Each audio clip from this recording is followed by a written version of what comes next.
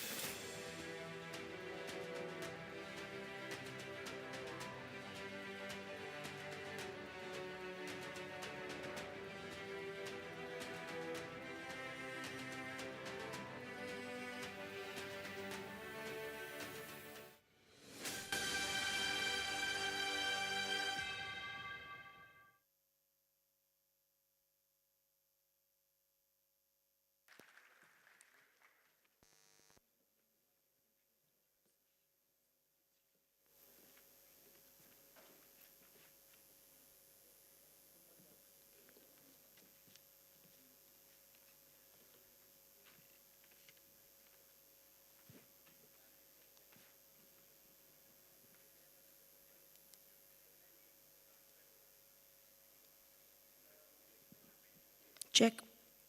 Hi everyone, good morning, and welcome back to day 2 of Frappeverse 2024. My name is Michelle, and I have been part of Frappe long enough to see it transform from an ERP company to something more. So before I begin, let me ask you all a quick question. How many of you first heard about Frappe because of ERPNext? Please raise your hands. Yeah, just like I expected, most of you, and that was me as well. So back in 2019, when I first joined Frappe, ERPNext was our sole focus. But you know what? They say right things happen at the right time. Somewhere around 2020, things began to change. We had the opportunity, we had the right team, and we had the freedom. So we always wanted to be a multi-product company. And in 2015, when we wanted to rename our company's name from Web Notes to something else, we had two options. One was Frappe and the other was ERPNext. And we chose Frappe because at some point we knew that we wanted to go beyond ERPNext. And the first product that we built in this direction was Frappe Books. Now, ERPNext's front end is built on JavaScript and back end is built on Python, and that's not a very ideal scenario. And Rusha wanted to build a product which had the front end and back end both in JS. So he thought of building a new framework that is Frappe JS, and that led to Frappe Books. And you know, we also realized that ERPNext is a product which has its UI tightly bound to data structure. And while that makes sense for a product like ERPNext, while most of y'all kind of enjoy that, for some other products, a crafted UI would make more sense. And last year, Faris, he spoke about this in Frappeverse, how we are moving in this direction and how most of our products are built using crafted UI. So while these changes were happening, most of our products kind of took shape because of our internal needs. So let me just quickly share with you a personal example. One day I was in office and I was really struggling with our renewals data. Very frustrated because the data was scattered across multiple locations and I couldn't get reports out of them easily. So I was having this discussion with one of my colleagues and I told him, you know what, I don't know how to get this data. Could you please help me? And Saqib, the product owner of Frappe Insights, was somewhere there and he overheard this conversation. So he came up to me and he's like, you know what, I'm building a prototype of Frappe Insights. And I was aware of that, but never got to use it. And he said, you know what, maybe just tell me your problems and I might be able to give you a solution. So I was honestly very skeptical. I didn't know if that would work. But I told him that, you know, this is where the data is. Could you help me get a report out? And he's like, give me a day's time. So he went back and he came back the next day and said, is this what you want? And that was exactly what I wanted. That sort of gave me motivation to learn what Insights is. I was curious enough, so he was kind enough to teach me, and I built some reports myself, and then I built some more dashboards, and more people started using it. They built their dashboards, and today Insights is one of the most used products in Frappe. We use it every day. We use it to track our internal metrics, and we discuss it every week in something called as All Hands, which I think Aditya's mentioned in his talk yesterday as well. And this is the same story for all our products, be it Frappe Learning, Help Desk, CRM, Builder. Most of these products are used, I think all of these products are used internally, and that's when we sort of got confidence that if it makes sense for us, it definitely would make sense for the audience out there. So last year was the first time when we thought it was the right moment to bring these products to you, and we got these products to you last year in Frappeverse 2023. And that was the right moment because you got to know who is behind these products and the product owners got instant feedback. But you know what? We soon realized that yes, the community now knows them, but there is some lack in visibility and the world outside doesn't know. we realized that it was not just important to build great products, but it was also important for people to know that it existed. So then last quarter, we spent time building landing pages. If you go on our website, frappe.io/ the name of the product, you will see landing pages for these products where we have shared our story, the why behind these products, different features, etc. We also started being more active on social media. We put more posts, and more people outside the community got to know about these products. We saw slowly the demand increasing, and that's when we decided that it was important to take this to the next level. So, I mean, it's common, right? When you want to try a new product, you want to quickly get started. And earlier, our signups would take 2 to 3 minutes, just to get into the product. So we also dedicated time last year to improve the overall sign-up process. Now, if you try signing up on these products, it should take you less than a minute. The next thing that comes is once you are using the product, you want a smooth user journey, right? And we set up post-hoc analytics for this. Now, before you begin asking, why did we not build a post-hoc alternative? We did try. And then Ankush happened. He's like, enough. And we just continued using post-hoc. And it is working perfectly fine for us because it is open source. And it lets us tell where the users are struggling. So now we every week check where we have this retention funnel and metrics that we track to see which features are mostly used, which features are not. And we are working on improving the overall onboarding process. So right, let me keep this very simple and straightforward. We want to be the best. But we know we are not there yet. We are not as good as the products that are in the market currently. And I'm not talking about ERPNext, I'm talking about the new gen products. But we are confident that we'll get there. Our goal is to challenge the proprietary softwares out there and replace them by open source products and to be the best open source company and the best open source ecosystem out there. So yeah, we are talking to more users. We are trying to add features that are at par with the market standards and improve the overall experience. So yeah, I would say that even though our foundation is ERPNext, the future are these products, and they are going to take us beyond that. So now overall, to the people who do that, who make it happen, they'll walk you through the product launches, updates, and some exciting new products that are lined up. So I would say the future is here, and we can't wait to show you what's next. Thank you.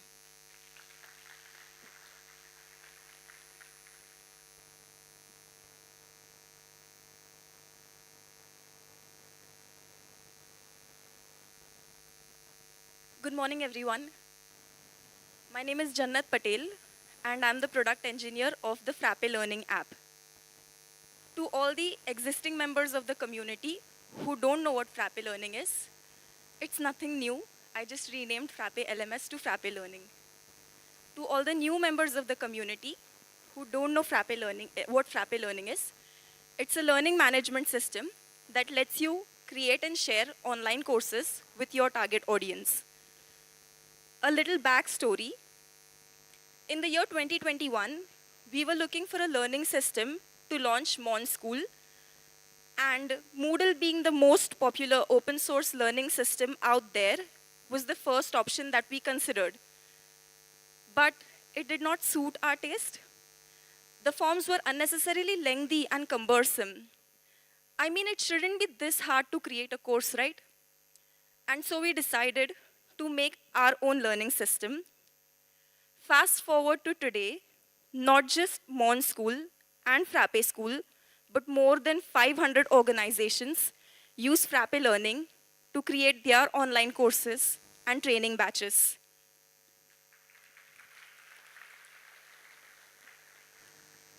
So what's the next step for an application that already has a decent number of users? I wanted to take my app to the next level. That meant adding more features like more various kinds of assessments, gamification, and better certification and evaluation flow. But there was a slight problem. The system back then was made with vanilla JavaScript and Frappe framework. To maintain consistency with the framework's UI, I had used all the controls such as inputs and buttons directly from the framework's UI. And those controls were tightly coupled with the context of a form. Now, when you're making crafted UIs, not all screen has a form, right? That caused problems. The other problem was whenever a user's action updated a data, to make that data reflect everywhere else on the screen, I had to write a lot of jQuery code. This was unnecessarily increasing the time of execution. Now, in the later half of 2020, a lot of new products started coming in the Frappe ecosystem. One thing that was common in all these products was that they were made using Frappe UI. Frappe UI is a library that provides you with a set of components and utilities to build front-end applications. I was among the first set of people who got to experience how fast the development of these apps were happening. It felt almost magical. And that was the first time I thought of rewriting my application. And believe me when I say it, it was not an easy decision to make. My app already had a decent number of features back then, and it was stable for its users. But there was a gut feeling inside me that told me that if I wanted to make my app the best open source learning system out there, then I had to do this. And so I decided to go ahead with it. But back then, I didn't know Vue.js. I didn't know Frappe UI. I looked up a couple of tutorials online, but it kind of felt boring. I wanted to actually make something to learn these, and so I decided to directly start with the rewrite project. I decided to go one component at a time, and I chose the course card component as my first goal. And when the course card component was ready, I just iterated it through a list of courses, and the course list was ready. And when the course list was ready, I just added a sidebar and a header, and just like that, the first page was ready. Looking at how fast this page got ready gave me the confidence that the rewrite project would be fast too. And then I prioritized on a list of features to launch the beta, and 3 months down the line, the beta of the new version was released on Frappe School. A couple of things that I liked about the entire rewrite project. The first was the learning experience that I got was just really amazing and fun. And it was surreal seeing that the project that I was working on for the past 2 years, I was able to rewrite it all in just 3 months. The second was magic of reactivity. Now, I no longer needed to write jQuery to update data everywhere. Just updating the data in itself was enough to make it reflect everywhere else on the screen because reactivity took care of it. And because I wasn't writing those jQuery lines anymore, the lines of code automatically reduced. What I didn't expect to happen was that even after putting in all the effort and having a valid reason to do this project, a few people from the community accused me of wasting time because they felt that I could have been making a lot more new features in that duration instead of rewriting the entire application. But as Taylor Swift says, haters gonna hate. I just decided to shake it off. And when the beta version was stable on Frappe School, we released the second version of the app through Build with Hussain's channel. And then I was able to get back to my original goal, the list of features that I had in my mind. I'll be taking you through some of them now. The first is evaluation and certification flow. An evaluator now sees a calendar on their profile page that lists all the evaluations that they're supposed to look after. Clicking on the event opens up a dialog that has the information about the evaluation. They can join the call right from here and also record the feedback simultaneously. And then when a student passes the evaluation, evaluators can create their certificate right from the screen. To create a certificate, all you have to do is select the template and the dates, and the certificate automatically gets shared with the student. By the way, the certificate that you see here was made using the Print Designer app. If you want to create a custom certificate of your own, you just have to create a print format and then use it as the template. If your learning system has a huge list of courses and batches, then categorizing them helps your students make the right choice. When a student selects a category, the list automatically filters, and then the same also reflects on the URL so that you can share it in newsletters and other targeted groups to get the right audience. Moderators can now customize their learning system right from the portal. The settings dialog shows you a list of members that have signed up on the learning system. You can also set up and manage payment gateways, and then you can add and edit categories right from here, personalize the branding information, customize the sidebar based on your use cases, and much more. As a student, receiving a badge just makes you feel appreciated. Now you can assign badges to your students in Frappe Learning. The badges that a student receives are listed on their profile page. They can then share it on their LinkedIn and Twitter profile right from here. A lot of people asked for it, and now you get it. Payments app integration through Frappe Learning app. You can now set up the payment gateway of your choice through Frappe Learning. All you have to do is just make sure that you configure the right payment gateway with the correct API keys and API secret. And then when a student wants to purchase a badge or a course, all they have to do is fill in the billing information, which then leads them to the payment gateway, wherein they just have to ensure that they enter the right payment credentials and complete the payment process, which then automatically enrolls them into that batch or course that they had selected.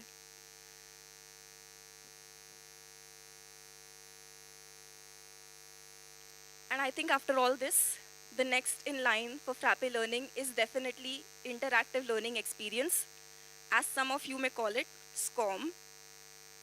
Any learning component that you can add to your lesson, you will be able to make it interactive to make the learning experience more engaging.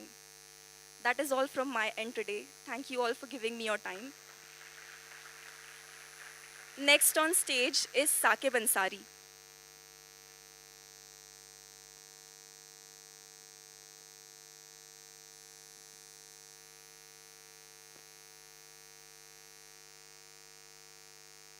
Hello. Hello everyone. I am Saqib Ansari, product owner of Frappe Insights. I have been working on this project for I think 2.5 years now, and I'm going to be going through the updates of last year. So Frappe Insights, for those who don't know, is a business intelligence tool that lets you essentially lets you connect to multiple data sources to bring all your business data at one place and to build reports on them that updates in real time visually without without writing any SQL. And then from those reports you can create charts and create dashboards to automate your tracking. So last year the usage has been growing significantly, and the main reason being we started a weekly cadence of team level metrics review where people build charts on insights and report them on game plan. So this increased challenges as well. A lot more people started using insights, and this led to a lot of clutter in the query list, where most of them were duplicate queries, and the reason being duplicating queries was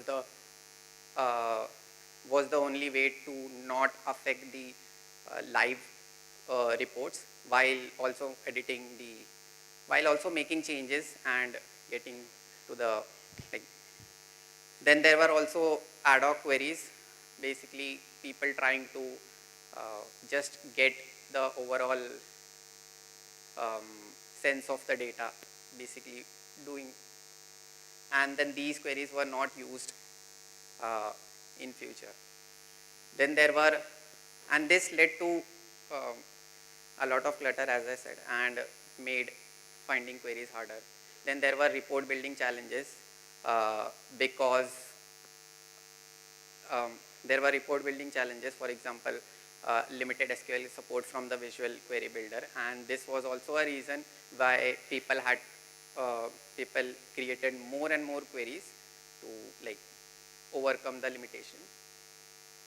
Then there were duplicate calculations. You couldn't reuse the existing calculated column in another calculations.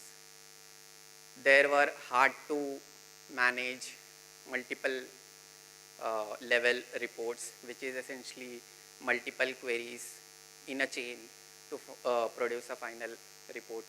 And this was a very common pattern and a frustrating one. That also meant the query modifications were difficult. For example, if you want to filter the final report by a different column, then you had to add that column to all the queries that the report is built on. Then there were other challenges like combining data from different sources.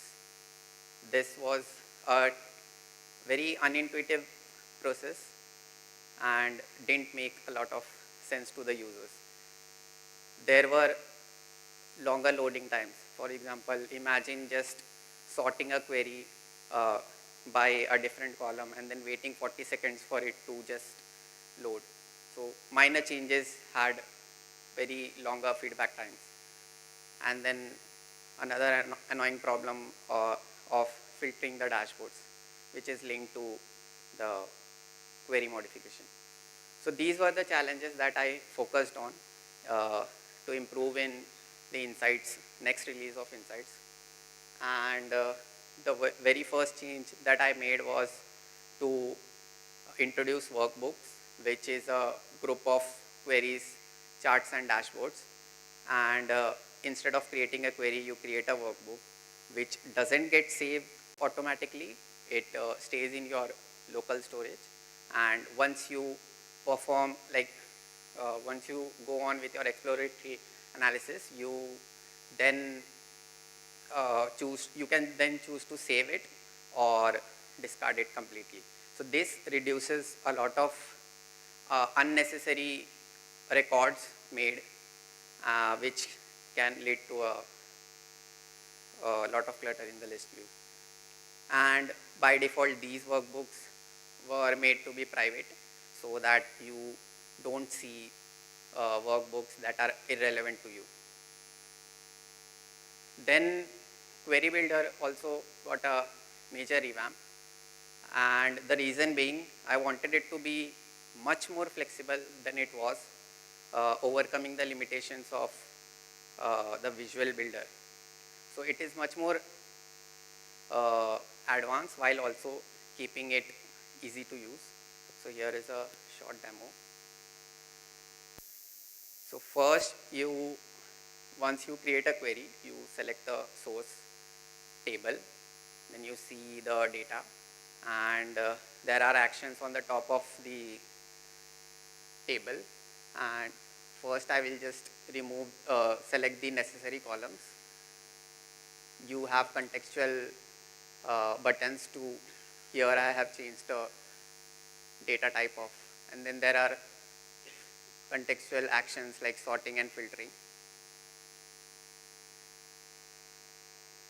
You can perform joins just like before. You select your columns to pick from the next table. You create columns just as before. You can rename the column from the column header. You can double click on the sidebar on any step and you can edit that. Once you have edited, you go back to that previous state, and from there you can also make more changes, like adding another join. And once you have added it, it gets added next to the step, and you can jump back to the new steps also. So this, personally, I enjoyed this feature the most. Like, it makes query modifications and also documenting how the query is formed much more easier. So under the hood, this is powered by a very flexible data frame library called IBIS framework. And this provides all the APIs that are needed for an analysis workflow. This is specially designed for analysis workflows, and it has a much more sophisticated APIs. For example, first of all, it gives 100% SQL support, and also it provides more APIs like pivoting on a column, which also translates to SQL. So this made perfect sense, and this also improves the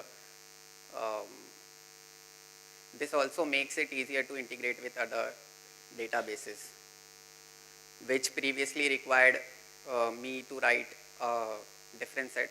Like for example, date formatting. I had to manage the date formats API for each and every database. This takes care of this takes care of it automatically. Then there are some more new features on top of the existing one. You can now write custom join conditions. You can add filter groups by also changing the logical operator. You can perform union operations, and there are also custom operation which makes it very flexible. You can write here the IBIS query, whatever IBIS provides, and that can be added to as a step. The chart interface is now separate to make it much more focused, flexible, and provide more configurations. So the sidebar, first I will add a chart, and then the sidebar has the options. The options are modified, redesigned in a way to provide more and more customization per series.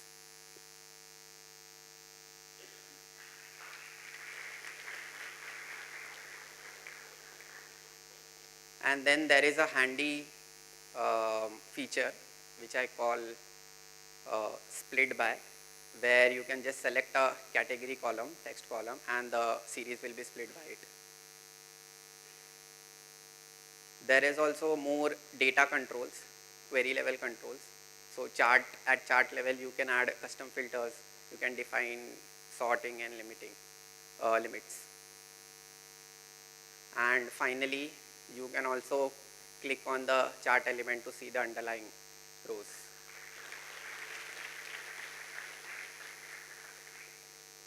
So that dashboards are pretty much the same, but the most annoying problem that I had is solved now, which was filtering. So now, once you have saved your dashboard, you can just go to filter, and you see the columns of all the queries that the dashboard is dependent on, and you can filter on any column. So you don't need to worry about linking the filters with the charts.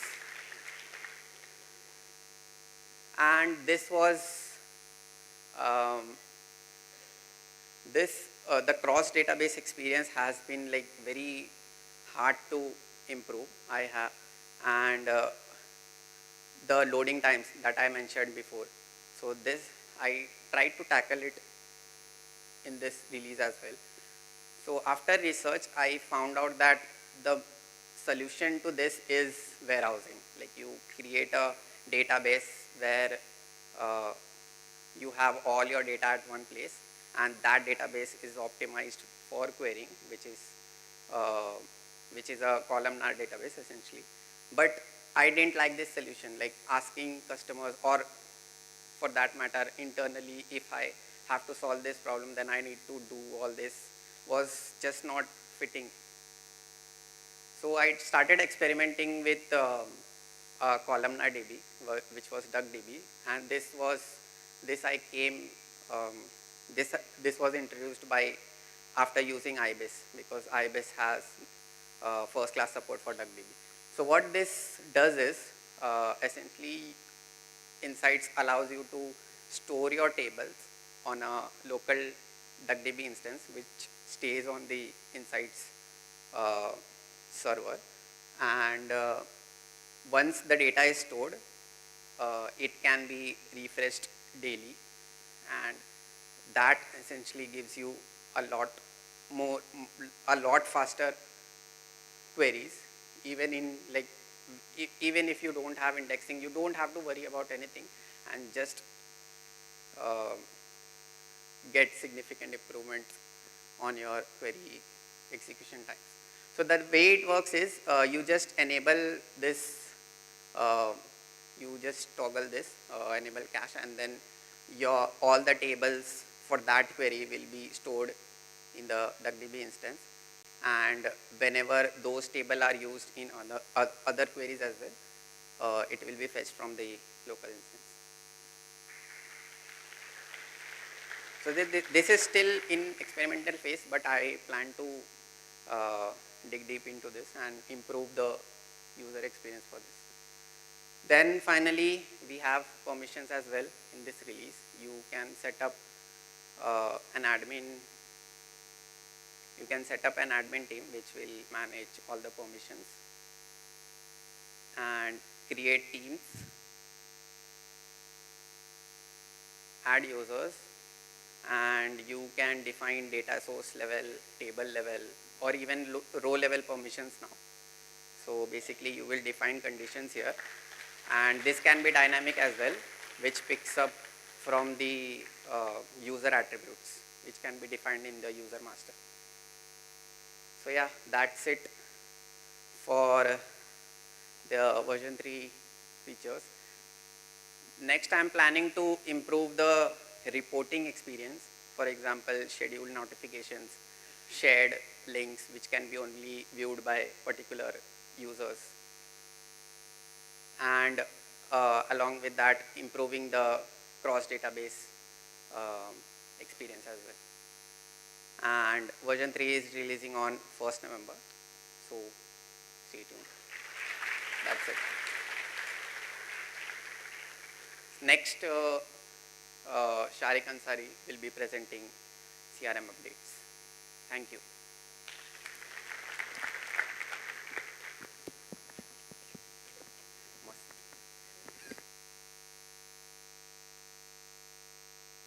Hello. Good morning, everyone. I am Sharik Ansari, product engineer at Frappe, working on Frappe CRM since more than a year now. So before starting, I want to ask how many of you know about Frappe CRM? Wow, nice. So those who don't know, Frappe CRM is a customer relationship management tool which is used by the sales team to close their deals efficiently using a better and crafted user interface. How many of you have used Frappe CRM? So, nice. So those who have not used, I think after this presentation, you will at least give it a try. So yeah, let me start. So this is me. In the last conference, I presented the proof of concept of Frappe CRM with very limited features. And now, a year later, many features and integrations were added in the Frappe CRM, which I will talk about next. So this is a photo of our sales team. And they are the reason why Frappe CRM exists. They needed a better and user-friendly CRM tool. They were using ERPNext CRM module before this. So they naturally became our first customer. So to reach from 0 to 1, many features were introduced in the CRM. So I will talk about those.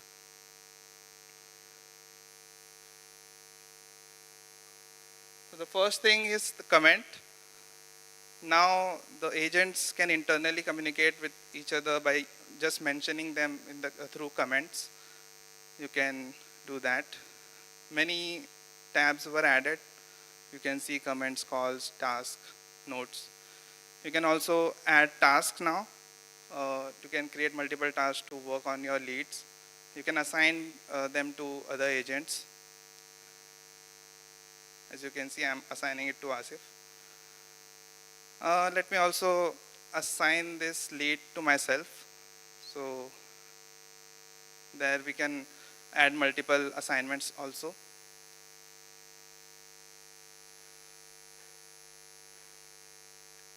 Now let me log in as Asif and see how he will take a look. So now Asif will get some notifications like this lead was assigned to him, or he got mentioned in the comment, or the task was assigned, so that he can work on this lead. So next, after working on this lead, he will convert this lead to a deal. So now we have two options, like you can select existing deal or contact, or the details from the lead will be used to create the organization and contact. So that's that. Now if you will see on the right side, SLA has been started. SLA feature was also introduced. So now to close this SLA, the first response, you will have to communicate with the lead. So now using email template feature, you can quickly send emails. So I'm sending a welcome email here. Now we can finally mark it as replied. Now the first response will be closed.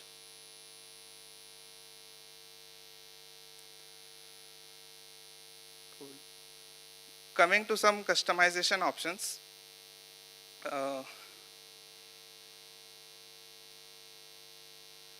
Starting with custom fields. Now you can add custom fields on your deal page through this editor. Just by dragging and dropping, you can add sections and fields.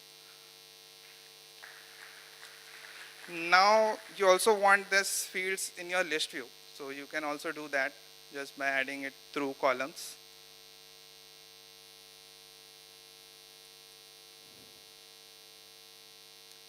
You can also drag to resize the columns. Now the next thing that any sales agent work on, they work on multiple leads and different types of leads in the system. So they have to apply some filters to get those leads, but they cannot do that again and again. So to solve this problem, custom views were introduced. So now, by the way, you can click on the column item to just filter. So by applying this filter, now you can create a custom view from the breadcrumbs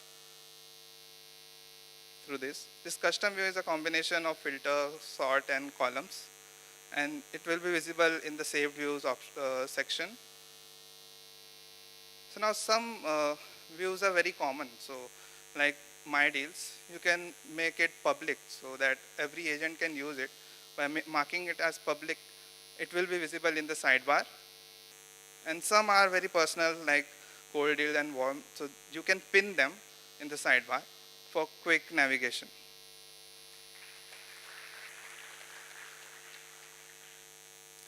Coming next to custom actions. So you will need some custom actions in the deal page. It will be visible on over here on the header. So similar to client script, we have form script in CRM. So using that, you can add different kind of custom action buttons. Let me enable and show. So we have, you can see 3 types of buttons, like the normal, the menu button with the label. So these custom actions can also be added in the list view. So along with the custom actions, we also have bulk actions. So Let me enable and show. So the custom action is visible in the header, as you can see. And by selecting some rows, you can perform some bulk actions. And the bulk action that we added through custom form script, it will be visible here. You can see mark as one. It is a custom bulk action. Oh, sorry. So right after this, CRM was production ready. So the next best step was to launch it. So we did a live launch on Build with Hussain channel on YouTube. Thanks Hussain for hosting it. And right after that, as Michelle mentioned, we also launched our landing pages. So we have a lot landing pages along with docs. So through this, I got many more customers right after the launch. So the launch was on April 1st. So after this, I also got introduced to our community through Telegram channel. So we have 450 plus members, active members. And this was the reason we reached from 1 customer to 500 customer just after the launch. And we are currently 500 active paid sites on Frappe Cloud. But to reach this stage, many more features and integrations were added. Some of them came through the community, and some of them were, I added those. So let me see. So the first feature was translation. So just by changing the from the language from user settings, the portal is now translated, you can see. And then next, the most requested feature was the Kanban view. So you can now just drag and drop your deals to change your status. You can perform actions right from the Kanban, like creating the deal or making a call or creating a notes, everything from the Kanban view itself. You can add or remove your columns, or as we saw, we created a custom field, right? So we can also add those fields in this Kanban item. And many more customization option is there. You can check it out later. So next thing was PWA. So now CRM can be installed through your browser. So now it is mobile friendly. So these are some of the screens. This is the list view and deal view. You can email and comment right from your mobile.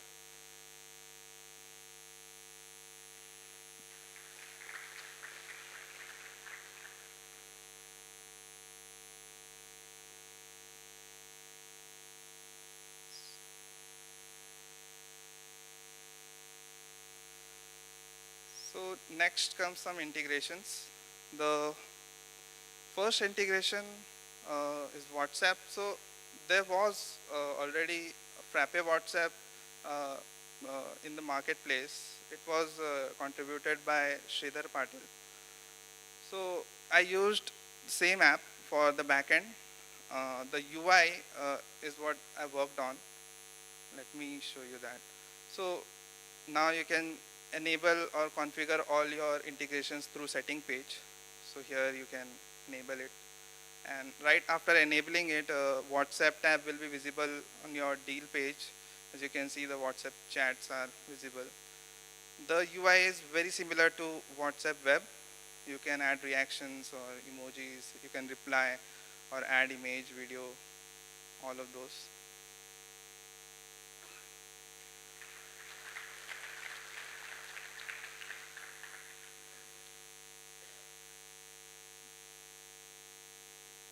And we also get real-time updates, like I've replied and I just got the reply from the customer. So we have that also. Next, the most requested integration from ERPNext community, the ERPNext integration. thanks Nabeen for contributing this. So after enabling this, you will see a create quotation button on your deal page, and by clicking on it, you will be redirected to the ERPNext screen, and you can continue your ERPNext flow from there.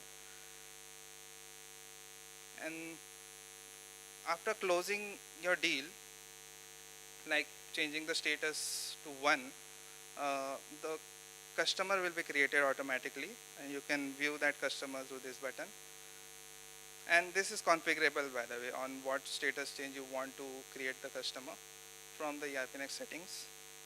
So these are all the features and integrations came into Frappe CRM in this last year.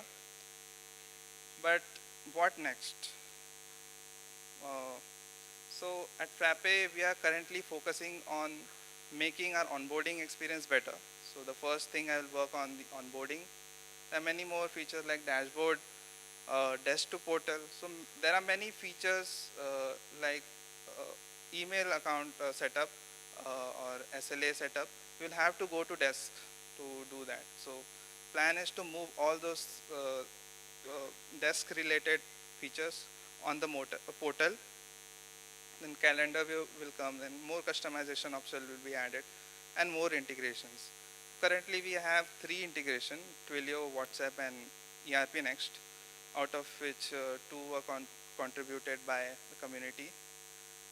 So this is the opportunity for you to contribute back to the Frappe CRM via integrations. So yeah, that's all from my side. I will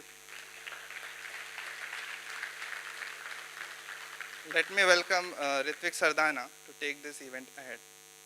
Thank you.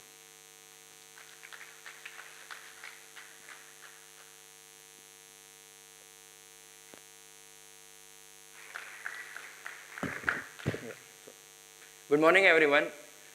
My name is Ritvik Sardana, and I work at Frappe as an engineer. As an engineer, I love to build products and apps which are highly customizable and gives user an amazing experience. Building an app, a small component, or a complex front-end project is what wakes me up from the bed every morning and is what motivates me. So it's been almost 1.5 years since I joined Frappe, and needless to say, the journey has been amazing. I started with the ERPNext accounting team, worked there for 3 months, and it was a lot of fun, but I felt like something was missing. So I started looking at other projects in Frappe, and I stumbled upon Frappe Education. So Frappe Education is an open source ERP for school and academic institutes, which has features like fees management, results, attendance, class scheduling, and much more. So when I started working on it, it was in a very poor state because it was abandoned from the last 2 years. So the first task which I did was to release a stable version of it. After that, I got on a Zoom call with a lot of people from our community, and that was like the first time I was interacting with the community, and at that point, I realized the power and the support of our community, and I was in awe of that. So I was really amazed by how much support our community has. And then I built a lot of features in Frappe Education. One of the most important features which I worked on was student portal. So while working on student portal, I wanted to have a calendar view so that users can see their attendance and they can see their class schedule. So I started building a calendar view from scratch. So it went from this to this, finally to this. So it became a full-fledged calendar view which has a monthly view, a weekly view, and daily view, and you can add a lot more operations into it. So the day it got merged into Frappe UI, it was pretty amazing. I felt on top of the world, and that was like the best moment of my career till date. So I wanted to work on more complex projects that day. So I thought that I should look into more complex projects. And at that time, Faris gave me the opportunity to work on Help Desk. So I immediately grabbed the opportunity. So Help Desk has a journey of its own actually. So here is the journey. So in 2018, we used to have the ERPNext support module, which was fine, but could have been much better. Then in 2022, we introduced Frappe Desk in the ERPNext 22 conf. And last year, we introduced Help Desk. And then 2024, I joined Help Desk, and it's been 3 months since I joined it. It almost felt like, it was a match made in heaven. Here I was looking at complex front-end projects, and here was Help Desk looking at an engineer who is more inclined towards front-end. So I felt like it was in my destiny to work on Help Desk. So I joined in July. I started working on Help Desk in July, and here is the refresh look. So this is now the new ticket list view, where you can see here. You can have features like filters, sort, columns, and these are like multiple agent assignment, which is also now possible. You can click on an agent to add filters. You can sort it by descending and ascending orders. You can customize the columns according to your requirements. You can alter it, and then you can remove the columns as well. Now when you click on a ticket, you will be navigated to a single ticket view where you can see the communication part, and when you click on new button, you can pre-fill the email account with canned responses. So with this, we can also introduce that the new comment can also be added from this button. And from the right top corner, we can change the status of the ticket. And the right hand side, you can also see that there is a feedback, the SLA, and many more fields. So let's see how we can add custom fields into this view. So I'll go back to the desk. I will create a new custom field which is called GitHub. I'll click on it, copy the name of the field, move to the top tab called HD ticket template, paste the field name over here. I also have features to hide it from the customers or if it is required or not while creating a ticket. So I'll do that, save the video, save the doc type, and as you can see, the custom field is now visible. So now let's say that we want to create a button which can navigate the user to this particular custom field. So this is how we can do it. We can go to the HD form script doc type. We can, inside this function, we have the doc support, which means we can have the ticket support over here. And let's say we are creating now a URL, and on click of the button, we will be navigated to the button, to the site. So when we click on it, we are navigated to that. So this is how you can add customizations into your help desk. So now, after interacting with the community, right, I gained a lot of experience in education. And then again, when I was working on help desk, I again started communicating with them. And one thing which I realized was that setting up email account was a hassle. It was pretty much difficult, and for a product like help desk, it was very important. So I am glad to announce that settings is now on the front end side as well. So now you can set up your email account from the front end. So you will see over here right now. You can click on the sidebar. From here you can either create an email account which has all of these supports in the provider, or you can have multiple email accounts for incoming emails or outgoing emails from where you have to send responses. So you can edit the email from here as well. Now let's say you want to white label the product for your requirements. So from the branding tab, you can upload your branding logo and also the brand favicon. So everything was working fine. And then, a lot of people in the internal team started saying that they are not able to reply to their customers because the help desk was not mobile compatible. So I thought, why not as a front-end engineer make their life easier? So not only I made it mobile compatible, but I'm glad to announce that help desk is now a PWA.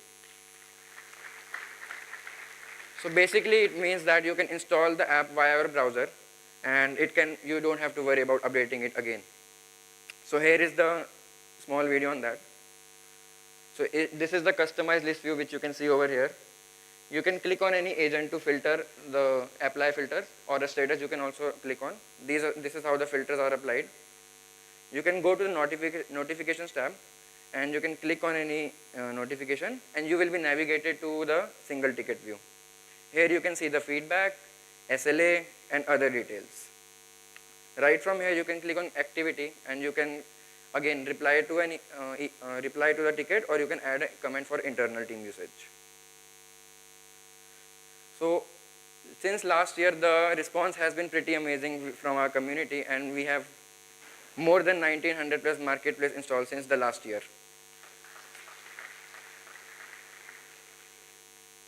2 months before, we crossed the landmark for 500 stars on GitHub, and we have now more than 550 sites running on Frappe Cloud. So yeah, that's it from my side. Oh wait, there's more. So when I started working on Help Desk, right, one thing which really bothered me was that customer portal looks weird. It was very weird and I did not like it. So I thought, why not just give it a revamp? So for context, this is how the portal which we are used to. So this is the list view. Again, a simple, useful, not very powerful. This is the single ticket view. Okay-ish UI, and don't even get me started with the knowledge base. So I decided to give it a revamp, and here's how it looks now. So now the customers can have the same experience as users. All of those functionalities are also now available. You can add filters, sort, columns. Again, you can click on any status to check the status, apply filter, or on the agents as well. When you click on the single ticket view, you are navigated to this view where you can see the communication, SLA, feedback, and the custom and the more details. When you create a new ticket, you are navigated to this page where you will write a subject, and as you write a subject, you are suggested some articles. Now, this is not powered by AI, this is just ready search in the backend. So another thing is knowledge base, right? So this is the new knowledge base. So from here, you can search for any articles. So from the search bar, you can search articles based on the title and also on the author. So you can search them from here. On the left hand side, you can see a sidebar where you can click on any category, and there you can see subcategories and the articles. When you click on any subcategory, right, you navigate it to the articles, and when you click on any article, you see the article view. So now Help Desk was one of the very few products that started in the labs team, but it was never officially launched. So as of today, 2 hours ago, the version 1 of Help Desk is now released.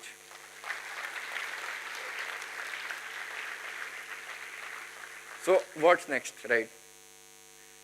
So the future of Help Desk, I think, is very bright, and these are some of the things which I'll definitely work on. Some of them are dashboard for the agents and agent managers to see the analytics and to improve the ticket resolution time. Next is customizations. I truly want that you can make it as customizable as possible so that it can be used in any industry. And one thing which I realized was while working on Help Desk, the communication was very, very asynchronous, right? So to improve that, I will be introducing notifications in the future, and again with the same context, I will also introduce the calling functionality.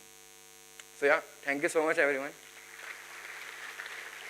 Now I would like to call Arjun on the stage. So yeah, thank you.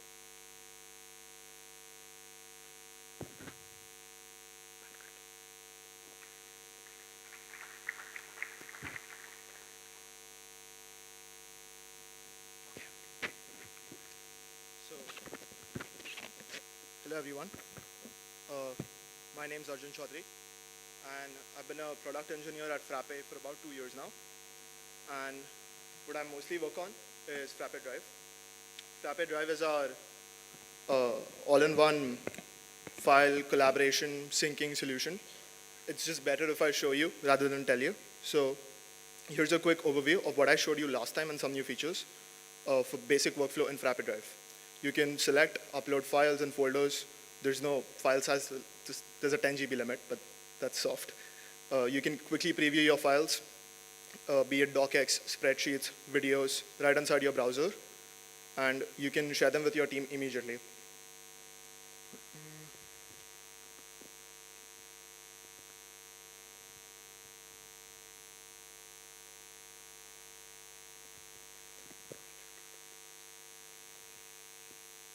Frappe Drive ships with like a robust permission system to manage read-write access to files, as well as a fully fledged document editor right inside the application itself. So now that you're all caught up as to what Frappe Drive is, let me give you a bit of highlights as to what happened this year. A lot of changes were under the hood and back end, but this is what I think the community asked for, and these are the highlights that I think I was talking about. Sharing got a major overhaul in Drive. Framework's permission system was not that robust initially for document sharing. It was only single level. Drive is a recursive tree. You couldn't do group sharing, organization sharing, and things of that nature. So I took the entire permission system inside of Drive and shipped new features onto the permission system. So you can have organization sharing in Drive now. Organization sharing is where you can share a file or folder with everyone on your site, and they immediately get access to it. You can also make user groups on Drive now and share files and folders with user groups. It's as seamless as sharing a file with a user. You don't have to fiddle with emails while making a user group. You can simply go into settings, create a new user group, and move on. Drive also gained auto invalidation. Kind of like some Drive companies charge this as an enterprise feature. You can simply set a date time and your share access is revoked.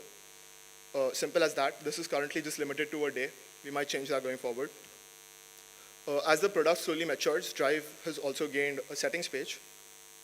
Besides some basic user preferences, we'll take a look at all of the major settings that got added. If you add a limit to Drive, you can add a storage overview. If your system has a limit, you can get an overview of all the files on the entire system. These are grouped by file kind and sorted by largest type of file you have. This is pretty cool for Frappe, which has no per user storage, per user pricing, stuff like that. Although Drive now does support per user storage. Interestingly, how this works is this storage quota limit thing is optional. Since we don't have per user pricing, you can add a storage limit for a user and they are under that limit.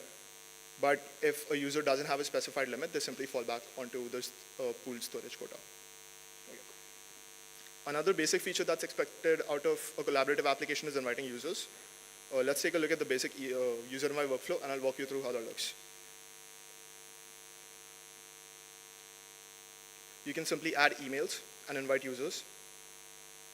You can select a user role or a guest role. A guest role here refers to someone that's not a part of your organization. They're external. And access to them, file access for them is very explicit. Be it read or write, you have to explicitly add them onto a file or folder. Whereas if you add a new user, they're automatically a part of your organization.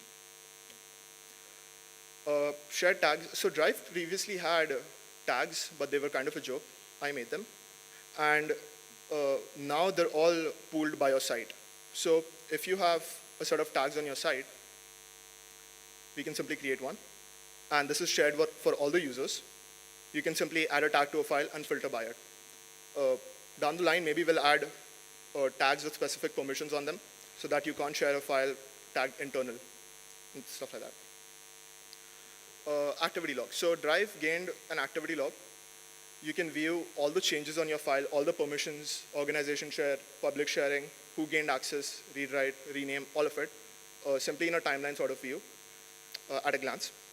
This was very involved and kind of a pain to build, but it's all working now. And moving on, as I showed you in the earlier walkthrough, Frappe Drive ships with a fully formed document editor right inside it. And whenever an editor has the audacity to be in a browser, it has to nail 3 things in my opinion. Let's take a look at what those 3 things are and how they changed this year. So Frappe Drive's editor is completely collaborative in real time with other users. A lot of work went into making this more robust and fixing sync issues. It's all better now. There's a lot of tiny things of document syncing and conflict-free nature of this that are better suited for something like Frappe Build. Second major feature, whenever an editor has the audacity to be in a browser, there needs to be a way for users to communicate regarding the document that's not a part of the document. So, annotations. Drive's annotation system got a revamp this year. Last year, this was pretty basic. It didn't have any threads, replies, marking it resolved. That's all not a thing.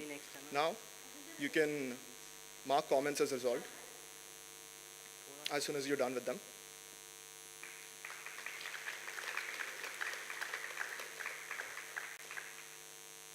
And if an annotation is lost because you deleted the source content, they're simply in the unanchored section, since they're still a part of the document and you can still continue chatting about them. And the last but not least, most important feature for an online editor is versioning. So Drive can now take a snapshot of your entire document.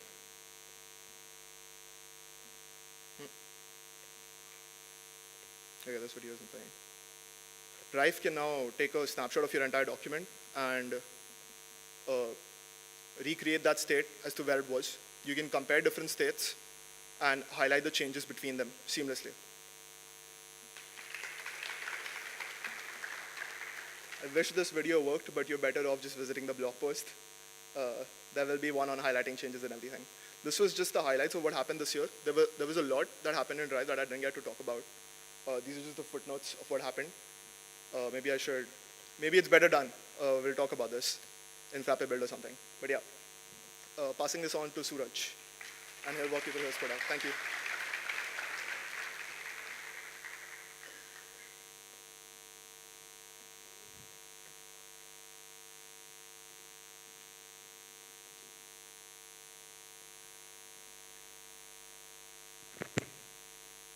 Hello everyone. So nice to see you all. Hi, I'm Suraj, product owner of Frappe Builder. Last year at the conference, I introduced Frappe Builder. For those who don't know, it's a powerful tool that lets you create, manage, and publish your website.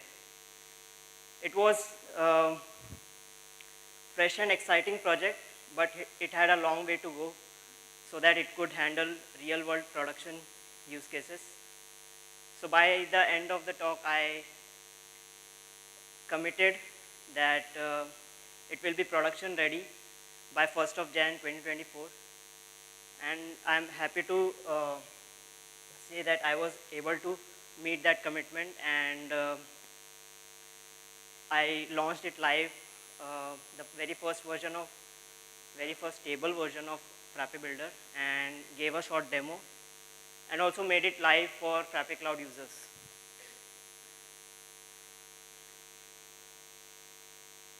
So before I jump into the specific features of Frappe Builder, let me show you a quick glimpse of how it looks today.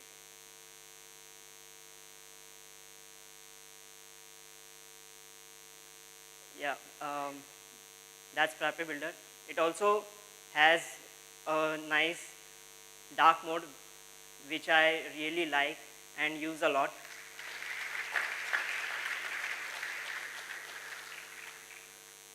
Other screens like simple list view with more information about your pages, screens, consolidated settings so that you can get all the options of your page in one single view. Global script support that lets you give the consistent behavior or look and feel for your website. Quick access to your routing options so that you can easily view previews of your page with dynamic URL. Client script support to make your pages dynamic. Some of the features that I would like to share. Grid support feature landed this year, and Frappe Builder initially had flex support, but it was inefficient in certain kinds of layout, such as grid. So, suppose if you want to create bento layout, you can easily create a block parent with some child, and as you enable grid layout, it will start looking like this by tweaking some. Yeah, so you can individually update the length and width of child as well. So yeah, it's pretty easy to use. This was one of our community members' request that they wanted a page that is accessible to a certain group of people. to enable this, you just have to toggle this switch on, and your page will be accessible to only logged in users. This is how it looks if the page has limited access. Just an indicator that this has limited access. Every design tool or any website building tool needs some kind of template so that users can get started easily and understand how the tool works. So I also introduced some templates in Builder so that users can quickly start maybe a landing page. There are few blocks such as navbar, hero section.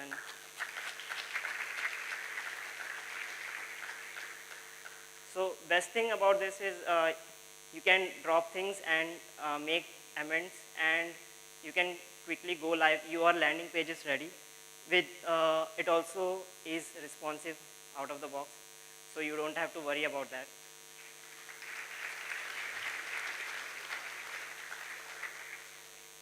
Yeah, you can make edits, update the URL and all that.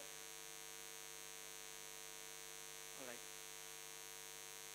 Rewinding a bit, to reach this stage, I had to work on some serious website project so that it could test and really expose the limitations of Builder.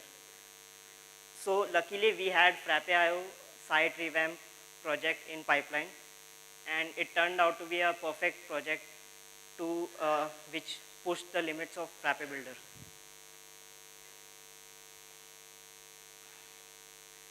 So the flow looked like this. You create a page. Before that, Nishant, our designer, would create design. He would create a page on Builder and see if layout looks right. He would check for all the elements in the page and see if things could be converted to component, if the design is reusable. And finally, I would make page dynamic if there is a requirement. For example, if you want to add filters in the page or load list of information from database. The benefit of this flow was that since website builder requires a lot of features to make it feature rich, but I had to prioritize what to work on next. And this gave a clear idea to that this is a specific feature that makes a lot of sense right now to build the page completely. It had fast feedback loop because we were directly working on the production side and we had no room for errors. All the bugs had to be fixed then and there. And it had to be optimized for production because we were working on around, we currently have around 120 plus published live pages, and those are not a small page. They are very functional and lengthy page. I had to work on interface optimization a lot so that it could handle that many elements and with the responsive views as well. So this is a true testament that Frappe Builder can be easily used in production, and it's working fine for us. We have already shipped Frappe.io site. With that, Frappe Cloud is on Builder, made by Builder, and the Frappeverse site, as you might have used, was also on Builder. So what's next for Builder? More block templates, of course, because not everyone would be able to properly design the page as they want. They might need some help from Builder. So I would add more block templates. This is personally what I would like to work. Variables the thought of adding variables was you could translate your design system to Builder and create a complete website out of it. You can then tweak your variables to, for example, if you want to tweak accent color, you can just change the color. You don't have to go on each element and update colors. Plugin system, because when I was working on Frappe Builder, I made sure that the interface looked as simple as possible, because other website builders are quite overwhelming, and I did not want that to be the case with Builder. So plugin system will essentially extend the functionality of Builder, and whoever wants extra functionality, they can install that plugin and use it, and it will not load the core Builder system. And obviously there are many more in the list. I would like to share one more feature, small feature that I was working on. I started working on last couple of weeks back, and it's a Figma plugin. So I hope this is visible. So if you have some design in your Figma file, you want to replicate it in Builder, you had to create one by one, but now you can select the frame, toggle the Frappe Builder plugin, click copy frame, and then move to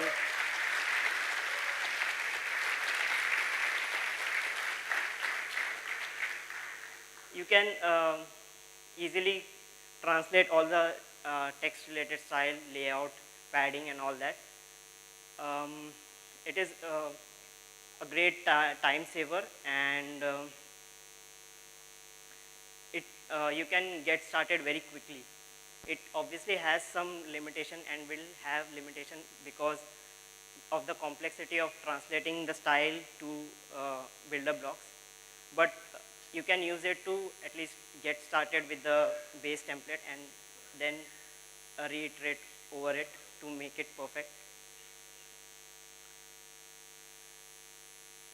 I'm planning to release a first version of this in a couple of weeks. Let's see how it goes. Yeah, that is it from my side. I would like to see what you build with Frappe Builder. Do reach out to me if you build something crazy. Like last year, Try.stream reached out saying they built a complete e-com website using Builder, and I was amazed. I would like to get more such projects out of Builder. And yeah, you can scan this for social links. And thanks for your attention. Happy building. I would now like to invite Sagar for his presentation. Thanks.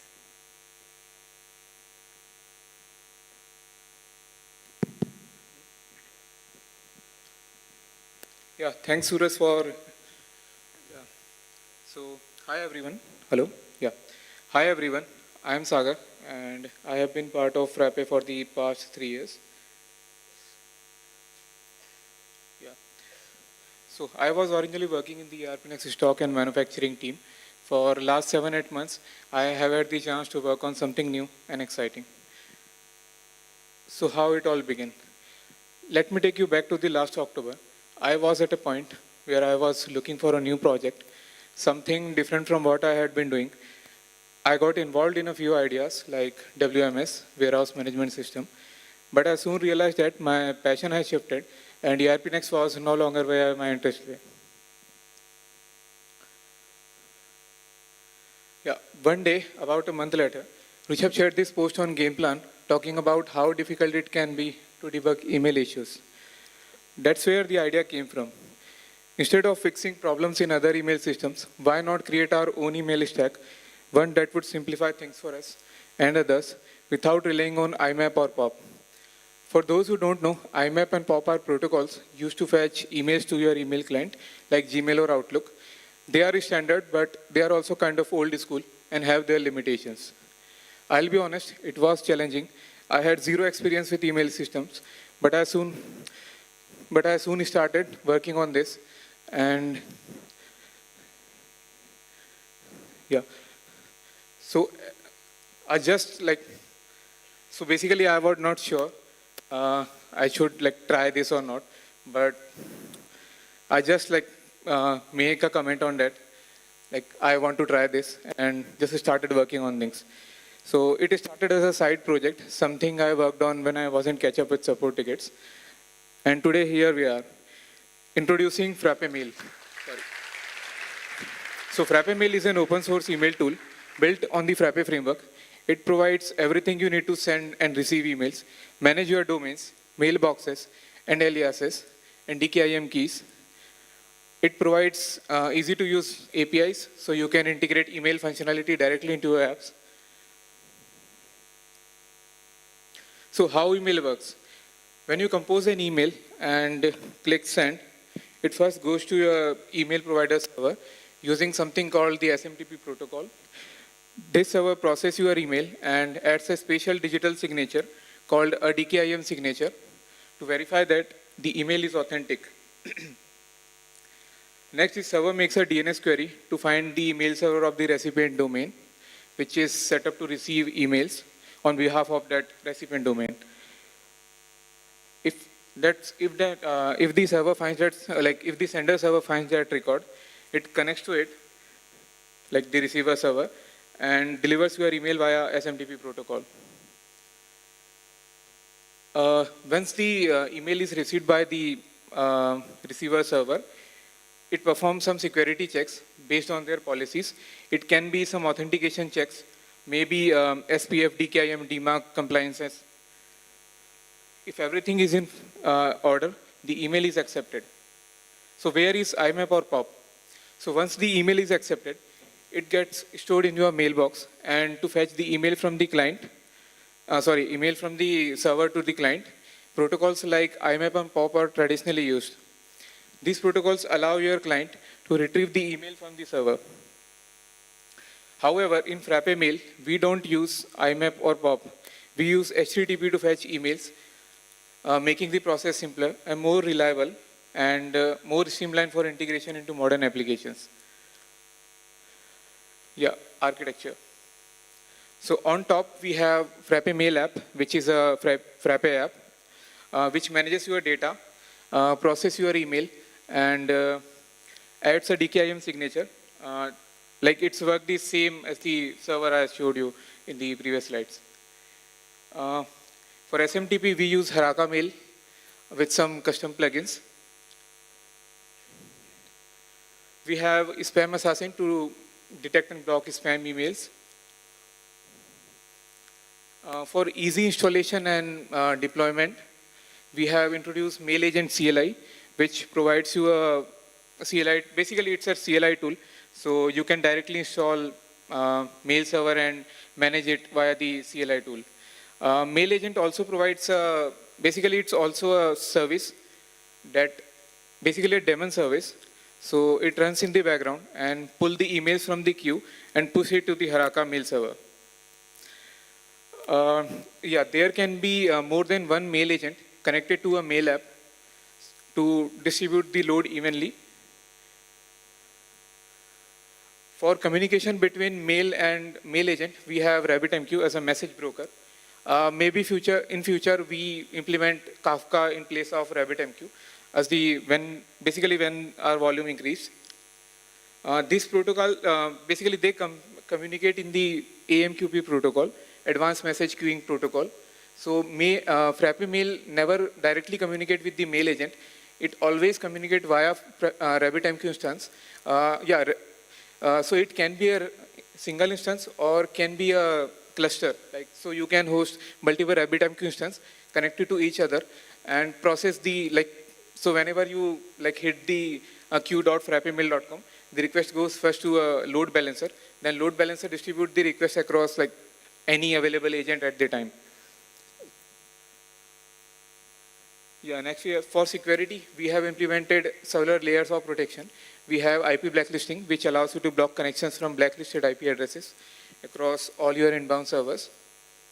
Next, we have reverse DNS pointer check to keep the spammers and bots away, and spam assassin to detect and block spam emails. For authentication, we have SPF, DKIM, DMARC implemented.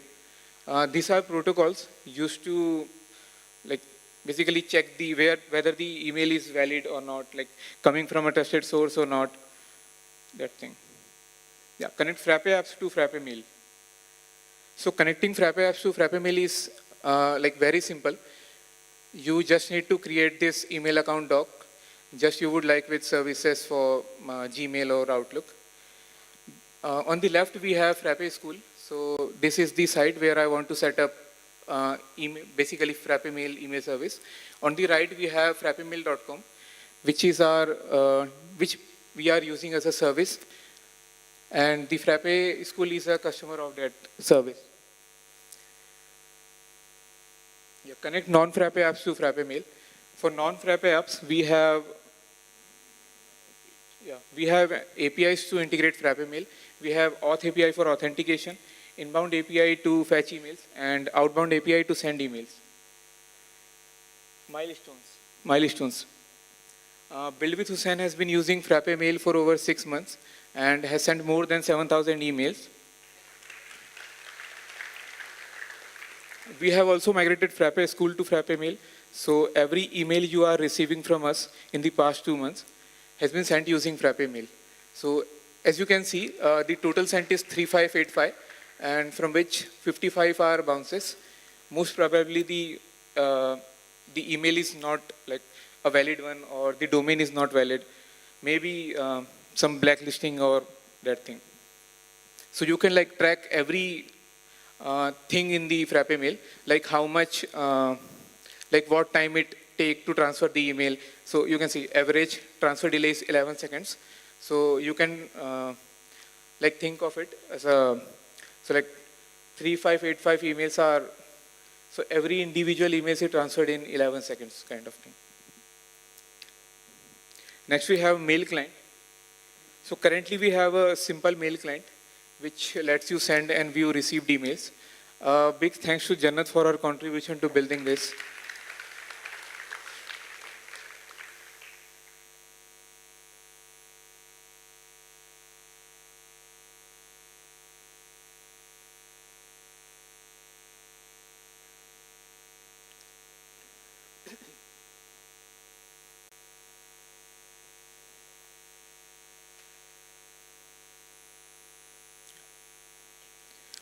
So let's make the repo public.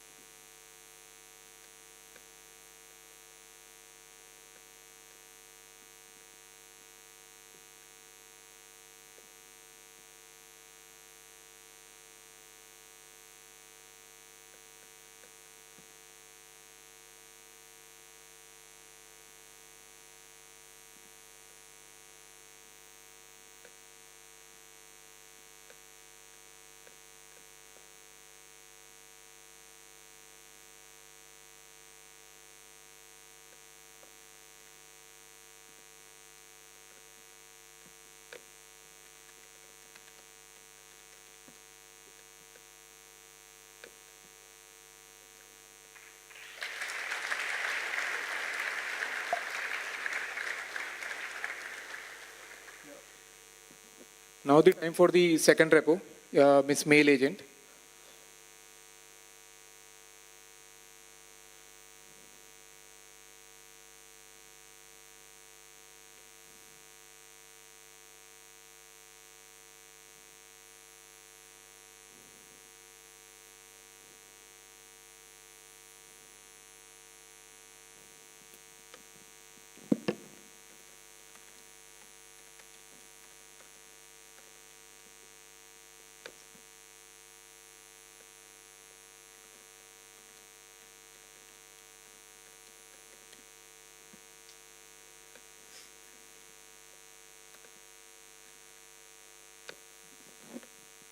I don't hand a I don't have a good hand in Mac. So.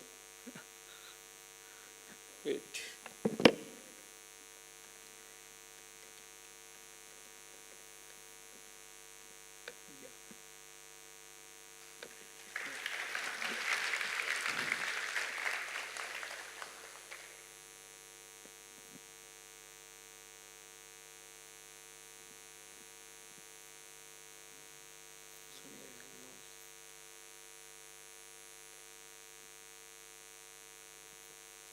So now you can go and check out the repos like mail and mail agent and try to set up it locally and let me know if you face any issues.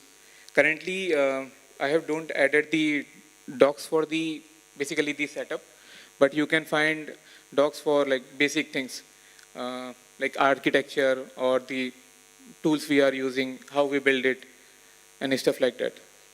So what's next for Frappe Mail? So granular permissions, Docker setup to make installation and deployment super fast. ClamAV integration to scan the incoming emails for viruses, and the most important thing, docs.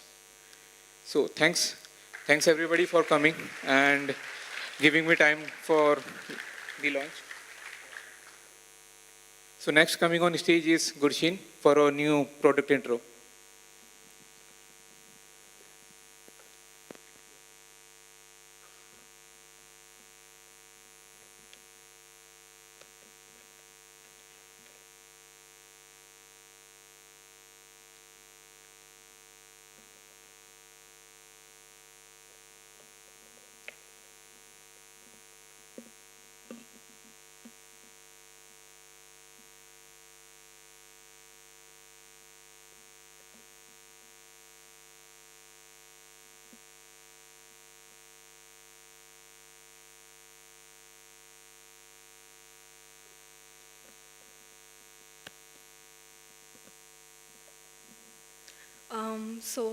Hello everyone. I am Gurshin Kaur Anand, and today I am going to be sharing a little about my journey at Frappe and some quick updates about a new product that I was building since a few days.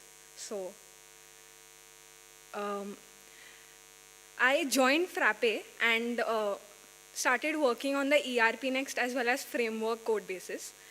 So I had extensive experience with the backend, but what I lacked was some experience in the front end. So I had not taken up any projects that were mostly front end, and this changed with the new product. So I'll be sharing how that came into picture, and for that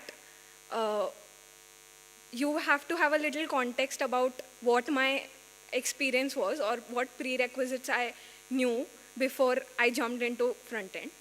I was very new to front end, and to the point where I had not built anything with a reactive framework before. So this is my first project that I did with a reactive framework, and I got the chance to try and experiment out things with a small experiment that we were doing with the framework desk UI. So we were doing a rewrite for the framework desk UI, and I was learning front end along with building some new views as well as components for that desk UI.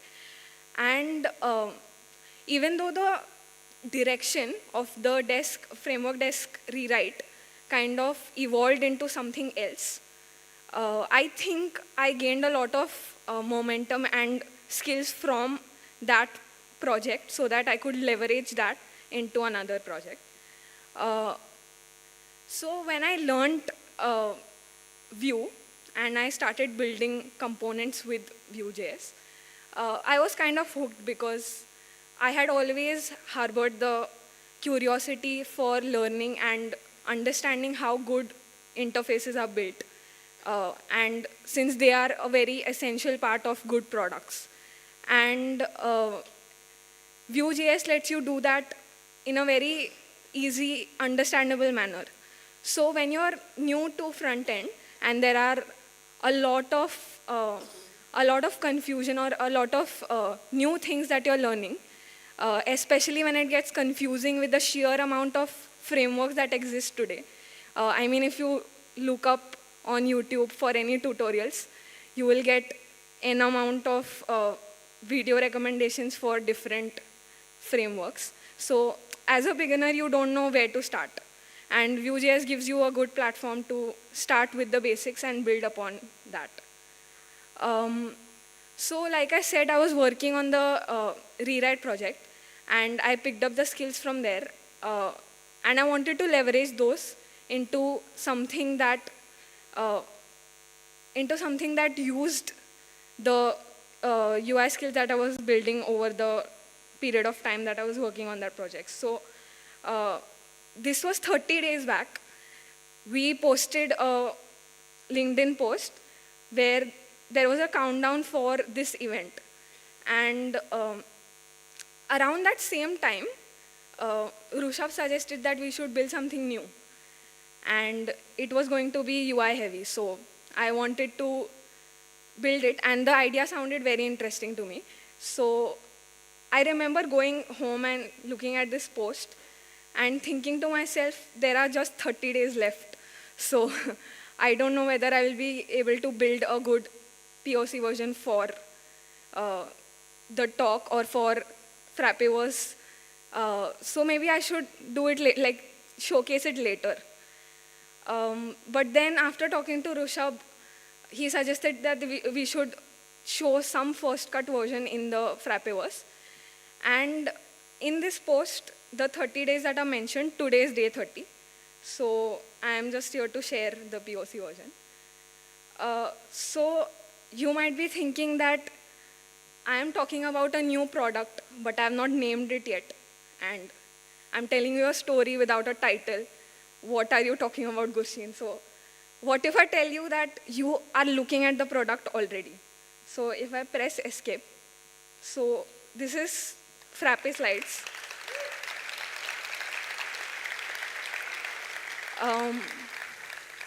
So this is the first cut version of Frappe Slides, where I have made the presentation for the talk on Frappe Slides. So I'll go back into the slideshow and continue with my talk. Frappe Slides gave me a good chance to experience all the things that I wanted to learn in UI. And I was very new to it, and the 30-day deadline kind of pushed me or motivated me to do better than what I was already doing. And the very first thing that I thought of doing was putting essential components that would make slides to be good enough to be shown in Frappeverse. So the very essential component would be text elements. And so the basic editing and positioning of text elements on a free-flowing canvas that is 16:9 in ratio, that is the normal presentation size, and resizing it and all those other controls was what I worked on initially. I'll share a quick video to showcase what I've built so far for text elements. So this is the layout for Frappe Slides, and I'm quickly creating a slide and then adding text elements. So this is the resizer that you can use to resize the elements and also move them. You can set the style properties like bold, italic, etc. and the justify as well. You can set the font styles and the size, color, etc. All the basic fundamental things that you require for putting up a quick slide. You can also edit the spacing, that is the line height or letter spacing.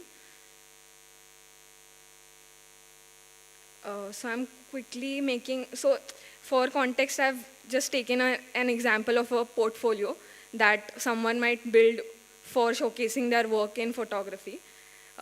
So this is that slide.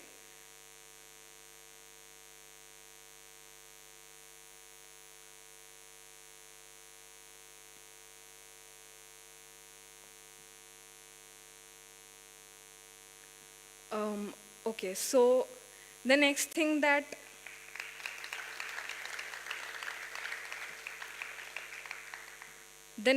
would be required in this portfolio would be to add images, because it is a photography portfolio. So then I worked on adding images and like giving all the editing features for images as well on slides. So I'll just quickly show you the demo. So this is a slide that I've added text elements to, and I'm quickly adding an image from the uploader. I can resize the image and change the position.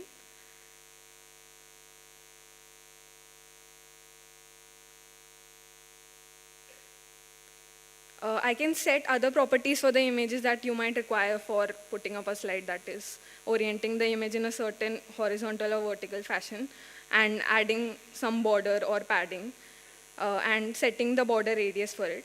You can also add shadows, but I have not put up the shadow example here.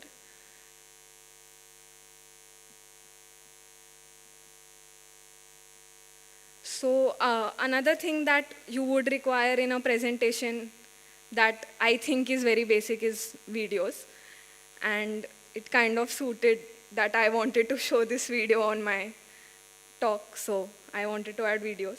And this is how you can add and edit videos in slides. So you can go to the slide elements panel that is on the right and add the video from there.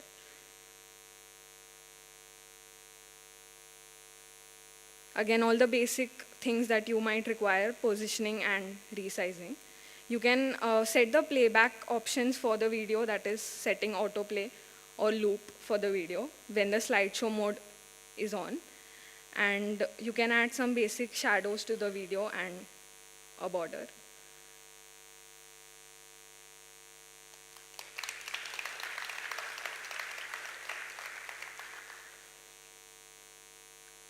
So you can also set the speed of the video right from the editor here and adjust it with the slider.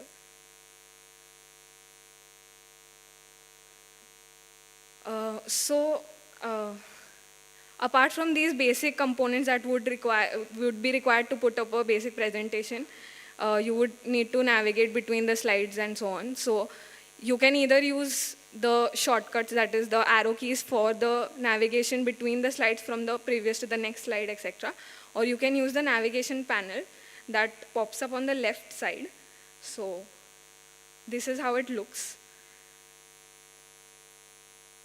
So you can see the thumbnails for all the slides that I've added here, and you can quickly navigate to each one of them. You can also add new slides and reorder them. And a slideshow mode, because this is the most important feature I would require to give this talk. Without this, the talk wouldn't be possible. So I think we know that this feature works because the slideshow happened.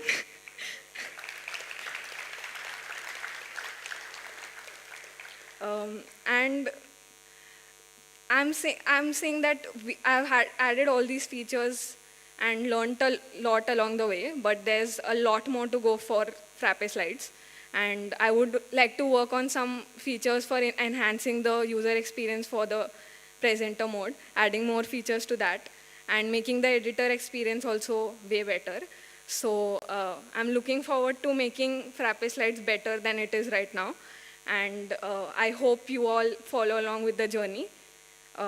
Thank you.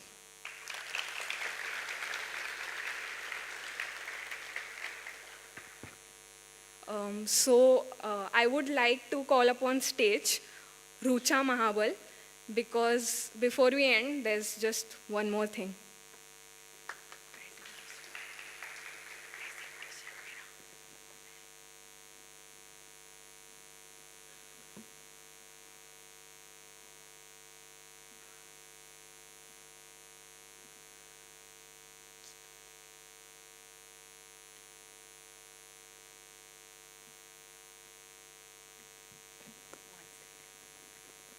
Okay.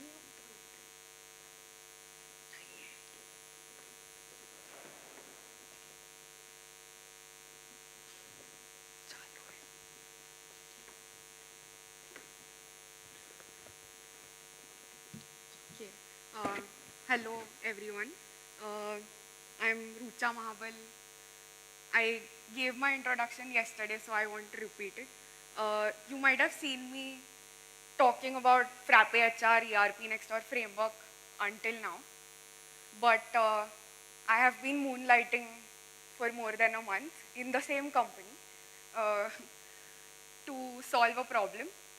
Um, So we all know that Frappe framework backend is a powerhouse, right? You can build so many things, so many tools use it as a powerful backend tool to enable their front end.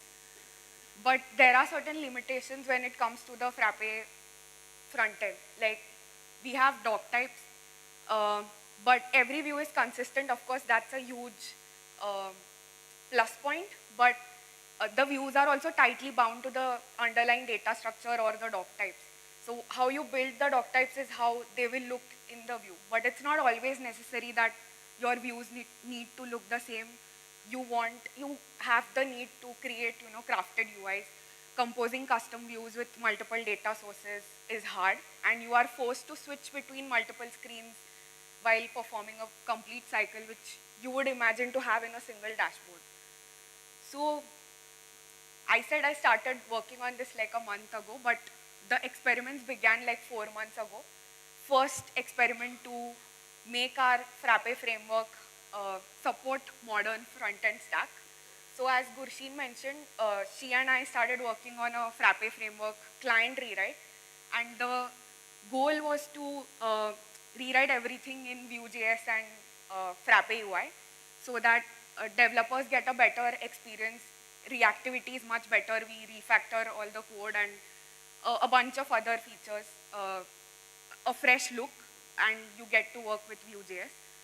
But we know that Frappe framework is a mammoth of features. Like there are so many features. Even to like rewrite a single list view or a form or a dialogue, we required like a week because there is so much wiring under the hood going on. So this project was going on in the background, but at some point we felt that the goal we had started the project with, which is empowering the users to create powerful front ends, was not being met.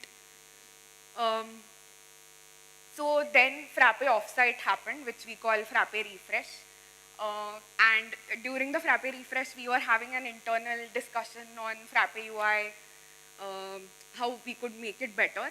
And then Rushabh just casually walked in and he said, you know what, we have powerful elements like the Frappe UI, the framework, and a composition tool like Frappe Builder. So why not put these all things together and build something new and start with a clean slate and scrap the rewrite, because it was also going to affect all the custom apps that partners and the community had created. And bringing the backward compatibility would be a hassle. So always working with a clean slate gives you that power of experimenting faster. The feedback loops are much shorter. So our goals were refreshed. 4 months of work just went away. But we'll reuse those components, I guess. And then I started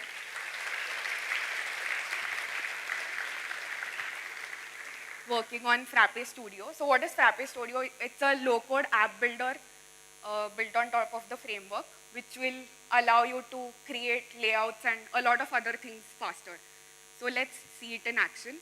You go ahead and create an app. So here I'll just demonstrate a short, small app, Frappe Beats. It's a music app.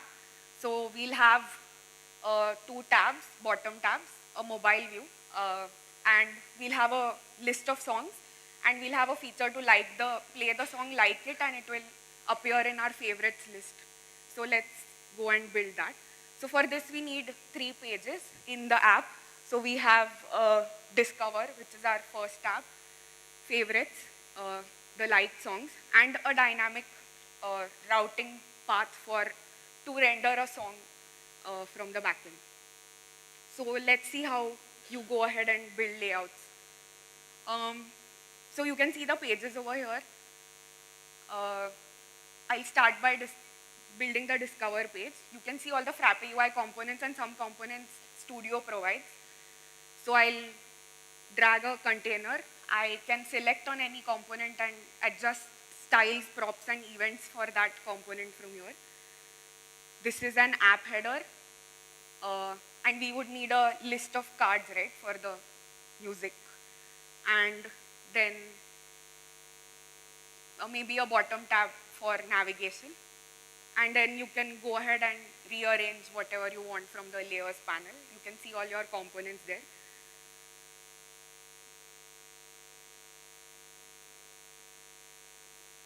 Now let's begin editing the properties of every component. So we can change the title to Frappe Beats.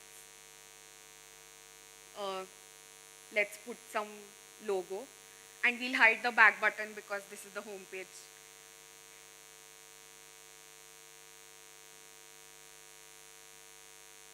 So we'll leave the card list as it is. We'll connect data to this later. I'll quickly wire the bottom navigation bar for the label icon and routing.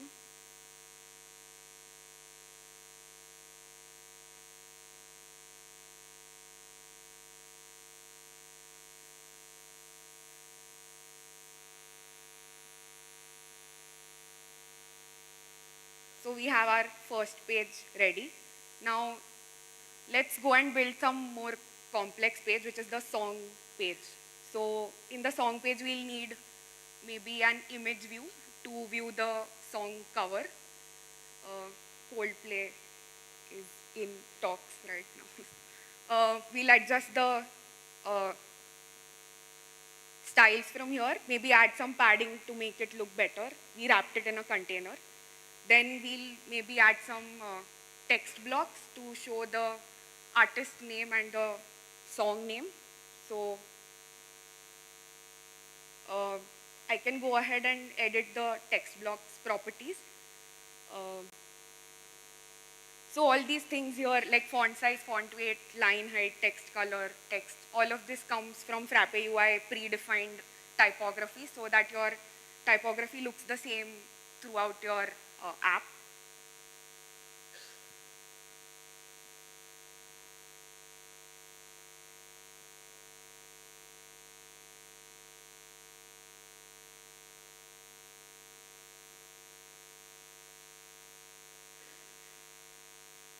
Next, we'll need a audio control, obviously, because how will we play the music?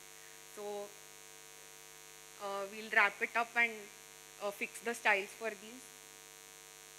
And then I just go ahead and create some buttons for liking and adding the song to the playlist or a few more things.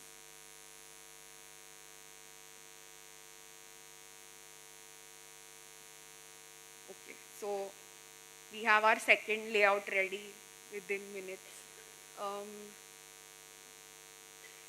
So this is our layout. We built the two layouts. Now let's move to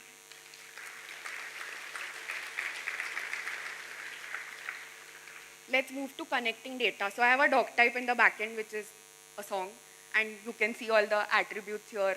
There is a music file MP3 which will play, and so you can connect three types of data sources. One is a document list, other is a single document, or some API which the front end will call to show up data on your app. So let's go to the data tab and add new data source. I'll name it as songs. It's a document list of the doc type song. And maybe let's select all the fields we'll require. Now the problem here is the properties require title, subtitle, and image URL, but our data doesn't have those properties. So we'll transform the results that will come from the backend. So subtitle can be a concatenation of artist and duration, and the cover image gets mapped to image URL. This is the object viewer. You can see how the data has been loaded from the backend here. And then let's just wire it with our props, right? So you write JavaScript, a view template syntax, songs.data, and you get the list.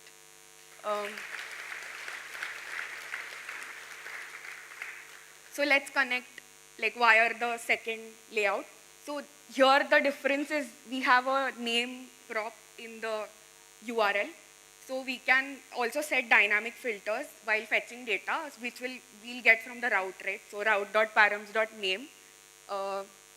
Then we can set whatever song doc comes up, we'll have to wire that up. So cover image gets wired to this element. Then the title and the MP3 file, right? So our views are wired with the data, layouts are done. One more thing we'll require is the playlist tab. So it's just a replica of our songs, like discovery page, but there is a filter for liked flag, right? So data is done, layouts done. Now let's wire actions. So here there is this like button down, and we'll have to also change the style, right? So let's write template syntax for that. So if the song is liked, then change the color to red, or keep it as the same current color for the SVG. And then let's add events. So you can wire events with any component. So on click, I want to call an API, and I give an API endpoint, which is like the song. I've written it in the backend. It's a whitelisted method inside the document. So our click event is in place. That's it, we are ready to go. So we'll publish this page from here. We have all the pages. You can change routing if you want. This is how it looks on, but this was made for phone, right? So let's check on phone. Audio.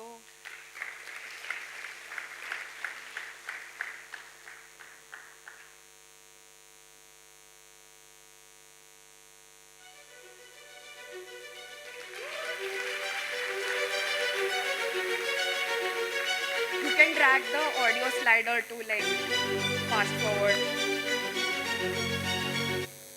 And I like it, go back to favorites, and I have the song here.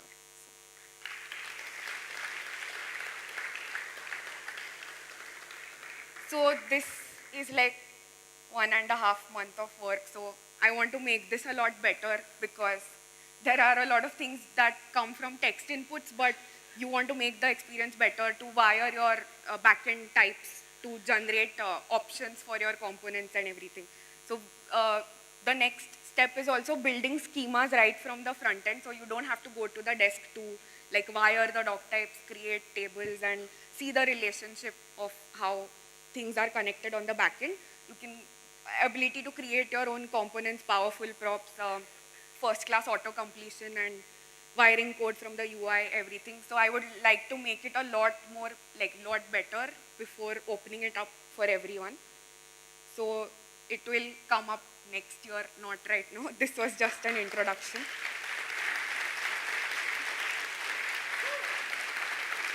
That's it. Thank you.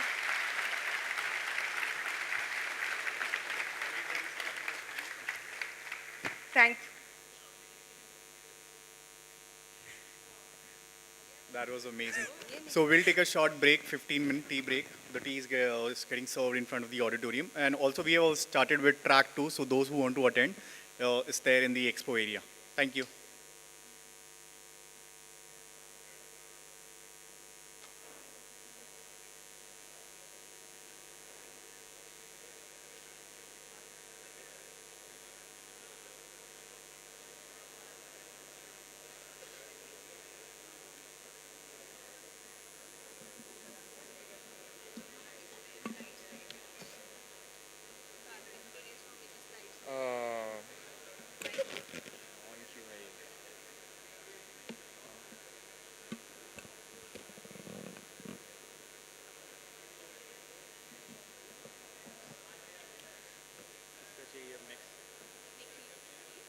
अभी पहले वो default slide लगा दो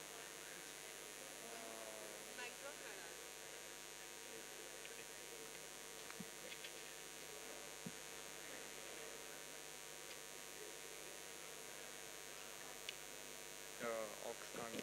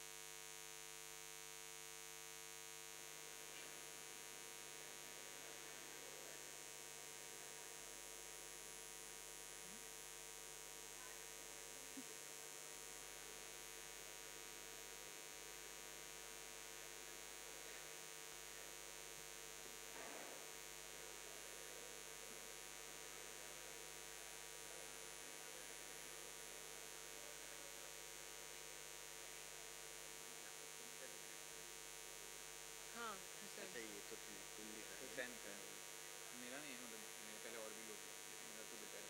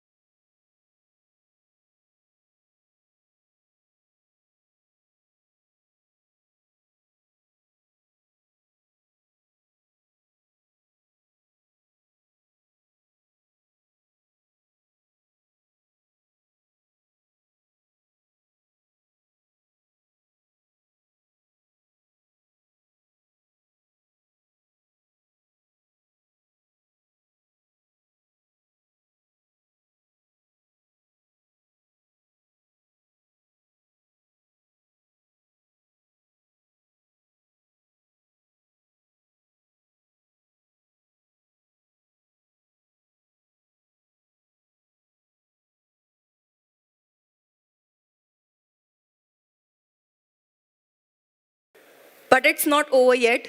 There's more to be blown away with. Let's continue with the series of talk for today. One of the most promising product that got introduced last year was Raven, a Slack alternative. We even started using it internally for our communications. Please welcome on stage Nikhil, Pratmesh, Aditya, and Janvi from the Commit company with their updates for Raven.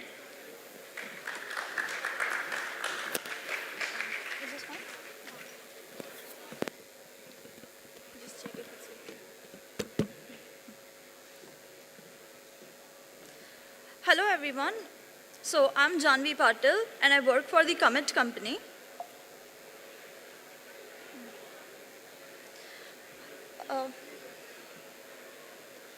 Just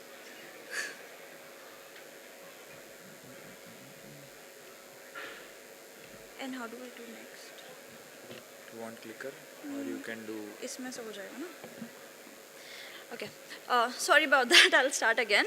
Hello everyone. I'm Janvi Patil. I work for the Commit company. We at the Commit company are building Raven. So Raven is a simple work messaging application. But what sets us apart from other such tools is that Raven seamlessly integrates with all other Frappe apps. Currently, Raven is active on 200 plus sites on Frappe Cloud.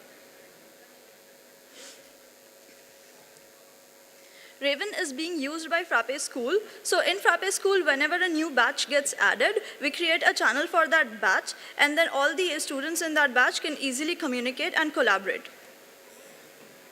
Something that we've been working tirelessly since the last 1 year has been performance. So for improving our performance, we have added aggressive caching, database indexing, and pagination, and we have even reduced our bundle size by almost 50%. Now you can see that we have near instant loading, and every time you refresh, you barely see any skeletons or any loading scenes. We also have a much better scrolling experience now. Now let's talk about the new features that we have added on Raven. One of the most requested features that we had gotten was to make polls. So this is what we have created. Now on Raven, you can make your own polls. The polls can be anonymous, where you do not know what person has voted for what option, or they can be public polls. So this is one such poll that we ran on Raven yesterday for this presentation, and everybody could vote on whatever they wanted, but people could also retract their vote if they were convinced by the other party to do so, just like what happened yesterday. And then people can see all the votes if it's not an anonymous poll. The next feature that we worked on was Google Meet integration. Now this is something that already existed on Frappe, so we just brought it here, and we created a start a meeting, wherein you can schedule your own meeting and you can set the duration. So if you are in a channel, all the members in the channel will become the event participants, and they will get a calendar invite to that event. And this is how the document comes on the channel, and you can start a meeting right from there. And in the backend, you can see all the members are event participants. So you can easily start meetings from your channels now. Now, something that we have worked on, and this is one of our flagship features, is threads. What you'll see in other applications like WhatsApp and Telegram, they only provide you message replies. So if you want a more deeper conversation in that one reply, you cannot do so. We have added threads wherein you can organize your conversations in such a way that in a message reply, more people can reply to and run like deeper threads and conversations into that. So you can also get notifications for the thread. You can opt out to, hey, I don't want notifications for the thread anymore, so you can leave the thread. You can delete the thread, and if you want, you can get all your threads in one place in the threads tab over there. We also have a mobile app, which is actually a PWA right now. So it has all the features that you have on the web on the mobile app.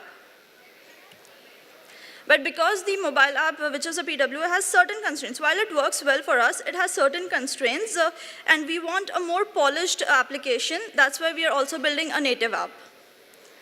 Now Nikhil will come and talk about integrations.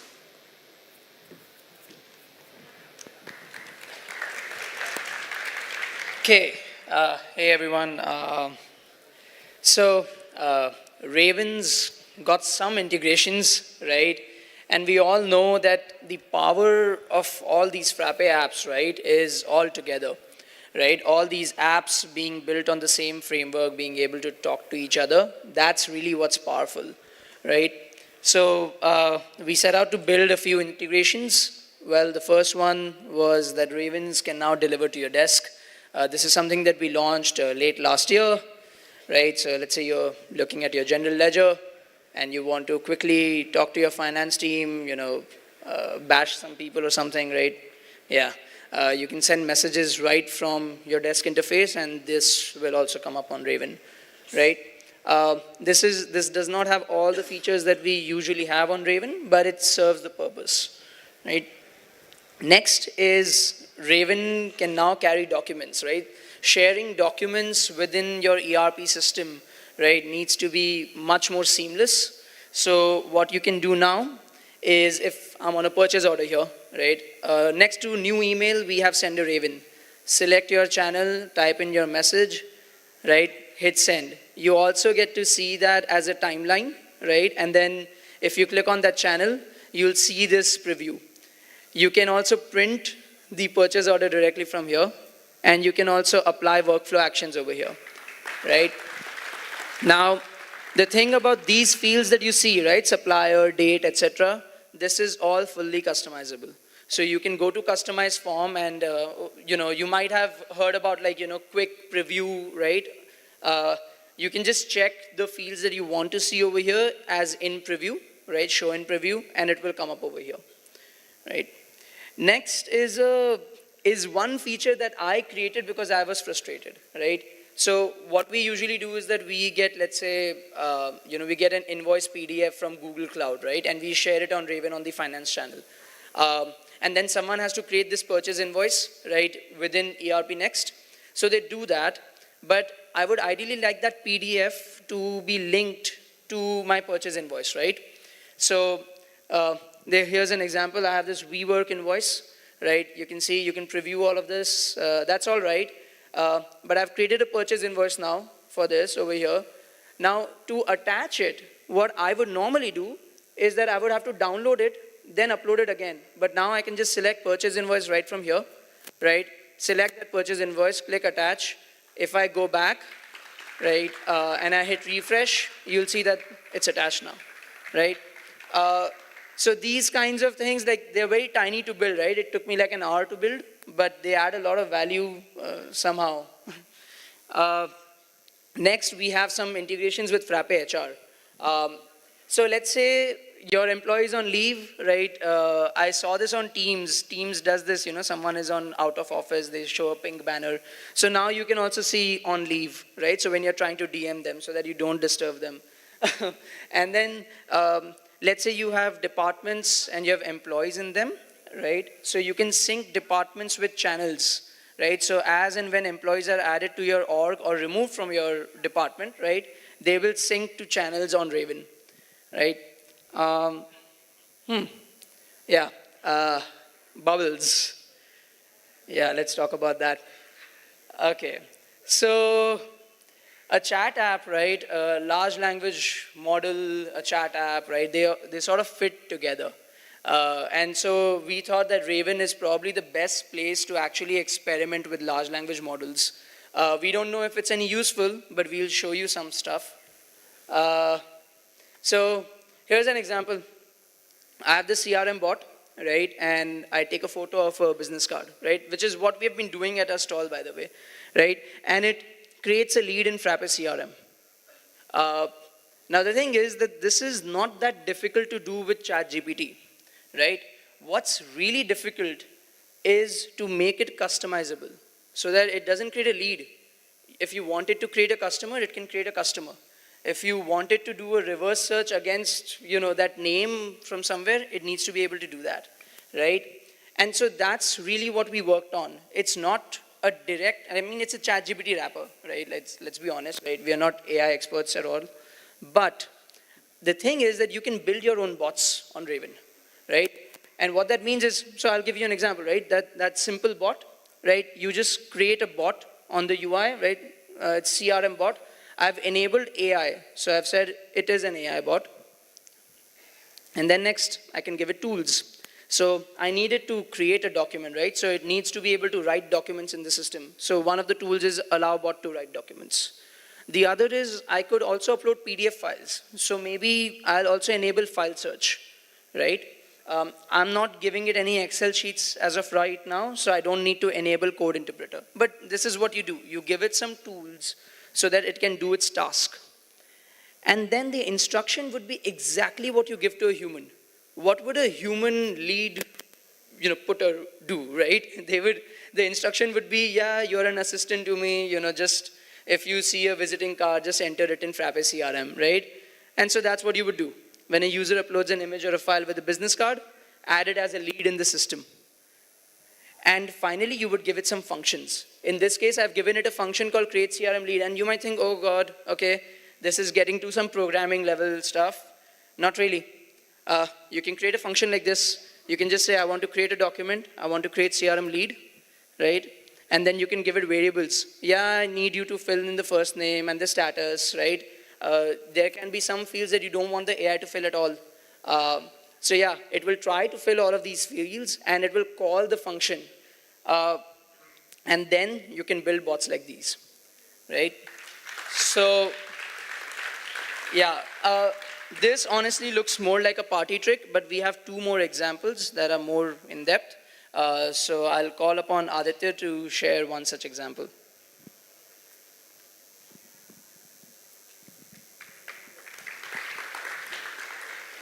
Okay, so let's say that you want to upload a purchase invoice to your ERP system.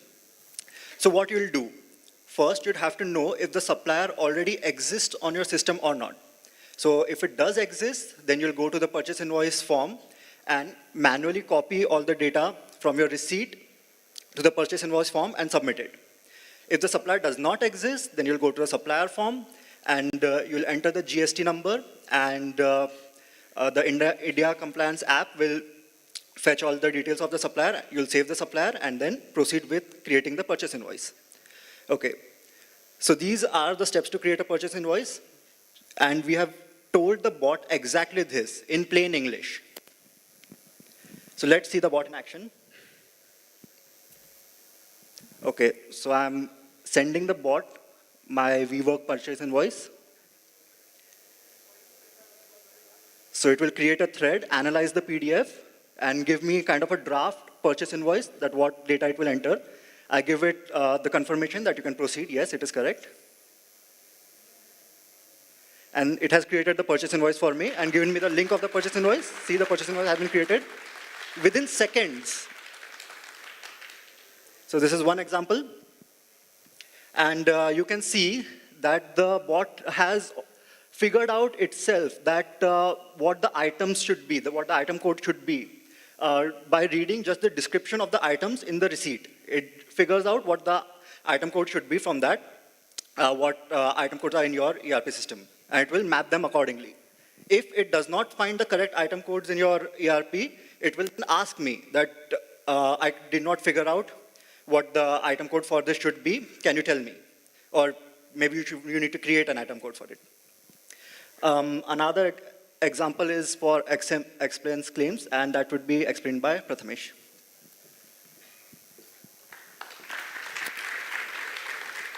Hi everyone, I'm Prathamesh. I'm going to explain this expense claim bot. So how would you typically make an expense claim? You would go to the ERP system, you would fill a few fields and put in your expense claim. But how would you ask a bot to fill an expense claim? You should basically give it an example that if you should help an employee to file an expense claim when they upload any image or a file when they are on a trip, and the bot should create expense items depending on whether it's a continued trip and so on. So for example, if you take a cab ride, visit a hotel, have a lunch, and take a cab ride back home. So there are 3 expenses here. 2 cab rides, 1 restaurant, right? So let's see how our expense claim bot would file the expense claims here. So yeah, you typically upload the first expense, which is a cab ride. It would create a thread. thread is what is setting the context boundary for the bot, and it would extract information from it, like the amount and what sort of category it is, and then it would create a bot, create an expense. And it will give you a preview, then you upload the second expense, and now here's this thing. It knows that you have filed an expense claim, and you're uploading a second image, so it knows that this is the context. I have to create another expense item in the same expense claim, and so it has added another row to the same expense claim here. And you provide another thing, and it does the same thing again. So it has created an expense claim with 3 expense items, which it will show as a preview, and you can check it out on the ERP system as well. Yeah, 3 items in here. But here's the question. How did the bot know for which employee it has to create the expense claim? So how did we do this? This is done through dynamic instructions. What are dynamic instructions? As the name suggests, instructions which are dynamic in nature. And yeah, so you're basically passing in full name, employee ID as a Jinja variable. So it will automatically fetch depending on whoever the user is, their particular employee ID, their employee company, department, and so on. And the rest of that, it is just prompt engineering and pass it as an instruction to the bot. So this is the structure, and this is what is being passed to the bot as an instruction.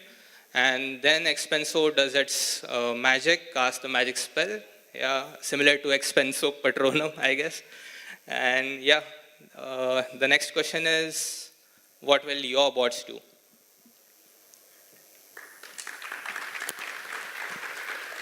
So, I mean, some of them are like party tricks, some of them might be useful, right? This question is really up to the community, to tell us what would you think is a good example of usage of AI, right? To be honest, you cannot really measure AI reliability, right? There's no such thing as AI reliability like an algorithm. But just think about the jobs that people have to do, this time that people have to spend doing, stupid work, right? That could be better spent, on creative tasks, right? Or more impactful tasks. So yeah, if you want to try this, right, send a raven. Yeah, thank you.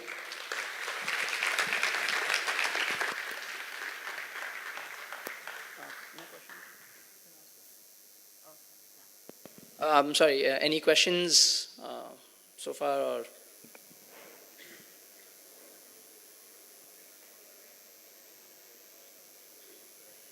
where?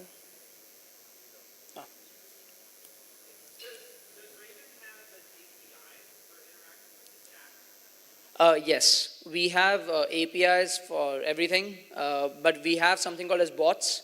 So the bots feature that you saw, right, we also have like notifications like without AI, right? So bots are not necessarily AI based. So if you have a custom app, you can just do frappe.getDoc, raven bot, your bot ID, and then just do bot.sendMessage. You also have like REST APIs to send a message, right? But then you'll have to be logged in as a user to be able to do that.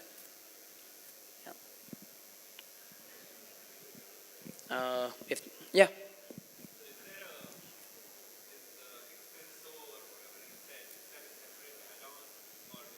No. We built that 2 days ago, right? So we just filled the form and we did some prompt engineering, right?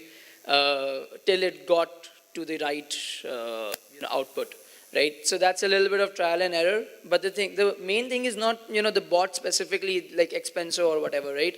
The main thing is that you could build this yourself and do something that a programmer would do, right? But you could do it yourself in a matter of minutes.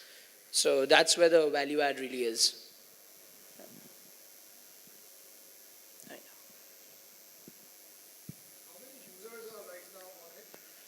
We do not track that. So we don't know how many users.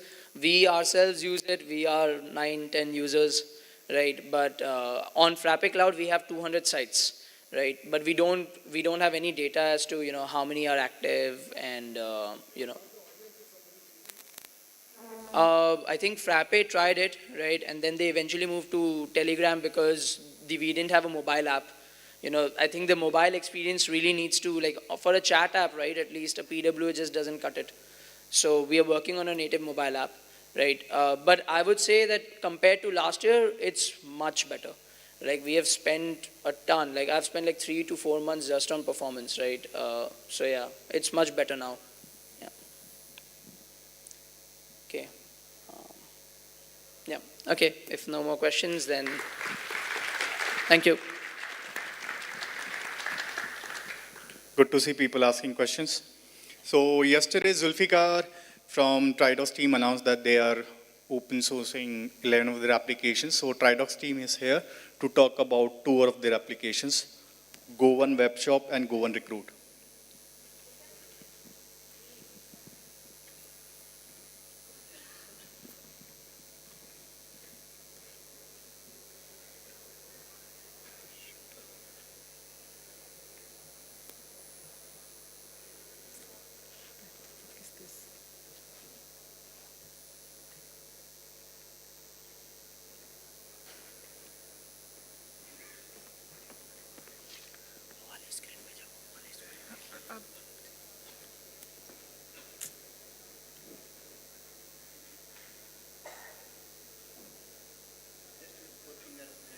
Yeah, but नहीं आ रहा.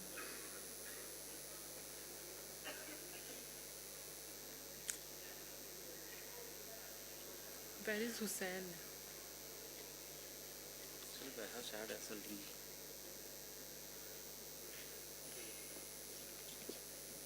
यहाँ पे इनका नहीं है.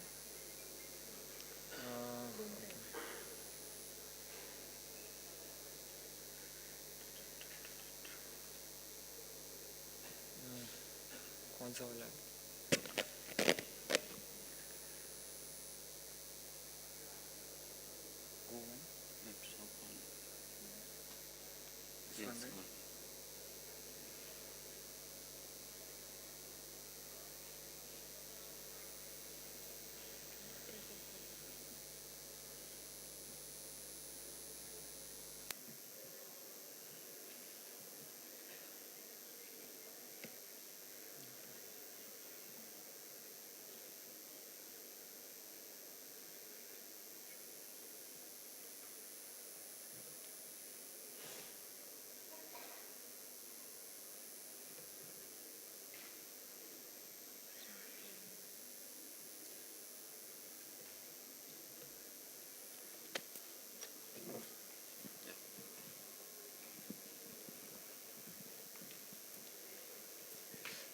Hi everyone.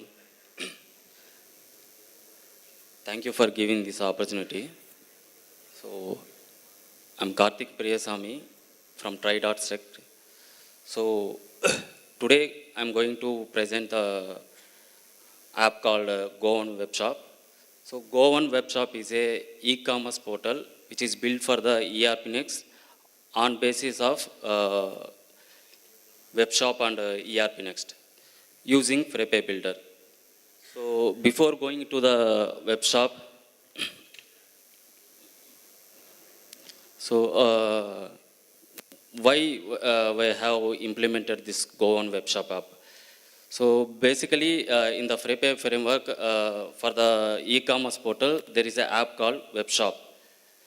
But while coming to the UI aspects, we're not able to change any design level changes or anything to, in the web shop app level, because any updates comes in the web shop app, it will not reflect in the web shop app. That is one of the reason we have implemented this app. So main reason is we have implemented this app is for the UI aspects. So for going to the UI aspect, for each customer, we're not going to create duplicate apps for each customer. That's why we have provided also a theme customizations in the Go One Web Shop app. This is what why we have created this Go One Web Shop app. So in the Go One Web Shop, actually, which is built on Frappe Builder. So using the Frappe Builder, we have built all the pages which are required for the e-commerce portal, and also what are the features available, already available in the web shop app, we have same replicated in the government web shop app. Also, we have created some e-commerce UI components for the using Frappe Builder. And also, it is easy to install, and you can activate the whatever themes which are available in the actually, we have created one repository for the themes. So from the from the repository, we will getting the themes, and it will be displayed in the Goan web shop app. You can pick the theme and you can activate that theme. So while clicking on that, installing the theme, it will automatically fetching the whatever pages required, whatever data required. It will automatically install in our bench. So we will go to a short demo about this product.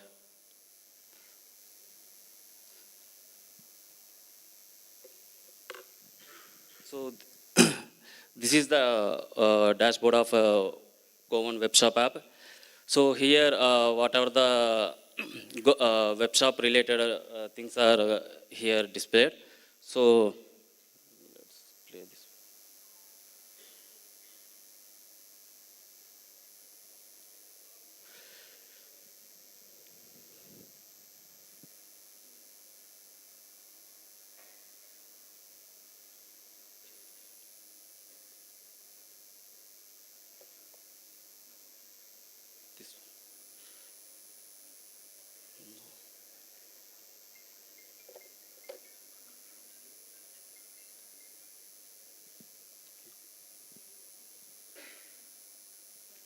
Not able to play. Okay. So this is the theme selection screen. So here you can see the what are the available themes in repository. So here themes will be displayed. So here install and activate, activate. So if this theme is installed, it will show the activate button. Otherwise, it will show the install and activate. As of now, we have created 3 themes. So while clicking on that install or activate theme,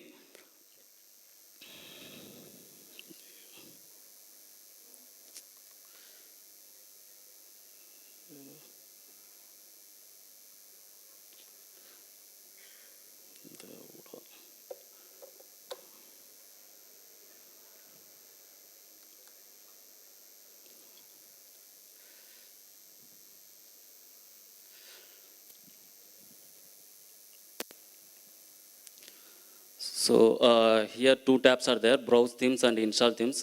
If you click on the install themes, it will list the what are the themes you have installed in our system. So in the browse themes, all the themes available in the repository will come here. So while clicking on the theme, it will show the some brief description of this theme and what are the pages available in the themes. While clicking on the images, you can see the preview of that pages. So once I have selected the theme, and I'm now going to download and install the theme. Let's see how it will reflect in the front end page.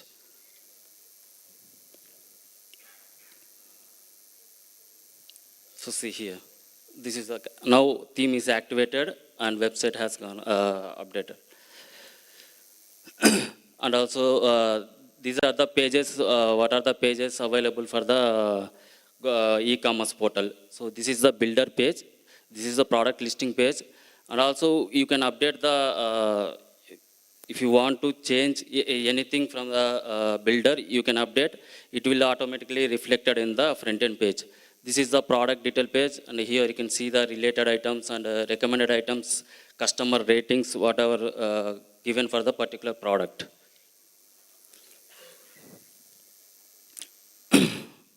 So this is the front end page. So you can see all the categories which are coming from the item group. And while clicking on that item group, you can see what are the products available. Now we're going to adding an item and moving the item from wish list to cart. So what are the features available in the web shop? All the features we have covered. This is the checkout page, and click and place an order. Now I'm going to paying some amount. through the online payment.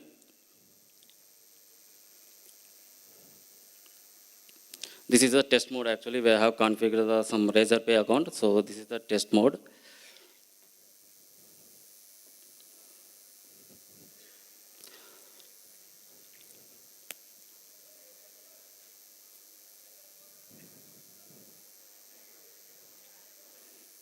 So once payment is done, it will redirect to the payment success page.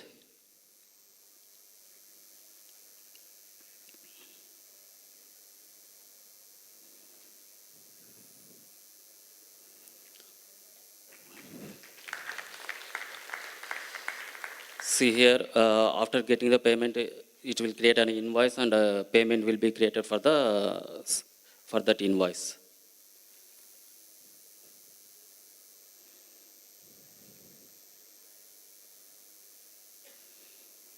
So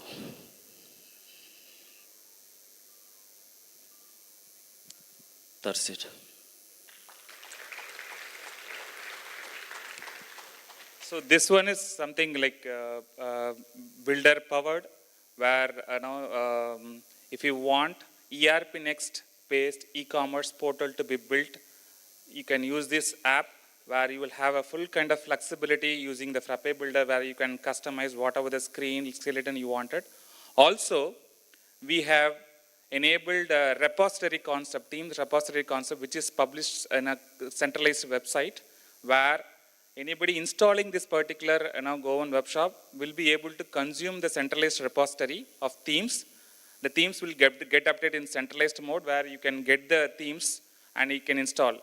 Probably community can contribute the themes, and that can be updated in the common repository, which can be consumed by other users. Thank you. I'll request Jaiprakash to come and give a demo about Go and Recruit.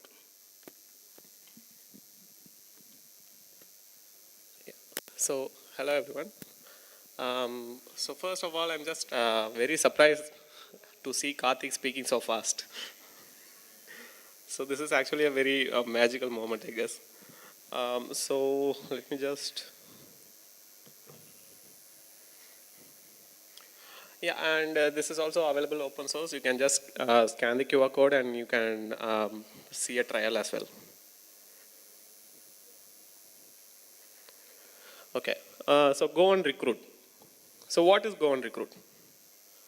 Go and Recruit is, let's say, a product that was created to satisfy our difficulties as a company. So hiring developers, filtering them through coding questions, coding rounds, technical interviews. So it all takes a fair bit of time, and let's say to ease the process, we decided to just, actually this is a product that was, let's say, established, that was interpreted at version 12. So Frappe version 12, we created this product. And then it was a huge task in migrating it to version 14 and 15. So we had a lot of features which I'll just go through. So I prepared a video and I'll just take you through the demo of that. So some features would be like screen and video recording. So the candidate would perform some questions. So it can be MCQ. There are different types of questions, and he'll be able to just go through them with their screen and videos being captured.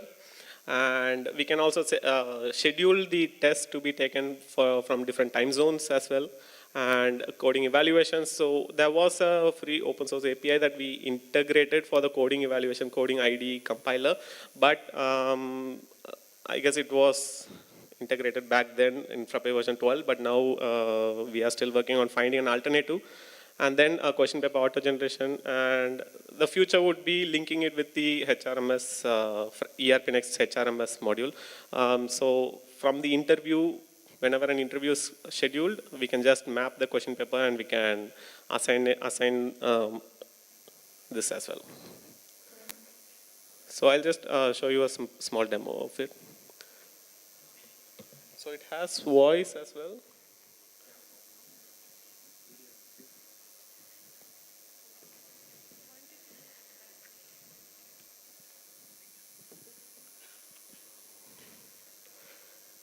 Yeah, so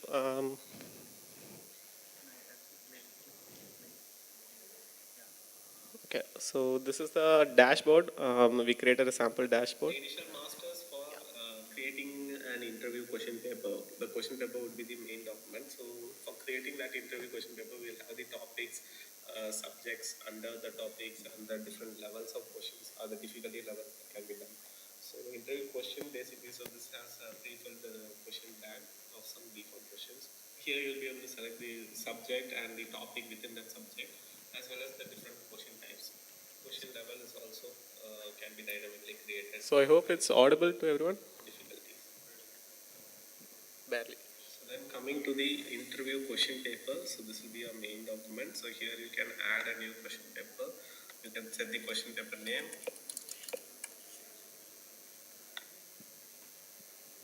You can select the subject. So, yeah, so maybe you can just pass the volume. I'll just give an explanation. Duration of the test can be given.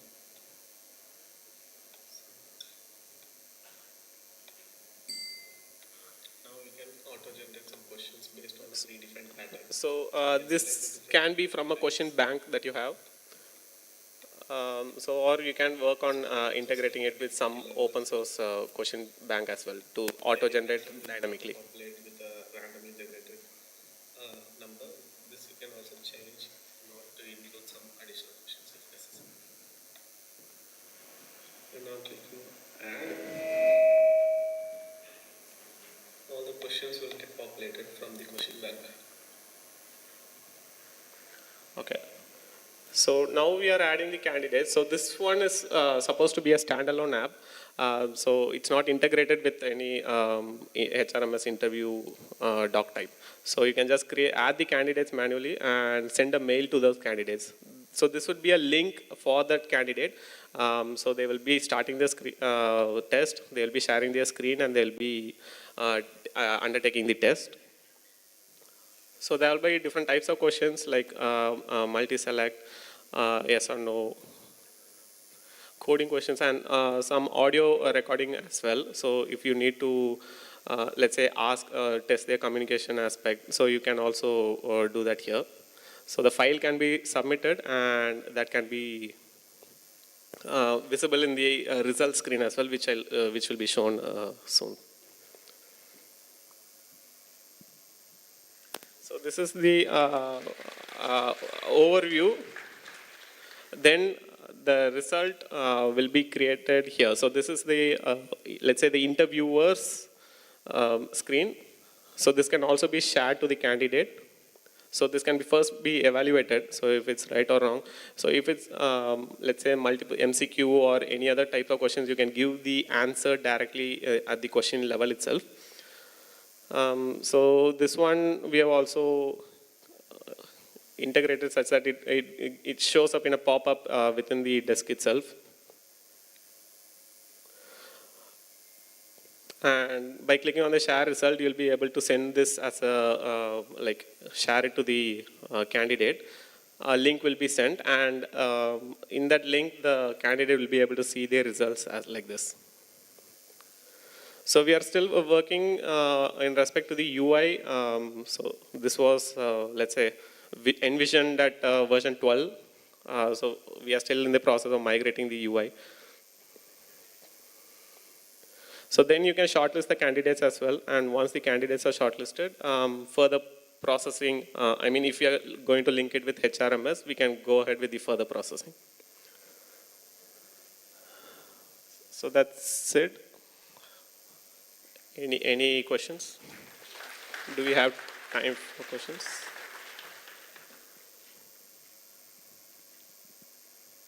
Any questions for Karthik?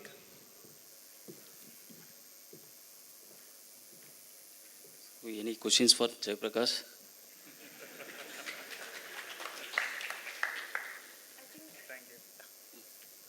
Thank you, everyone. Thank you.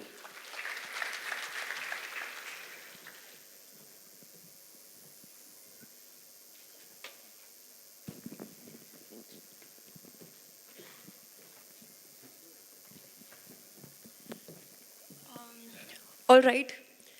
What if I tell you that you can quickly create a PWA for quick data entry forms? What if I also tell you that you can now create a chatbot of your own to interact with your customers and suppliers? Well, our next speakers have managed to do just the same. Please welcome on stage the team of RL Technologies. I have a question for them before they start. What's the meaning of RL? Eril is a Tamil word, actually. It is a sudden brightness which comes into the darkness. You can resemble it with the shining star in the sky. Cool, I think that's profound, really great. Handing over to them.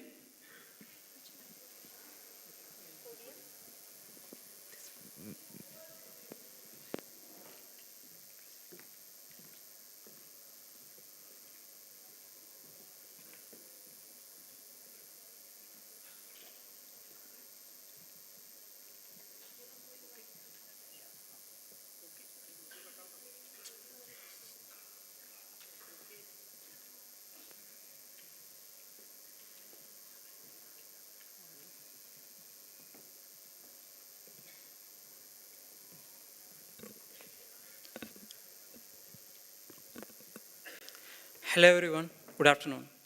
We all know how easy it is to customize and how versatile the Frappe framework is. And most probably that is why we are here. And our talk is about crafting tailored IT tools for your organization or for your client's organization. In this talk, we will walk you through the couple of tiny products we made inspired from Frappe Builder and other Frappe products. And before that, a quick introduction about us. I, Venkatesh Arnachalam, and my colleague Dinesh Shanmugam are from Merrill Technologies based in Tamil Nadu. You might have heard about us for the India banking application, which will integrate 6+ Indian banks with ERPNext. It is under Frappe incubation now. The code and document will be available soon. So we are the team of 15+ Frappe ERPNext developers who will work on any product and software projects which developed using Frappe framework, and also do custom developments, apps, and integrations over it. If this is any of your requirement, you can feel free to reach out to us. In yesterday's talk, Nabin mentioned about our team collaborating on ERPNext as part of their future roadmap, enabling community devs agenda. I'm glad he mentioned us, and we are one among them. And we have made about 20 PRs in the last couple of months to ERPNext. Thanks to Rudra for taking time to review and merge the code and sharing the valuable feedbacks. As we engage with many custom requirements, we are here to present two common scenarios. I will walk you through scenario one. All of us who ever use the Frappe HRMS app would acknowledge the ease it brought it to the employees for the data management. As it showcased that it is possible, there are many requirements came in that directions. Few frequent requirements are, I want my person to enter data in a mobile for a specific custom doc type. I have connectivity issues, is offline entry possible? And I want to give an exclusive data entry screen on mobile to my employee to avoid the distractions. Likewise, the solution they seek, inspired by HRMS app, is a PWA. So after making a couple of PWAs, we thought, let's make a PWA builder, so anyone could make it easily and quickly. For those who haven't used the HRMS PWA app yet, PWA is a progressive web app. It is a web, but on a mobile adaptive interface, which when set up will look more like a mobile app. Let's build the PWA app with PWA Builder now.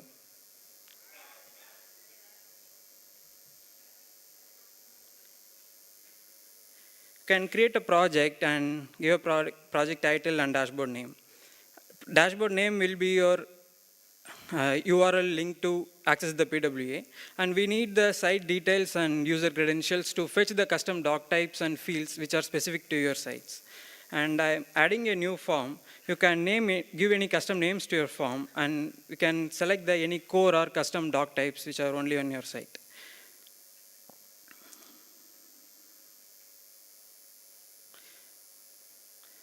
Selecting the form will fetch all the core and custom fields which are existing in your site, and you can simply drag and drop them into the canvas to create your own PWA.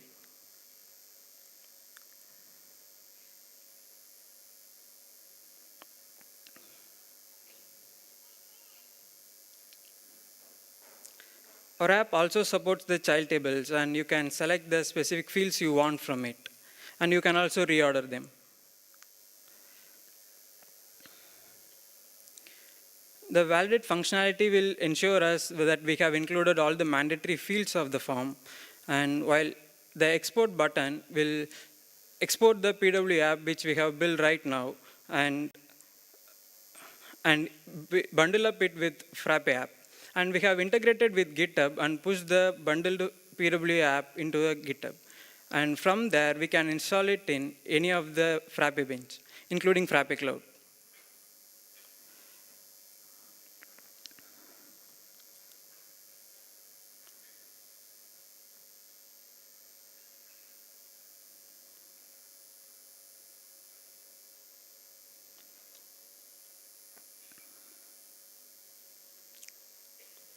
Like I'm installing the app in one of our local server.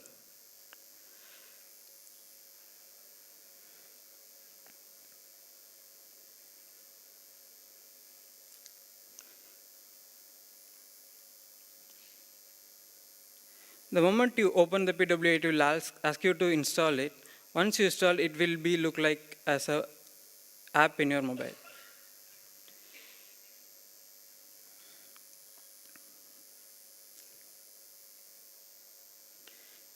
The PW app will have default authentication and sign-up pages, and you can use your Frappe user credentials to log in.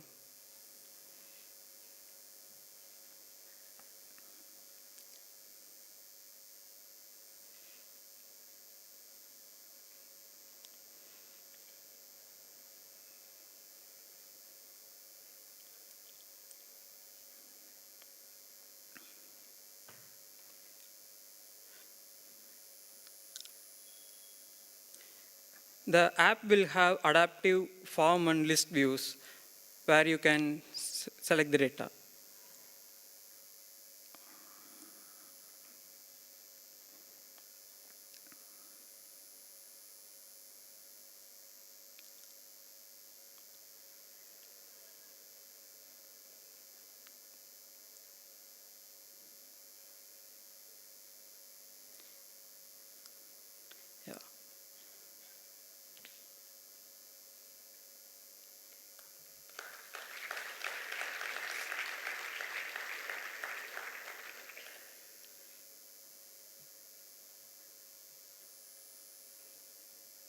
Yeah, the app is available on GitHub. Please give it a try.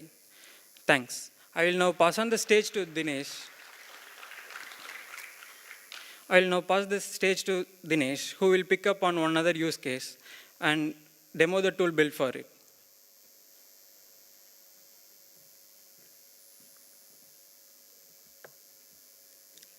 Hi all. Hope that was interesting. Let me come straight to the next scenario. It's all about keeping efficiency and keeping your customer, supplier, and engaged with your organization. With the data points they have, they most seek to you and reach out to your team. We have FAQs, but they are static. It takes a lot of time to reply to each of your customers, like what's my outstanding, please share my ledger, and so on.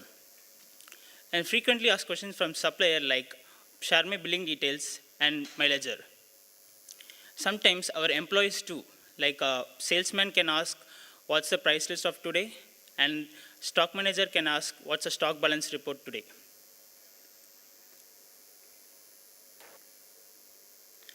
So the ask here is, the user should get the data promptly and anytime they ask, and UI on the go,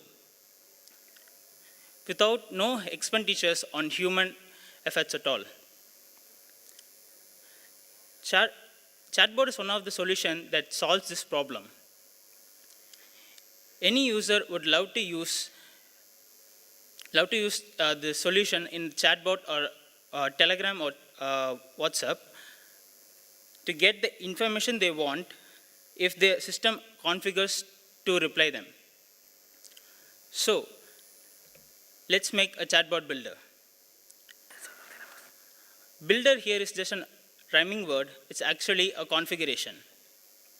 Organization can identify the time-consuming and frequently asked questions from the customer or party types, make a template with the variables and connect it with the server script, and that's it. The chatbot, it's available in your chatbot. Users are identified by their username and their number. We now support for Telegram and will extend our support to WhatsApp and Slack in the future. Let me show you how I configured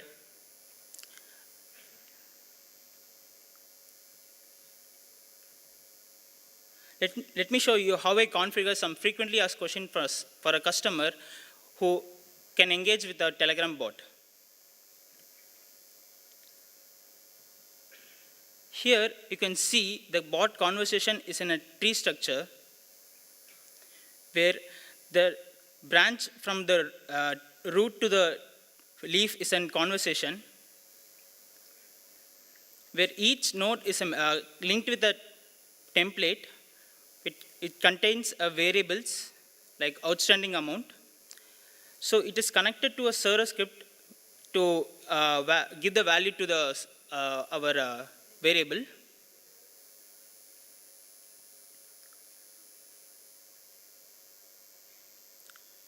So for now, we have planned to reply for 4 different types of response type.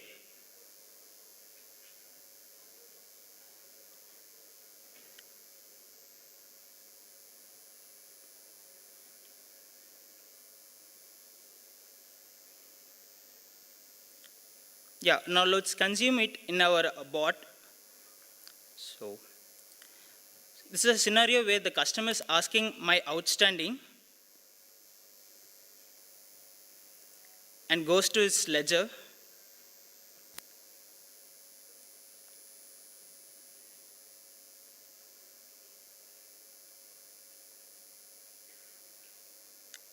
There can be an option where they can enter a specific order type, and can get their status and the PDF of the order they gave.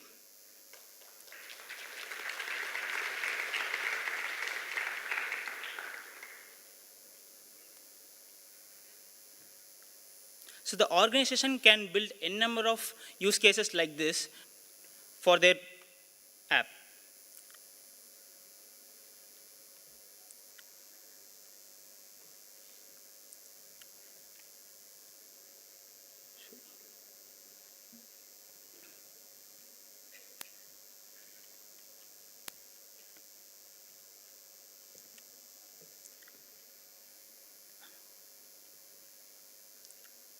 So our bot is available in Telegram and it's open source.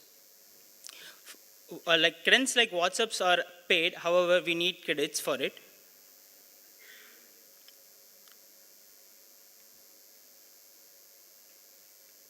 Yeah, thanks all. If you have any questions, please ask us.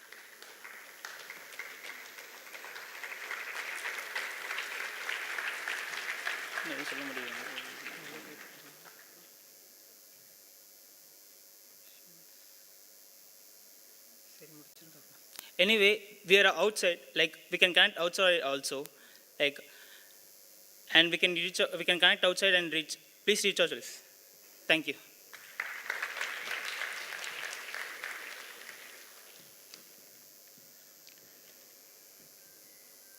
I often get customers in US asking how the system is integrated with website and is ready for e-commerce businesses.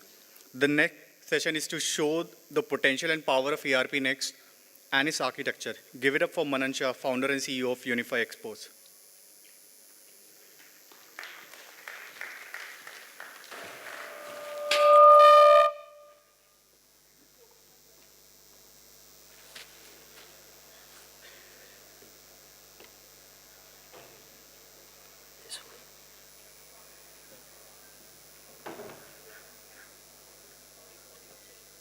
Hello, hello. Hello. Am I audible?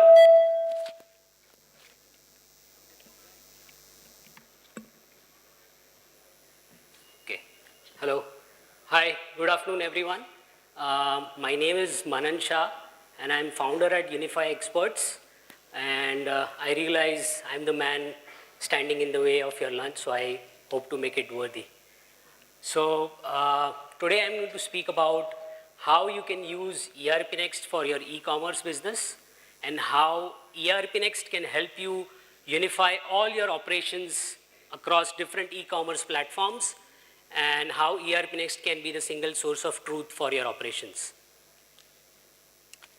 So let me begin with some introduction in our journey with Frappe and ERPNext. So our journey started with ERPNext and Frappe around 2017. So in the year 2017, I joined my elder brother's organization, and we were into like custom web and mobile application development. And what we realized is, each and like every other customer needs either ERP or some form of the ERP. So we started looking up on the web, like what are our options? What are the kind of open source ERPs that are available that we can leverage? And because of the marketing blitz, we landed upon the not so open source ERP, which everyone does for the first time. And just apart from, just the code base, it's not about the code base, even the knowledge base, we figured out that, ERPNext had a very good community. Like most of our questions were already answered on the Discuss forum or the documentation. If there's any scenario-based questions that we had, that were really answered by community members on Discuss forum. So that itself was very liberating. Having the knowledge base available for any product is liberating for someone who's starting fresh. And so that's how we started, and then we never looked back. And around the time of COVID, we started focusing more on ERPNext and related services. That's when Unify Experts came into being. We figured out that okay, we can have one company focused mainly on ERPNext and related services. So that's how Unify Experts came into being. And we started helping businesses, unify their operations across multiple industries, trading, distribution, manufacturing, and also e-commerce. So we thought today is a good chance or good opportunity to share our experience with e-commerce and ERPNext. So let's look at e-commerce as a market overall, right? So what happens is that, according to certain estimates, it is estimated that about 41% of retail sales will be done on e-commerce by the year 2041. That's pretty much about half the global retail sales.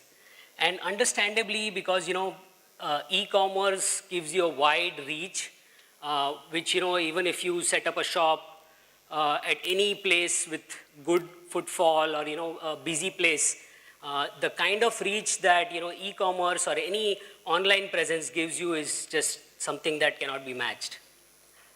Then you have great user experience, right?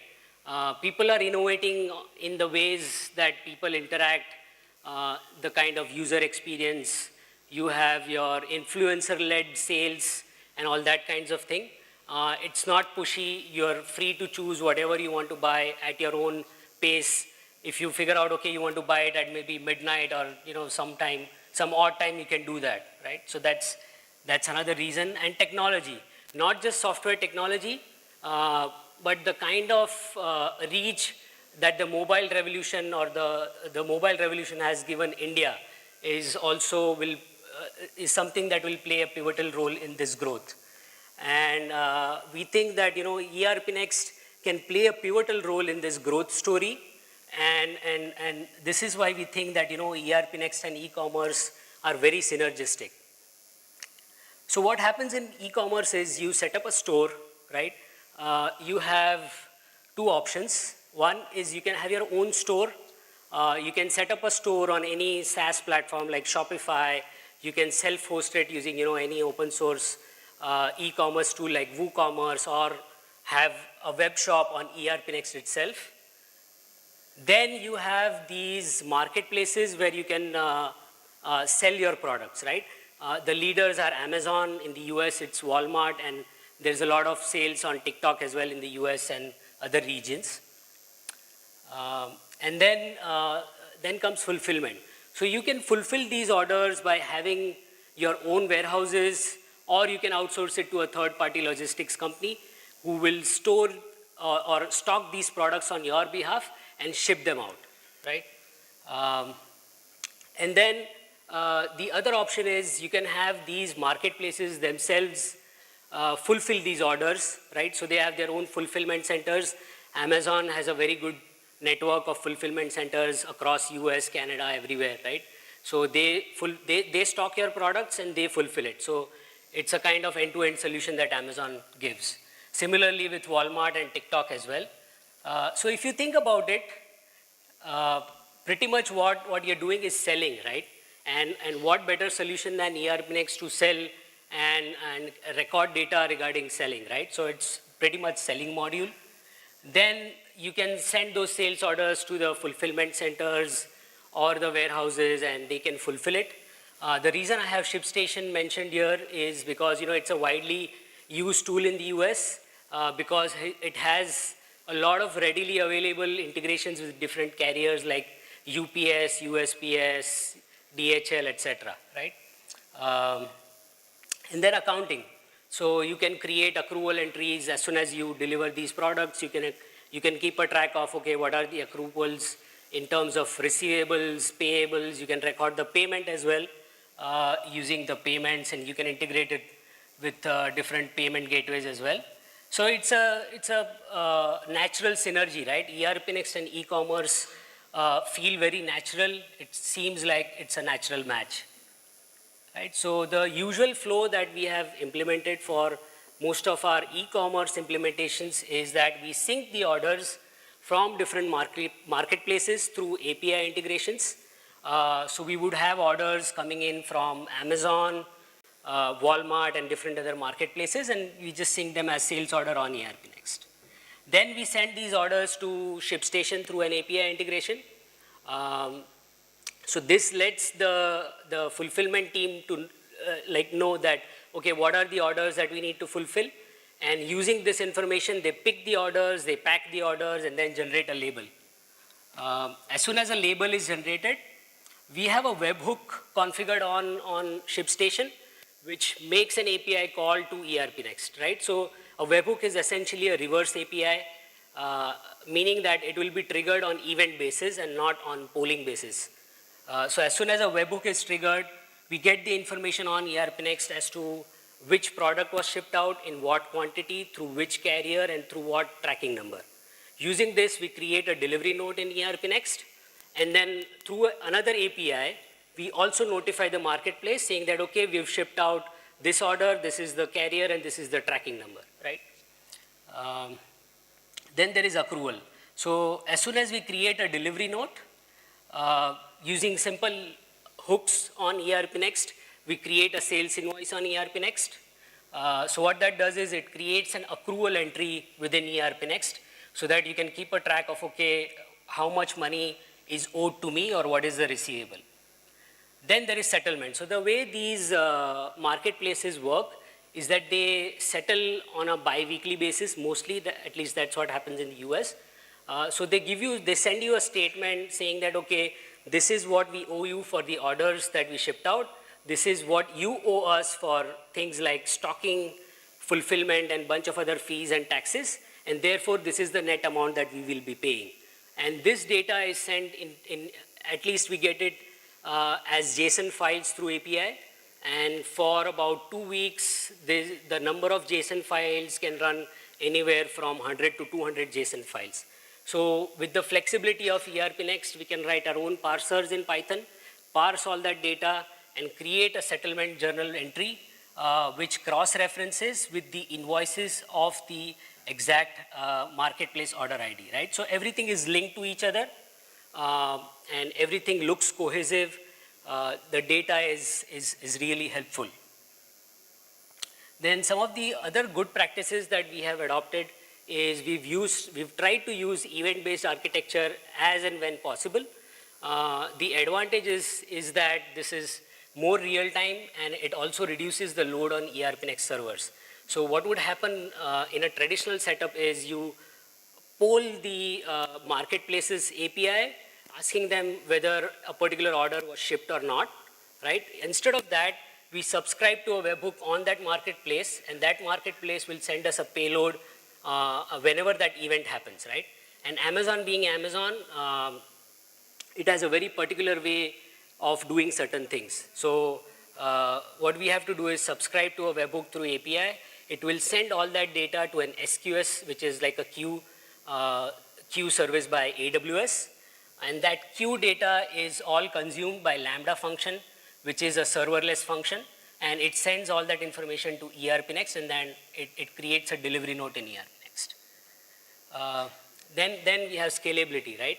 Anyone who has worked with ERPNext at scale can probably relate with this meme, right? So figuring out where is the deadlock coming from, where is the lock weight coming out from, is really a pain, and it's a difficult thing to find out and fix. So what we realized is that we had orders coming in from multiple marketplaces, and what that meant is multiple marketplaces are trying to create the order at the same time, right? So that's where our bottleneck was. And with the flexibility that ERPNext has, the way we chose to solve it is we tried to make the process synchronous rather than asynchronous, happening on multiple queues. So we redirected all the orders to one single queue. We can create a custom queue called SOQ, and then we redirected all the order processing onto a single queue. Then there was better visibility, right? With amazing features in the ERPNext accounting, like accounting dimension. We configured the marketplaces as an accounting dimension and different regions. So the way it works is that usually a seller would like to take the advantage of selling on multiple regions on the same marketplace. So meaning that I can sell on Amazon US, Amazon Mexico, and Amazon Canada. It's only a matter of clicking a few buttons, and anyways the order is being fulfilled by the fulfillment centers of Amazon. So I don't have any scalability issues there. So configuring all of those as accounting dimensions, my analysis became very easy. I could just select those filters on the profit and loss statement, and I have my profit and loss statement for my set of filters. Then there were certain fees that Amazon used to charge.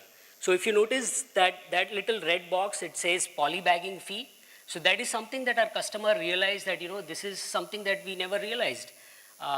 This is completely unknown to us. We never knew Amazon charges something like a polybagging fee. So if you remember, I talked about the JSON data.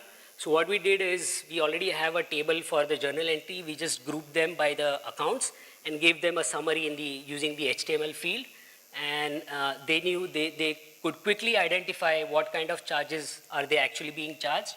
They raised tickets with Amazon and tried to liaison with them and see if they could get some refunds on those. Then lastly, we could do things at scale, right? We could sync orders from multiple marketplaces onto ERPNext. We could sync inventory to different marketplaces. So for the seller fulfilled orders, meaning the orders that the seller themselves fulfill, they need to tell Amazon and Walmart and other marketplaces what is their inventory position like, right? So that they don't end up overselling. So we could do that easily with API integration, and ERPNext already does, already calculates something known as a projected quantity, right? So it takes into account every possibility, like what are the orders, what are the outgoings, incomings, and everything. Using that, we just notify the marketplaces and it's done. We could sync inventory from different marketplaces. We knew what exactly stock does Amazon stock in their multiple fulfillment centers. We know what kind of orders are being fulfilled, what did we send. So if there is any discrepancy, we could actually raise issues with them and try to figure out what's going on. Have they actually lost certain inventory or not? Then we have finances. So we could sync finances from multiple marketplaces as well using just API integration and Frappe framework.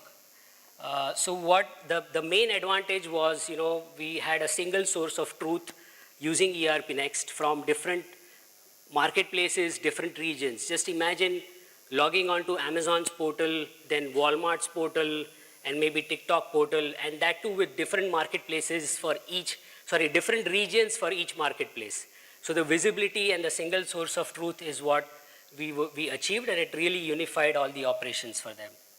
All right, thank you. So that's all from my side.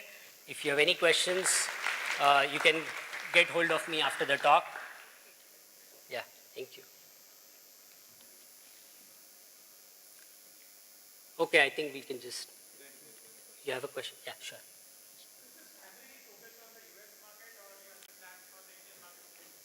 So right now, this is a customer-driven project, so we developed it for US.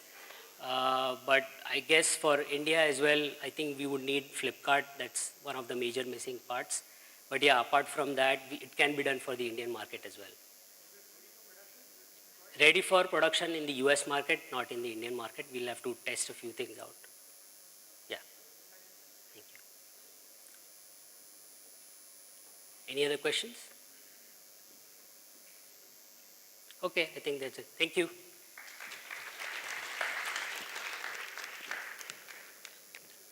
And with this, the first half of second day is over. We'll break for lunch and let's resume by 2:30.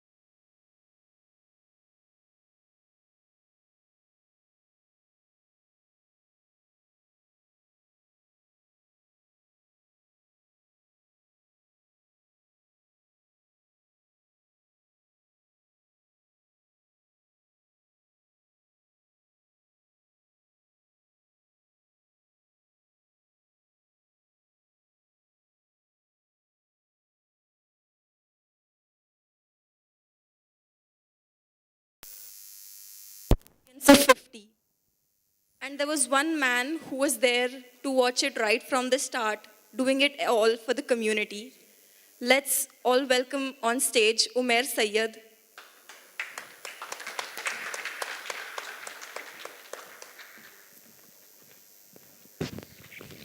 Hello and welcome everyone. Welcome back. And let's get started.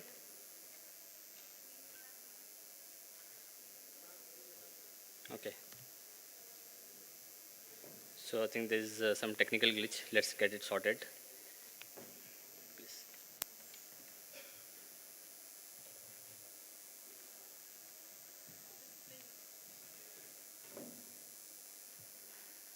Hope I'm audible just fine.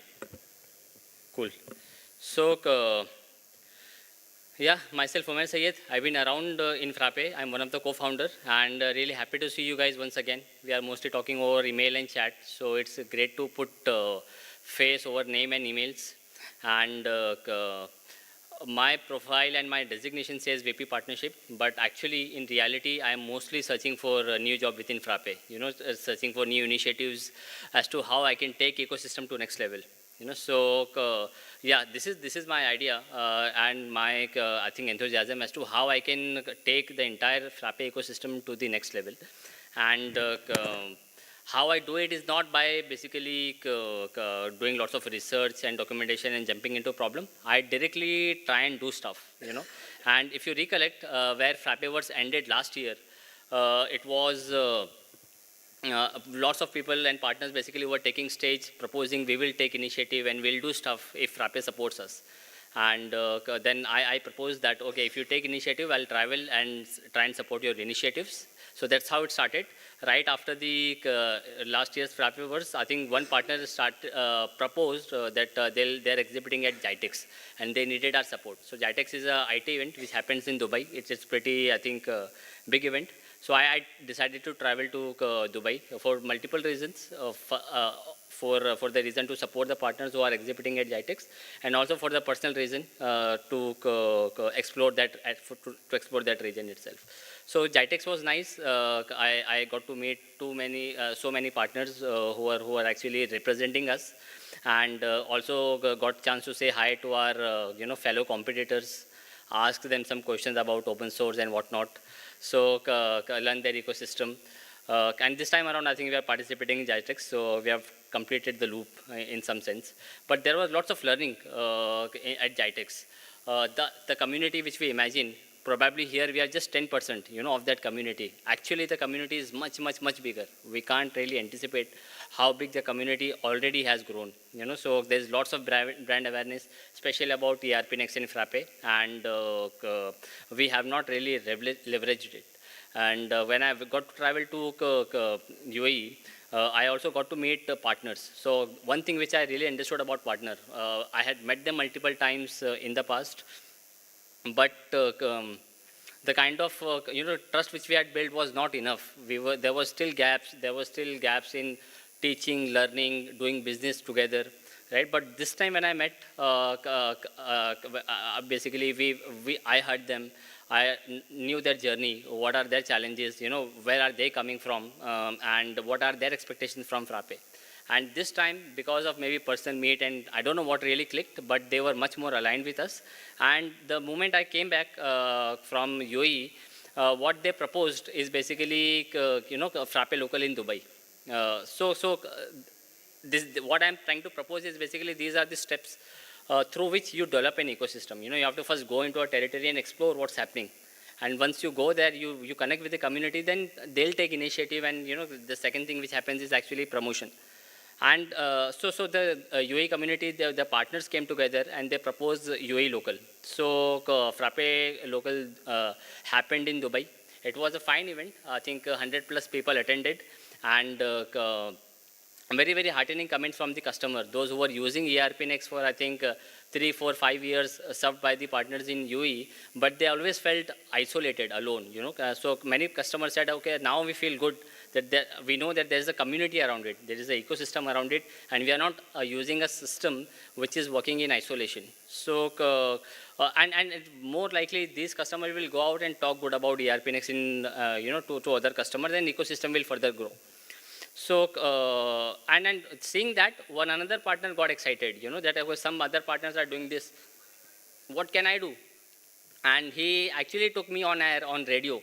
For good 30-40 minutes on Dubai radio, we were live talking about open source and ERP. Just imagine, I mean, who would talk about open source solutions on a radio, right? But it happened because we were there, partners were excited, aligned, and they took initiative. This event happened. The second thing is basically after meeting partners, seeing the ecosystem, I realized that there is a capacity problem.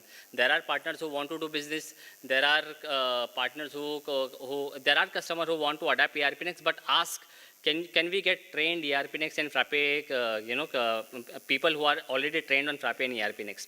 And so I realized that there is a gap in training, and in the Frappe local itself, I proposed, can we basically have other partners sponsor the venue?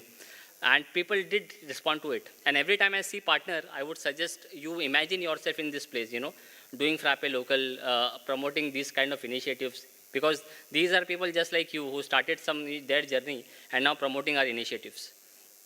So yeah, as I requested and proposed partner to basically take initiative on training partner, a partner did come up. Two other partners actually turned up, and they proposed, yeah, we'll arrange a venue for framework training. Other partner arranged a venue for ERPNext training. And these were the two first international batches we conducted as Frappe School. Frappe School went international thanks to you guys, or one of you guys, the partners who took the initiative. Right? So you have discovered the system, you have done some promotion, and you have also developed the skill set. Now what you have to do, eventually, you have to basically get business, right? You have to get the money in. And unless that happened, none of this works, right? So what we did last year, every time we were visiting for Frappe local for training events, alongside we also basically kept traveling with the partners to meet their prospects. And in the last 1 year, the number of prospects we have met, I think there is a good conversion rate which we have seen because just partner going and just partner and OEM going, the Frappe team going makes huge difference, and that really show in the conversion numbers also. So it completes the cycle, right, from discovery to promotion to actually getting the business in. Likewise, I basically also made a visit to KSA. There was an exhibition called Leap, just like JITEX, huge event. No Frappe partners, but community partners were promoting there, and roaming around whole day. I finally discovered ERPNext being displayed on a screen and kind of really calmed myself down that, okay, ERPNext is there in Saudi ecosystem. Next day, we did a very ad hoc meetup, and I think good number of people turned up. It took a while for me to realize what's going on in the KSA ecosystem. And after a while, after probably 2 to 3 days, due to, I think, language barrier, I discovered that it's actually Saudi government which has recognized ERPNext as a verified solution. And they're not just verified, they are actually subsidizing factories to implement ERPNext. Right? So if there is a company who wants to implement ERPNext, they can go to a partner. Partner would quote, and whatever the quotation is, they can basically go to a government and say, can you subsidize this implementation? And government can actually subsidize. So it's not only just the accreditation, but the subsidy is the level to which this is happening. And again, this is not us who did this. It was one of you guys, the community member who went ahead and got this thing done. So yeah, eventually what I would like to say, which I think said last year also, that customers, they just don't buy softwares. They basically want to buy an ecosystem, strong ecosystem, and they can also find people who can basically, set up system for them, implement system for them, use system for them on day-to-day basis, right? So, and how do we build that ecosystem? So before we talk about that, I would love to briefly explain what makes ecosystem. You have to have product at the center. Everything is there, right? But product is at the center. And right in the first half, I think we have seen what Frappe is up to. Even I can get my head around, how the developers are churning out products at this pace. So Frappe is basically there building core products, core technology, I would say. That's right at the center. And to take that product to the ecosystem, you have to have partners who would do the last mile delivery. And everyone, all of us needs marketing so that we can get the business. And at the same time, we have to basically train people. So, and at the same time, I would also like to share the recipe as to how you can become a mini Frappe. Would you like to become a mini Frappe? Those who are here, partners. Right? Who would like to become? Okay, one is right here. Cool. So, yeah, this could also be a recipe as to how you can become a mini Frappe. Firstly, build products. That's very important. I understand that the revenue model for the services business is around services, of course, but building products at the same time is very, very important. What kind of products now you can build? So there are multiple kind of products which you can build. For example, regional compliances is very, very important, right? Just imagine you go to a customer and you show them everything which is there in course, ERPNext, multiple applications which were built.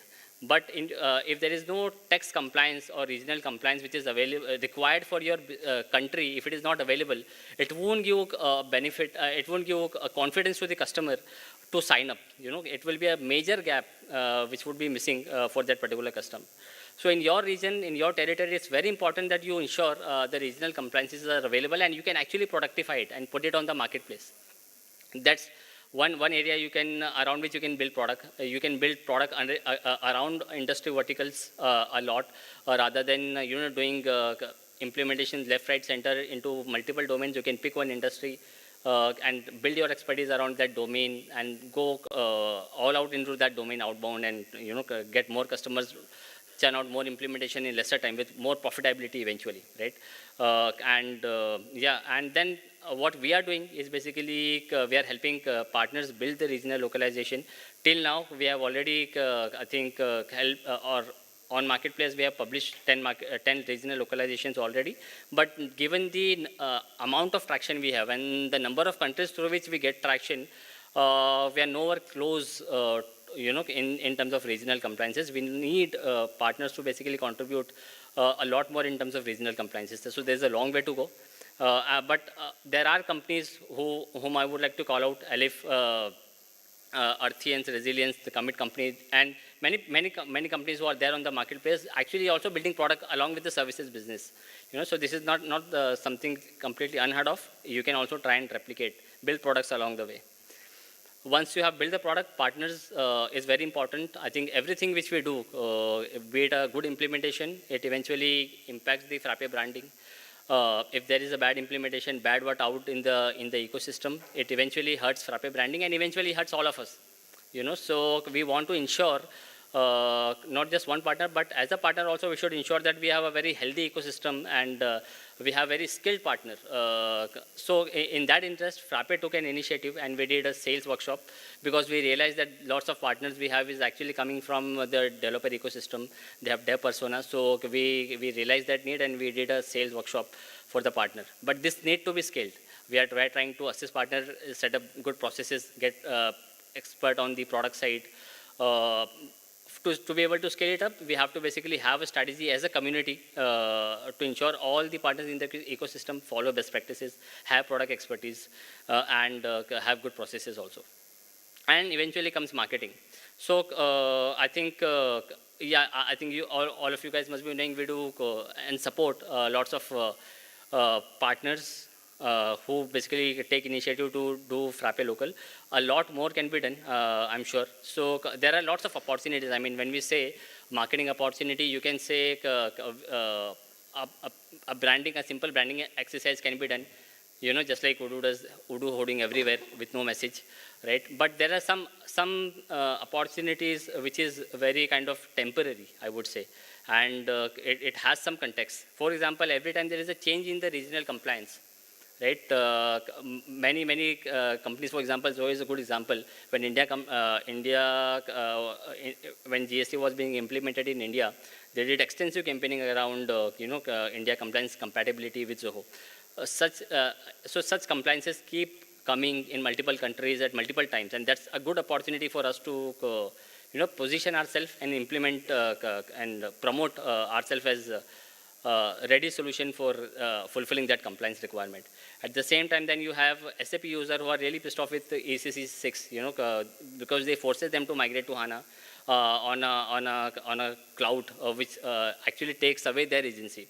And they are looking for solution, but we have to be out there, saying that, okay, we are all an open source alternative of SAP if you are looking for.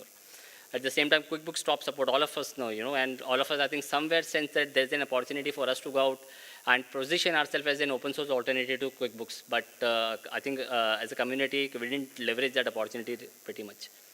So these are some of the opportunities we can actually leverage on. And then we have trainings. So I think, again, we had a partner meetup and we realized that there's a huge gap in terms of capacity.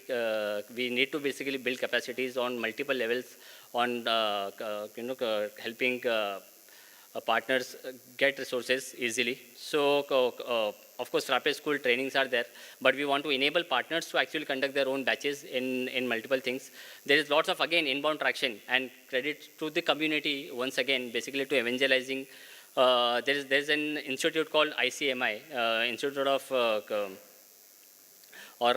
Institute of Chartered Accountants of India, and ICMI is actually affiliated. It's a Government of India organization. They approved ERPNext to basically to be added to the syllabus, and around 70,000 students will be getting trained on ERPNext. So that's. Yeah, and credit to you guys. I mean, one of you guys went and did it. We don't even know, who did it, right? But it's actually the power of community.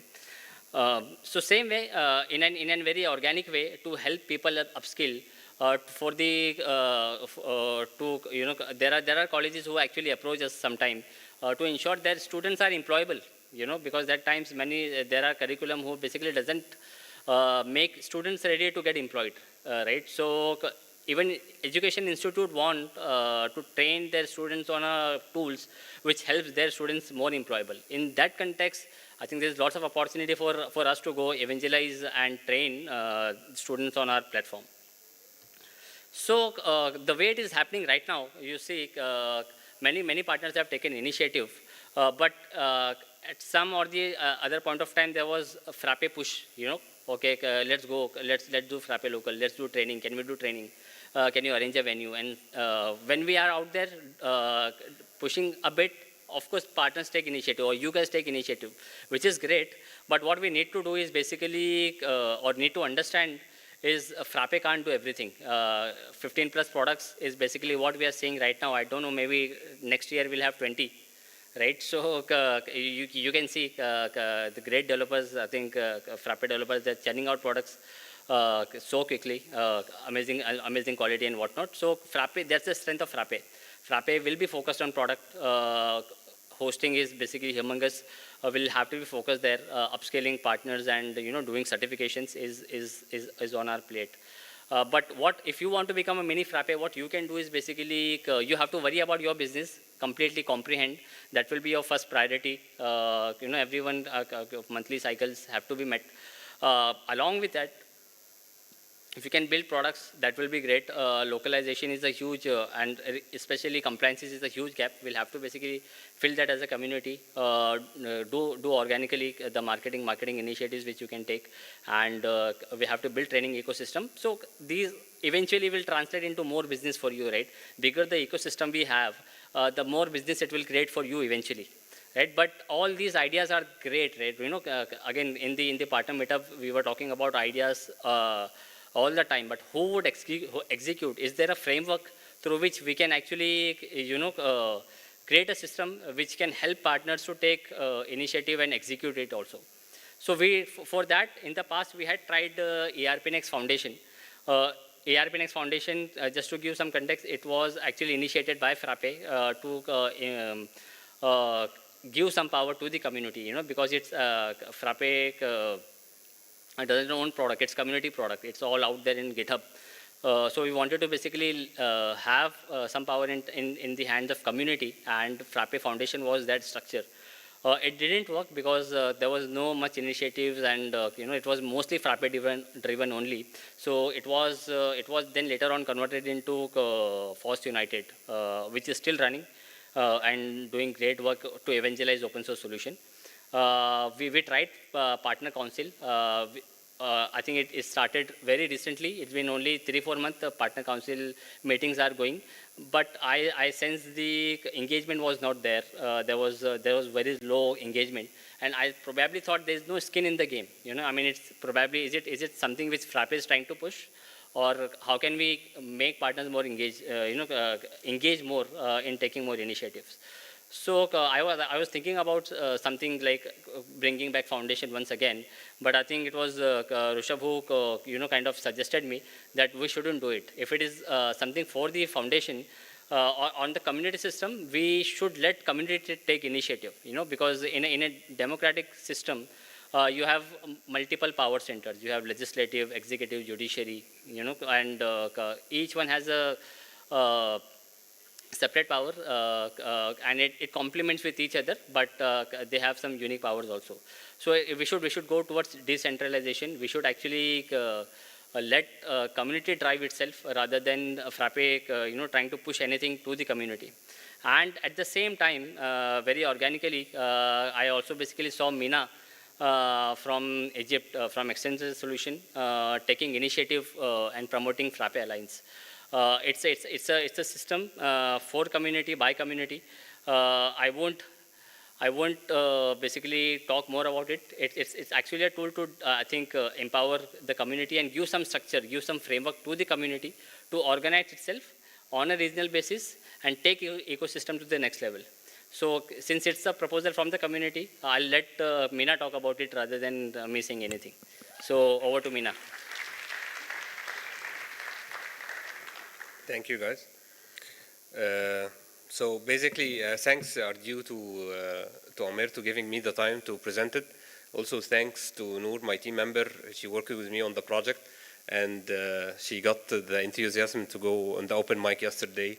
So to introduce the alliance quickly, it only makes sense to showcase the story behind it and go through briefly. So basically 2 years into the business, we were doing Frappe everything, development, implementation project, and we were asking ourselves, are we doing it right? We are facing some challenges. We don't know how to, what is the problem? Is it us or the market or what the business? So then we did a crazy idea. We always start off thinking of the first principles. So we decided, okay, why not to check other partners? Are they having the same problem? And it happens that they actually have the very exact same challenges. They all have talent problems. The talent pool is not enough up to the demand. The product branding and the marketing needs a lot of effort to be done. And actually we discovered that a lot of duplicated effort being done in the local community in Egypt, as well as in the Middle East region. Like, same compliance app being developed by four different partners, while we only need one application that becomes mainstream. And actually, from the business side as well, we discovered that it's actually a wild, wild west. It's a market, so a lot of competition and pricing issues, and so it only made sense to talk more. Eventually, this actually became into a group therapy where partners come together. We say the challenges that keep happening and how we will start collecting and solving them. So then we went back to the team, and I was going around the office and saying, okay, we need to fix this, we need to fix this, we need to do this initiative, we need to do this initiative, we need to do training, we need to do collaboration and stuff. And they were almost calling me crazy. And I was reading about the positive sum game in game theory, that where actually you don't have to win, no one should lose. We can all win. So we decided to call something a brand called Frappe Alliance. I actually got the Frappe Alliance.vip. We talked to the partners in Egypt. We found them, they are very much interested in helping out and doing the same initiatives. So basically, we are doing a quick run for it, a dry run for how partners can co-brand events and work together. So for now, the 3 active members we have, Accenture, Love Alone, and Smart Solution. Big shout to them. They actually believed in the idea of collaboration. We actually done some actual work that you can see how the collaboration can be done. Accenture and Smart Solution did develop like a vertical specific application for contracting businesses. Accenture and Love Alone are doing training programs, planning to do training programs in collaboration to increase the talent pool. Thanks to engineer Khalid, he is very active in this domain and he wants to increase the pool of quality resources and Arabic-speaking resources. So this actually happens organically, and what we found out actually over the years, I talked to Mitesh at Aquatech. He actually described the same market problems. I talked to Mushai, the same market problems, and it was like crazy. Okay, so if all partners are facing the same problems, we should have the same solution, or at least a platform for that solution. So we devised something called co-branding, which is like just the name of the initiative. You can see examples of how we are doing it, which is where each partner can become part of the alliance based on only 3 basic value propositions that they have to show. First, they have to show commitment to open source, either by one application or more. They have to show or active contribution to the core product. They have to show commitment to building the community in terms of resources and training. And they have to show that they they subscribe to the concept of healthy competition as well. This will be different for each chapter, I know. Each market is different and a lot of details will need to be figured out, but we will publish everything and keep you all up to date. So what is the benefit of actually doing this alliance, and what is the benefit of each member to join? Basically, we are just labeling what is actually organically happening. I know that most partners already are collaborating on some kind of a per project collaboration or a freelance or anything, any different model. So basically, we are labeling it and making it like structural on how to make it easier for other partners to start collaborating together. How to do this? It's actually simple. You can just start an initiative co-branded with the alliance, either by yourself or another partner. There is no up limit, of course, and you can increase the awareness more of how this goes. So what we will actually be investing our time in the future, we will be publishing and building out these collaboration templates. Let's say, for example, how 2 partners can collaborate technically on one application, and they have the bragging rights of that effort in the community, as well how to organize a local setup, which is actually we are working on the 3 partners, and actually we have reached out to the other rest in Egypt. We are planning a local quick meetup in 20 of November in Egypt, as well as we will be expanding for the Frappeverse event in Frappe local event in February. This is one thing, and actually from the feedback that we were talking around from yesterday with other partners, we discovered that entry-level partners are very keen to just like open communication channel with more senior partners, and actually more senior partners are open to help the new partners. So I think that we are calling for a suggestion called partner sponsorship, where senior partners can have this model of collaboration where they can probably manage and deliver the projects in collaboration with much more with newer partners, and this is how the ecosystem and the business start growing as well. We are also looking for local chapters where it's early, I know. We are trying to figure it out and write it down, but I actually talked to Corsent, Aquatech, and they are all mostly very well onboarded on the idea. So in order to build out the alliance and see how it grows. So we don't have all the answers, but we know that any partner who is into playing the positive sum game will find the alliance makes sense to their business as well as to the community at the end. So basically, all you have to do at this stage is go to frappealliance.vip. Yeah, it's like a tricky domain. And do the registration. And we will be starting to do some one-to-one calls and see how we can expand the initiatives further. And we will be also publishing how the collaboration models can start on. So that's it, and I thank you guys for your time.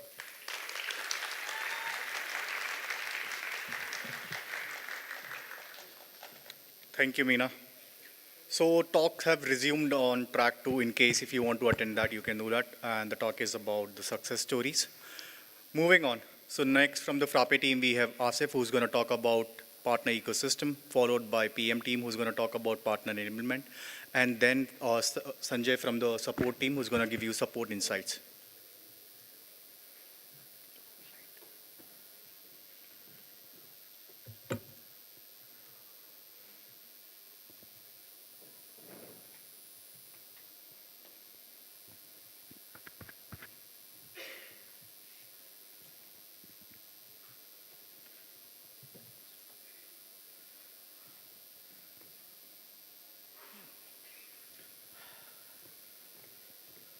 Namaste everyone.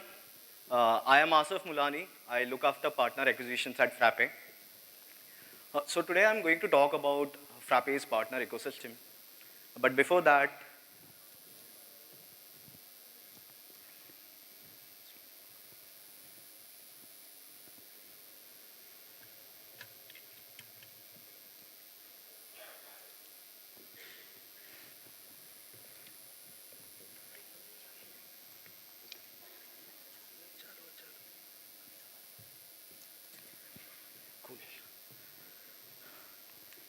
yeah, so I will talk about my journey, first of all.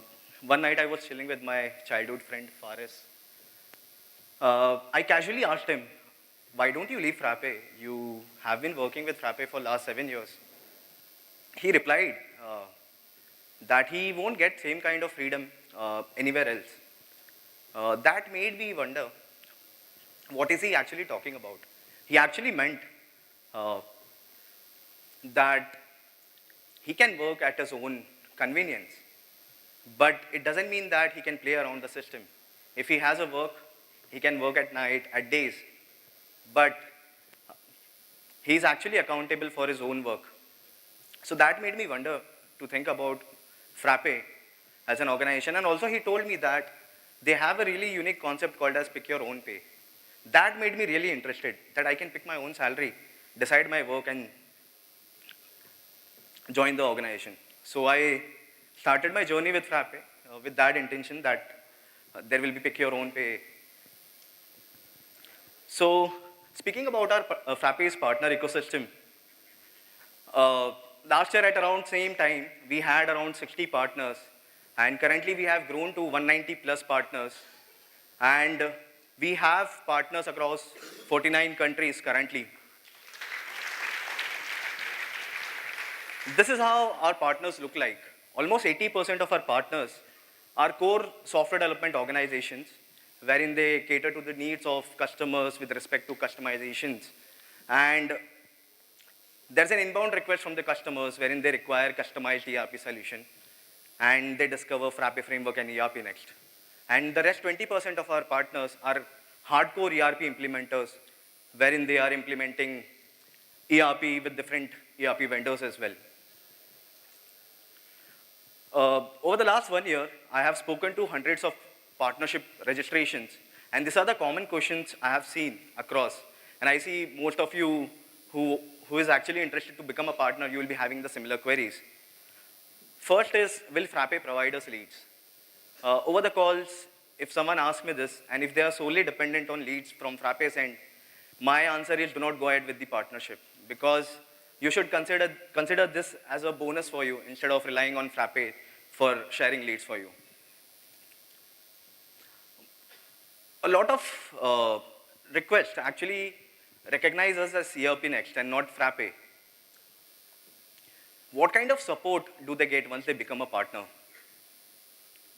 how does Frappe makes money? And I think if you had attended yesterday's talk with respect to business model, now you have the understanding with respect to how Frappe makes money. How do we compare with other ERP solutions? A lot of partners, they carry rich experience with respect to catering to other ERP solutions, and they have more than 10 plus years of experience catering to such domains. And they want to start off with large enterprises initially. And will Frappe do the implementation for the partners? The answer is clearly no. We do not compete, unlike other ERP solution providers, with our partners. So our partners do the implementations. So these are the common questions which I face on a daily basis. And if you are interested to know more about partnership, I would request you to visit frappe.io/partners, fill in that form so that we can get in touch with you and answer all your queries. Our vision is specifically to onboard 1,000 plus partners in a couple of years. By onboarding partners, we do not mean that just onboard partners. We have a vision that if you are aligned with us as a partner, we will ensure that you are growing with Frappe. So I would like to introduce Pushkar. He will be talking about partner enablement model, which they are currently handling.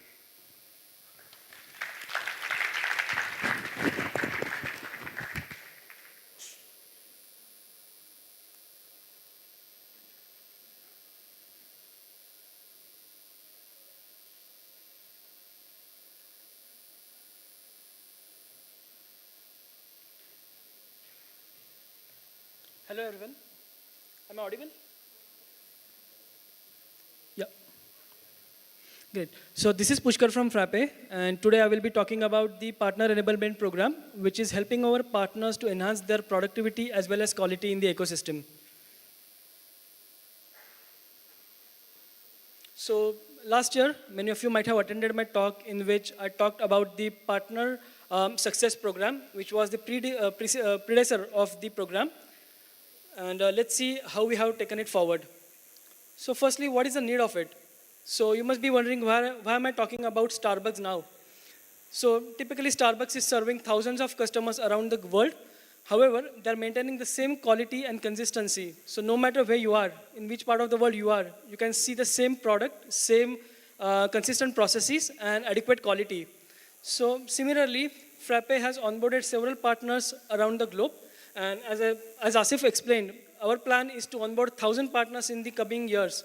But at the same time, we don't want to compromise the quality. And that's the purpose of this program. So last year, we started with this Frappe Partner SOP, where Umair and I created this SOP indicating various aspects of the ecosystem. So how the ecosystem is built, what kind of activities take place, or what kind of interactions happen, or how can partners collaborate with each other. And in addition to that, we also elaborated the best practices that can be followed by our partners. And once the SOP was ready, we started visiting partners to roll it out. So in the last year, we both covered more than 40 partners. And it was a wonderful experience to meet our partners in person, understand what kind of business they have been doing, what kind of vision they have, or what kind of activities they have been doing since a while. Or what are their aspirations, what challenges they are facing, where we can pitch in. So this was a wonderful experience, and the next step was to audit them. So we talked about the SOP. So as a next step, we started auditing our partner processes to see whether the best practices are being followed or not. And many partners have undergone the audit process, and probably their experience might be something like this, where they might have been very relaxed after completing it successfully. So if everything was already in place, then why do we need partner enablement? What different we are going to do? So while interacting with the partners, we understood that even though certain activities were happening, we had to scale them up. So we understood that a lot of partners need some help from Frappe just to enhance their product knowledge, because they need to know how to leverage the existing products by restricting unnecessary customizations, or how to provide quality solutions to the pain points of the customers. Or even we felt that at times the best practices were not being followed in the ecosystem, and as a result, the projects were getting hampered. So to bridge those gaps, we are coming up with the partner enablement program. And the ultimate goal is to have a very cohesive ecosystem which will thrive all of us together. And we now have a dedicated team where each of us is handling a separate region. So you can get in touch with the respective partner enablement manager if you have any concerns about the operations, about your certifications. And I will hand it over to Deepen now, who will explain to you more about the cadence. Yeah, thank you, Pushkar. Hope I am audible. Good afternoon, everyone. I am Deepen Gala, Partner Enablement Manager for the India West region. So during Partner Success Program, we observed that partners are lacking in product knowledge and not following the best practices and implementation process and not having the implementation processes in place. So we thought to focus on these two areas, product expertise and processes. And so we first focused on product knowledge. For product knowledge, basically we started focusing on certification, because certification is a great way to learn the product, as you have to dive deep into the core product to clear the evaluation and get certified. So we first focused on certification. We increased the number of evaluators, and we also followed up with the partners, streamlined the process, and as a result, we were able to raise the number of partners certified from 40 to 93. So now we are not listing the partners till they get certified. Yeah, so now we are not listing the partners who are till they get certified, and also took hard call of delisting the partners who have still not completed their certification. So I will ask all the partners to get certified as soon as possible, because this is a great way, like you will learn product by getting into the certification process. We are also conducting the daily office hours to assist the partners with their functional and technical queries, and these are the number of queries we addressed during these office hours. This has we have completed 6 months since we have started the office hours. Second key area where we focused was process, and for process we continued our audit cadence which Pushkar and Umer started. And we also conducted webinars training on implementation processes and support processes to share our learning experience and assets we built over a period of time while we were used to do the deliveries and implementations. So we shared different formats, scope of work and other formats during these trainings. So I would like to share few success stories, like how partner enablement has benefited some partners adopting the new processes. So first story is of Digitalist Technologies. So Digitalist Technologies were not having any prior experience of ERP consulting or any IT service consulting. So partner enablement program helped them to learn and understand the implementation processes, best practices. They also followed the standard operating procedures shared by the partner success team, and they also followed the feedbacks given during. And now they are moved from entry level to silver level within a very shorter time duration. And now they are serving more than 15 customers, including the enterprise customers. And they are having both kind of customers, like support customers and implementation customers. Second story is from Finbiz. So Finbiz is now onboarding all their customers on core vanilla product first, through their success pack offerings and any other offerings. So this approach is helping not only them to close the deal faster, but also gaining the customer confidence on them, on the product, reducing the project timelines or phasing it out the project. Also their success rate has increased by adopting the vanilla implementation approach. So this is a great way how you should do the implementation, first onboard, first show the core product functionalities, core product strength to the customer and gain the confidence, and then in phase manner. So this also reduces your financial and other risk where you do a fixed bid project or a full-fledged project. So we'll suggest not to go in, not to see any project, any customer as a one-time service project or and making it as a full-fledged project. Instead of that, go phase manner and make it a milestone-based project. Next story is a New Indic Trans. So New Indic Trans is our oldest partner. they used to follow the waterfall methodology of implementation, which was used to started with the extensive requirement gathering, which often used to get a longer time impacting the project scope and timelines, and also impacting the success rate by creating unrest from at customer sites. So now they shifted to agile methodology. Basically, in agile methodology, now they are directly mapping the customer process in the core product. So which is not only helping them to identify the gaps, but also gaining the customer confidence on the core product features, functionality, configuration, and customization strengths, right? So this is now like their success rate also increased by adopting this approach. Yeah, and stay tuned for more updates from partner enablement team. We want to work with you all for improving the overall quality of the partner ecosystem. So we'll keep get in touch with you with the new initiatives. Now I'll call Sanjay to take this forward for support presentation. Thank you.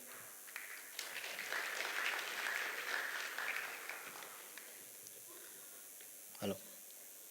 Thanks, Nipin. Hi everyone, my name is Sanjay, and this is the first time that we are being presenting for the support, because last 2 times I was discussing with the Rushabh like what we can show it into the support team. So this time we thought like we will do some presentation in the conference itself so that people would know like how Frappe support is working and how we manage all the support tickets, everything. So this is our support team. Like it's kind of like the show must go on. So this is how we work on during the offsite as well. Like even though we reach to the destination, our worry is to handle the tickets priorly, and then as soon as we reach the destination, we request to all the team members to help us to the support sprint, and then we do that in each and every offsite. So now everybody knows that what is the customer support. Basically, it's a process where post-sales, whatever the issues has been rectified by for the customer, it is the customer support where we address the issues of the customer, we give the resolution in terms of physical visit or in terms of the replying to the customer on the email itself. But what next? Like what will be the best thing that we will talk about the support, what is we are going on to the next level. So in the offsite, we had a lot of discussion within the team, and then we thought about like how should be the ideal product support should look like. So then we came to one part, like common discussion where everybody was talking about like the support ticket should be the count should be the less or till the 0. So then again we came up with the new question, like how we can manage this, like how is it possible to get the less amount of ticket or it's 0. So then we do have the multiple kind of a platform where user can make himself as a first point of a solution, where they can reach out to the community forum where they can get the answers from the open vast community. We do have the help articles. Also, we are writing more help articles on this, where whenever the customer is started raising the support tickets, they will first get the link of the help article so that they can get the solution at a first point. Then they don't need to raise the support ticket. Even though we have the help videos, bugs and fixes are already been taken care of with our technical team with every release in every week. Also, we are doing some improvement in the UI and UX, which will make user-friendly product. So here I would like to show some stats of the ticket counts, where if you see in last 3 years, the customer counts raising like with the timeline. And if you talk about the tickets against in the number of customers, so in first like 22-23 itself, we were having the 7,400 support tickets. Then in again adding to that same customer plus with the addition customer in the 23 and 24, we went to the 10,346 tickets, and then now so far we are 7,500 tickets. with the 5,200 tickets. So it means that we are going quite well, but again, our scope is that what I shown. And now when we calculated the average ticket per customer for the year, so if you see, most of the timeline, when it goes down, it's look like we are doing something very badly. But for us, like when we working into the support team, where I feel that the line that which is coming down, it seems that we are going well with the support and itself. I think in future, whatever the products is going to be released, maybe that will also help us for make the support better. So these are the ticket trends. Like if you see overall, the critical issues are very less now. Like it's almost 1%, which is very good for us. Like we are taking care of all the critical kind of an issues priorly, and then we handle those things and we resolve it very soon. And I would like to I would like to inform you that earlier we used to work for like 8 hours. Now we have increased our support hours from 12 hours. Like we are working from 8 a.m. to 8 p.m. So this is the new things that we have improved. I think for Frappe support, customers are God, and we believe that their satisfaction level is on the top. So that's it from my side. Thank you.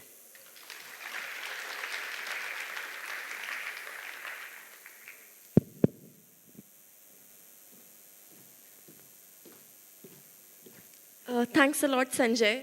The support team at Frappe is an important pillar of our team. Now moving on to the next talk. Our next speaker needs not much introduction. He's had an amazing journey this year, and he's on stage with us today to share it with us. Please welcome on stage the host of Build with Hussain channel, Mohammad Hussain Nagaria.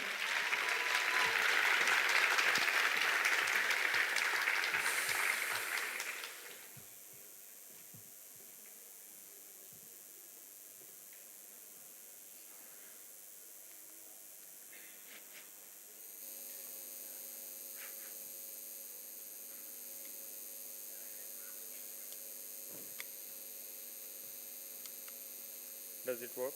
No. It was working, right? It is working? Thank you. It's working. Now it's on. I guess. Yeah. Cool. And we are live. Hello everyone. Low on energy after lunch? No, right? Okay. So yeah, I'm Mohammad Hussain Nagaria, and I have this small YouTube channel called Build with Hussain, and I'm a chief evangelist at Frappe. Side note, we pick our own titles at Frappe, so why not? So yeah, over the past 2 days, we have seen, right, how fast the Frappe ecosystem is growing. With existing products becoming better and deeper, and new products like Frappe Studio jumping in. So the content around these products must catch up, both in terms of quantity and quality. So today I'm going to talk about the lever of content that I have control over. Build with Hussain. So let me walk you through what has happened since the last Frappeverse. Since the last Frappeverse, apart from more facial hairs on camera, of course. So I tried to produce a variety of content in a wide range of topics, starting with picking more sophisticated projects that spanned over multiple episodes, and that helped me to cover a wide variety of Frappe framework concepts and helping the audience connect the dots, basically. So two such examples are the Hazelnut project with Frappe framework and React, and the other is the Hacker Merge store for FOSS United that never went live. So yeah, so you might be surprised, but I have never had a chance to learn or work with ERPNext, rather than what other people might think about.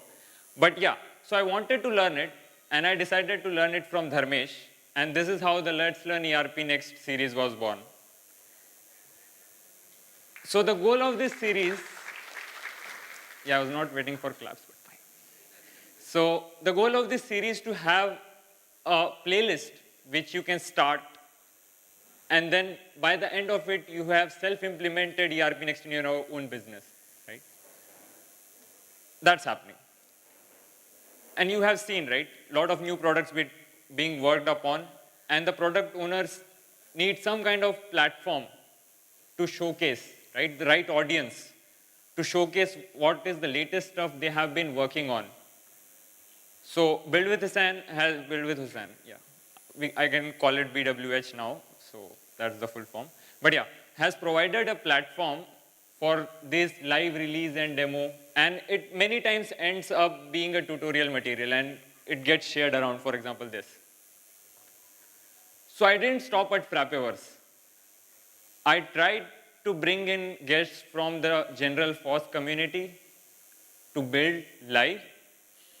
We even had Kailash Nath on the show. So yeah. So there is no strategy behind it, picking, okay, this should be picked, then this should be done next. Whatever I find is fun, I do it.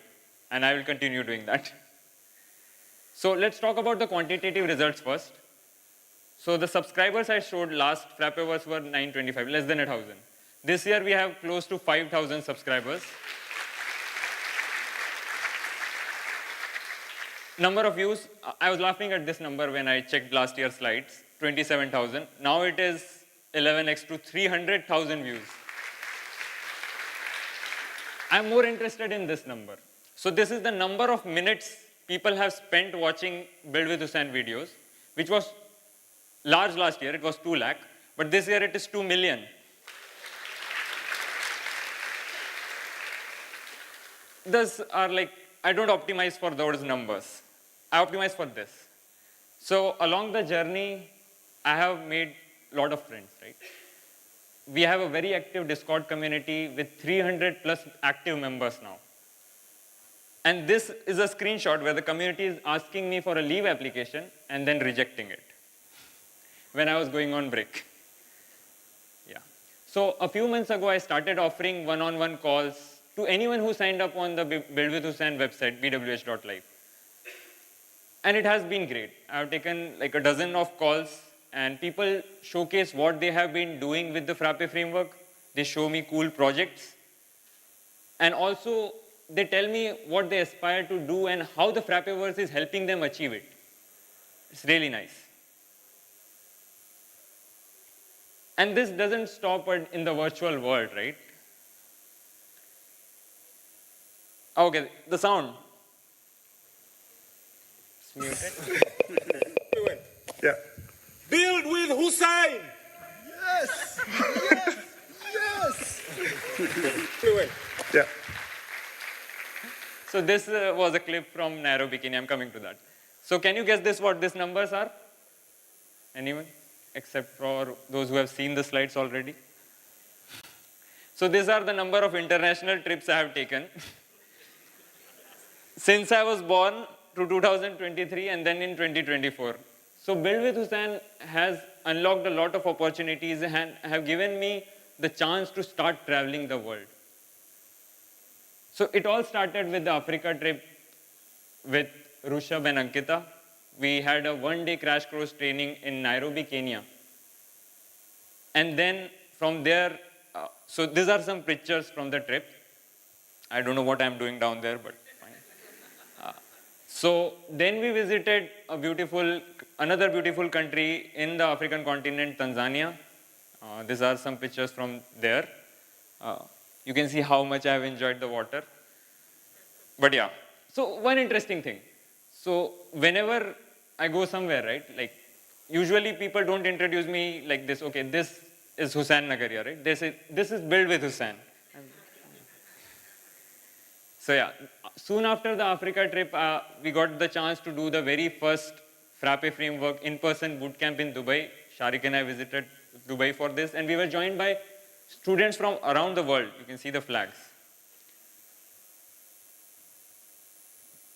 you can see the pictures, right? How much we enjoyed the food. Literally every picture we are eating. So yeah, you can't talk about content without talking about Frappe School in the Frappeverse, right? And Frappe School now has more than 35,000 users, which is highest among any Frappe products. And Frappe School and Build with Hussain have kind of a symbiotic relationship when it comes to content and marketing. So if I go over my analytics and see what's the external website that's bringing in the most traffic, and close to 50% comes from frappe.school. And then when I go to the other side, in the Frappe School website, and I see the enrollments in paid trainings, Build with Hussain as a source often shows up. Now is the interesting part. For the past few months, what we have been doing is to bring new courses to Frappe School basically. We are trying to repurpose existing content. I'll take 2 examples. Okay, spoiled. But yeah, this is, anybody recognize this? So yeah, this is the Dubai bootcamp. So basically, the Dubai bootcamp was recorded, edited out, and this was the resultant course that came out, and it recently crossed 3,000 enrollments, by the way. So the process is simple. You record the training, you edit it out, then this is the hard part where you have to rewatch your videos twice and mark in the chapters. And I must tell you, I sound better at 2x. So yeah, then you prepare hands-on assignments, add quizzes, use the learning app from Jannat, and then your course is live, right? One more efficient example. This is even more efficient. You take a very old live stream, you break it into topic-wise videos, you add in hands-on assignments, and again, you got a course. So till now, we have 4 courses in this manner, compared to, I think, 1 course in the whole past year, which was before we started doing this. So yeah, not everything is happy, right? Life is life, so it's tough, and not everything goes as you plan. So you travel with your whole equipment to the African continent to record a 1-day crash course there. You come home only to find out that not a single minute of sound was recorded. What's there to clap? But yeah, so whole hours of videos gone. So this was even before Dubai bootcamp. So now what? Enough with the past. What's next, right? We are expanding the bootcamp to more cities, starting with Riyadh KSA next month by yours truly. Then again on popular demand, we are having Dubai bootcamp led by Jannat in January of 2025. And as Puneet announced, right, we are having a Frappe local event in February 8th and 9th of February, and we are clubbing that with a free crash course on the Frappeverse. And yeah, we haven't forgotten India, and we want to start an India tour of Frappe School with a training happening almost every quarter, and we are starting with Cochin, Kerala. Thank you. And if you want to host a Frappe bootcamp in your city, hit us up. Thank you.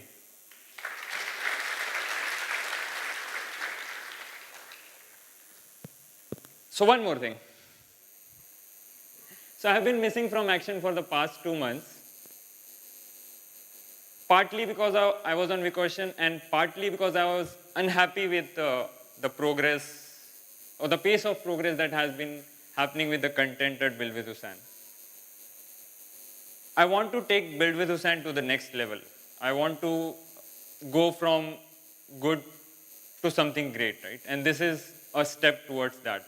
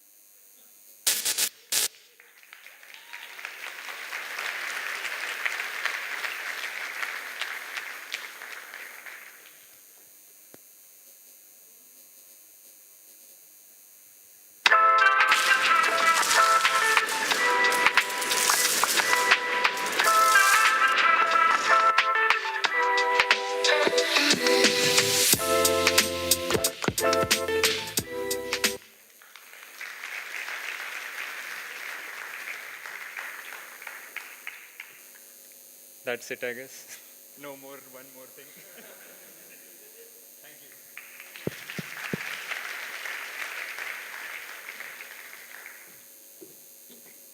That video was really cool, wasn't it? All right then, time for our next speaker. Siley wasn't always a part of Frappe. A few years ago, she was just like you guys, sitting in the audience, attending every conference religiously. But destiny had other plans for her. Frappe decided to one day open up a job position for a trainer. Siley applied, and here she is today, not in the audience, but on stage representing Frappe. Please welcome Siley Evle to share her training journey with all of us.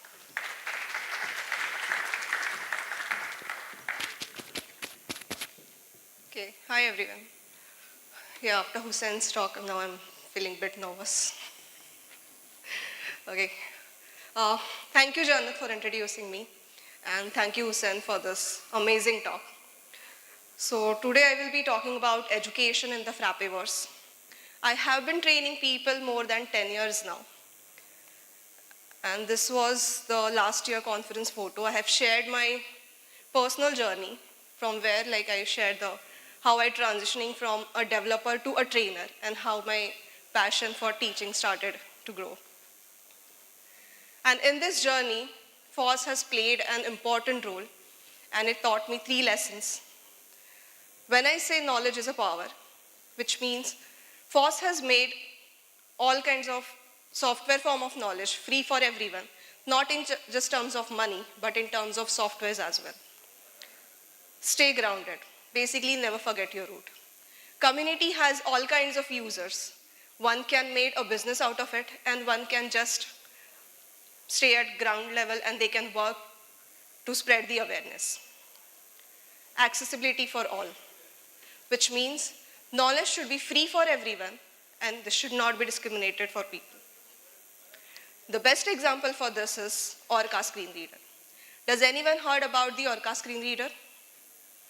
So this is a free software which can be used by blind people to use the computer. I have been a part of many such workshops where I have trained blind people to use the computer using Orca screen reader. And this comes free of cost in most of the Linux distros by default.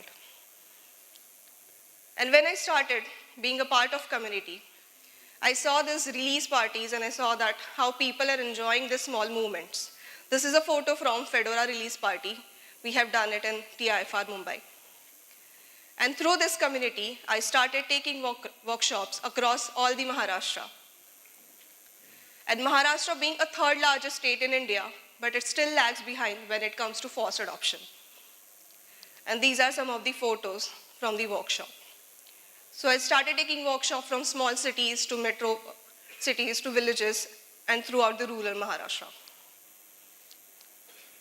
This was one of the photos in the Raigad district. This is an engineering college, but it was back then in 2012 and 13. We used to struggle to find the internet. We used to sit in college lawn to download the softwares for the workshop.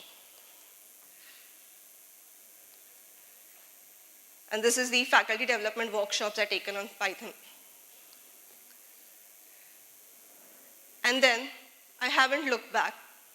And I believe I have trained more than 5,000 plus students and faculties over a FOSS.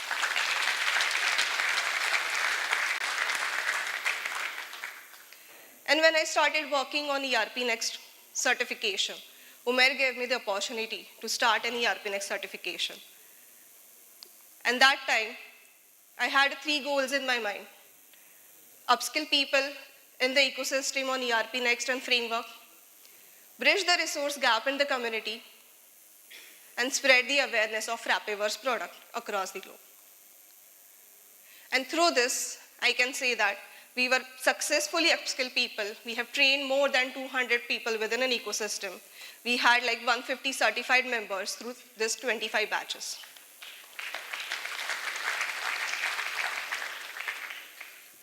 But while doing this, we consistently started receiving a feedback that we need a content specifically for beginners because we used to have a mixed crowd in the batches. Because certification batches, we used to have a mixed crowd. Someone who is exploring ERPNext, they want to just understand a basic concept, how to create an item. And someone who explored a product, they want to understand the implementation use cases. And also through partner meetups and conferences, people started asking us a question, why aren't we approaching college students and freshers to train them on ERPNext? So reflecting on both this suggestion, I was thinking what can be done.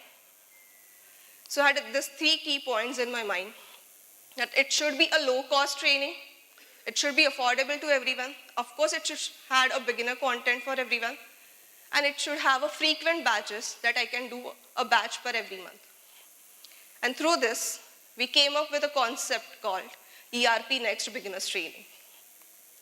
And we just launched, and it's just 5,000 rupees for everyone. Even a college student can afford it, and even a business person can afford it. And we started this recently in July, and we have completed 3 batches, and we were able to train more than 100 plus participants on this. But while doing this, I was questioning myself, why I had to limit myself just for ERPNext? What about other Frappeverse product? I need to take training on that product as well. And then immediately launch online training for Frappeverse product. I started with Frappe Learning and Education. And next, I will be doing a Frappe HR and payroll training just after this conference. And while doing all the trainings and everything, one question remained unanswered every time, that how do I bridge the gap of resources in the community? I can see that every day, community and partners are struggling to find a well-trained resources on ERPNext and framework. And one fine day, we met Navagurukul in India Force Conference. It's an NGO who works for, it is working for an underprivileged girls, like to help them in their education.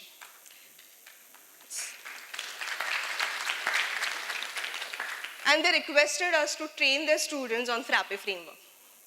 Jannat and I started working on beginner level content for Frappe framework. And then Jannat conducted an online training for them, and I conducted offline session on ERPNext for them. And I can proudly say that we were able to train 10 girls on ERPNext and Frappe framework, and from that, 7 girls got placed within an ecosystem. So it was not just a training, we mentored them, like we literally guided them on how to write a resume, how they can showcase their skill sets in their resume, how they can prepare for the interview, and how they can build their confidence. We are not working as a recruiter though, but we want to, like I said, we want to bridge that gap between the community and the resources. And recently, one more NGO called Jnana Prabodhini from Pune got in touch with us. They want to train their students on ERPNext. So now I'm finally somewhere happy that through such initiative, we were able to take some kind of step forward to bridge the gap between community and resources. And now what next? I believe that I started my journey with Maharashtra, with FOSS. But now I want to raise my bar for myself. I want to spread the awareness of all Frappeverse products across the globe. And I want to proudly say that Frappe is accessible for all, and Frappe is truly for everyone. Thank you.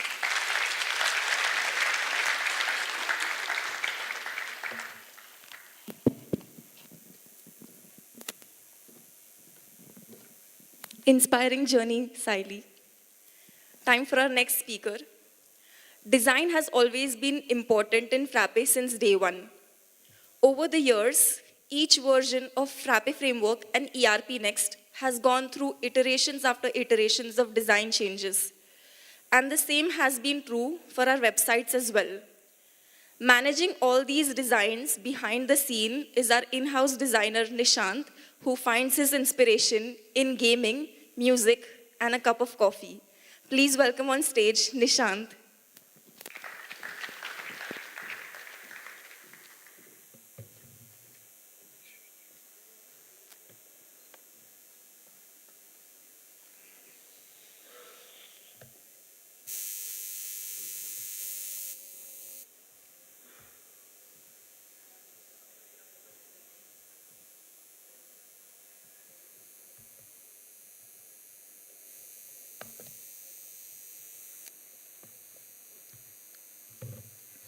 Sound check. So, hi everyone, I'm Nishant and I'm a designer at Frappe.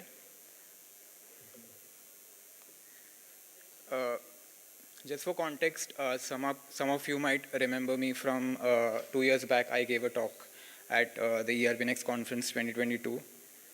It was titled Good Design is Invisible. And after that, last year I didn't give a talk, so I was the one who was invisible. And because I was working on things which I'm going to present today. So yeah, a little about me for those who are new. I work on, primarily I work on websites and marketing. So there's social media and events, merchandise. So I help in shaping up the visual identity of Frappe. So why design is critical at Frappe? So today tens of thousands of users around 150 plus countries use the Frappe ecosystem of apps. And with such a wide global reach, design becomes a primary concern. So it is the first point of interaction that you as a customer have with us.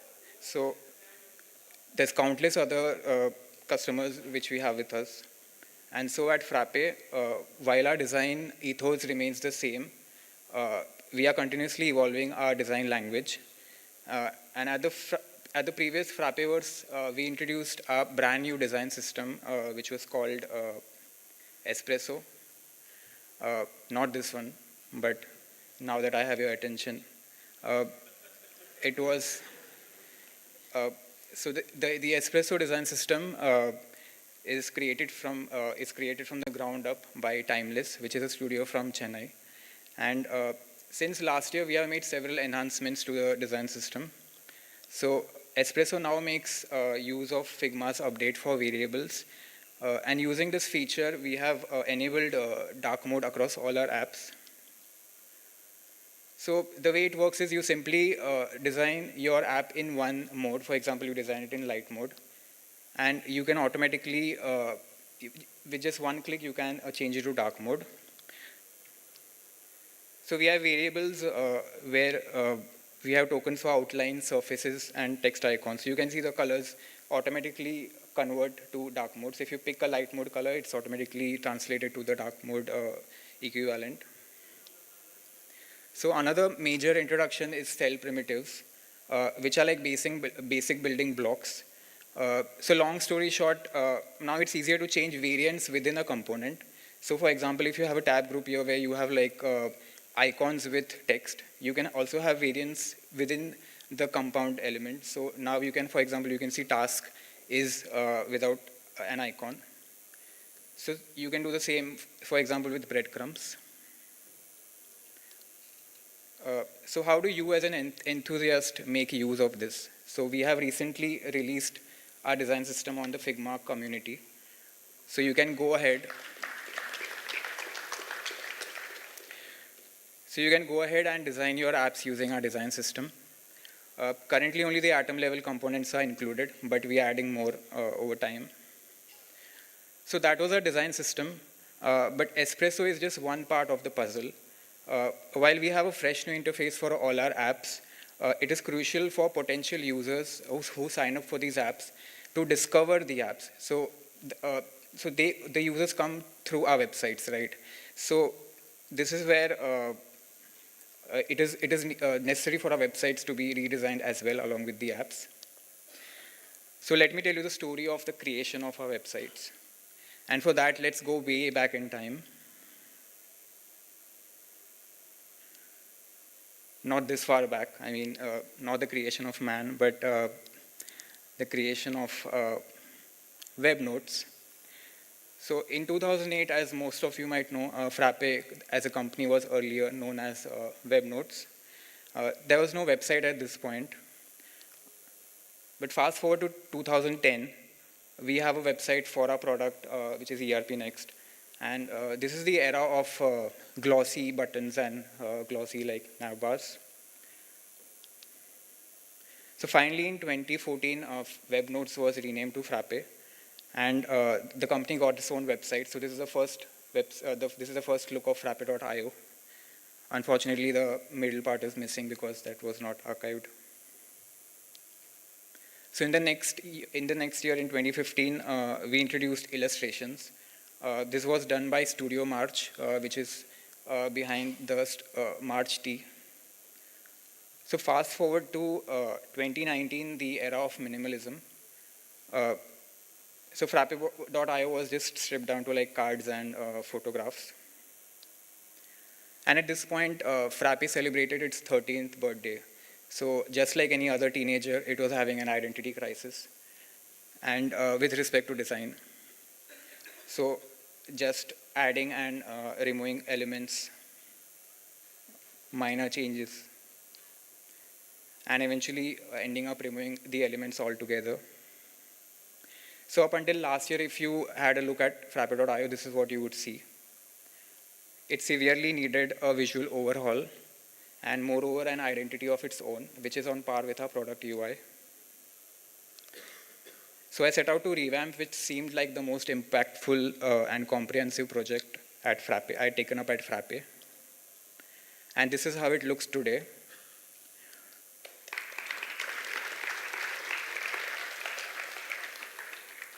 So let me tell you the story of the great redesign of Frappe from 2023 to 2024. And this is going to be some behind the scenes process of our design.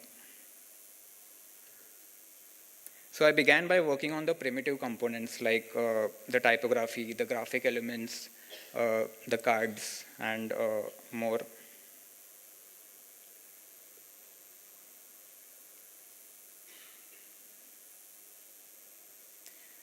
So this was the first draft of the redesigned homepage. I followed by using like the trending styles of bento box and large typography and images.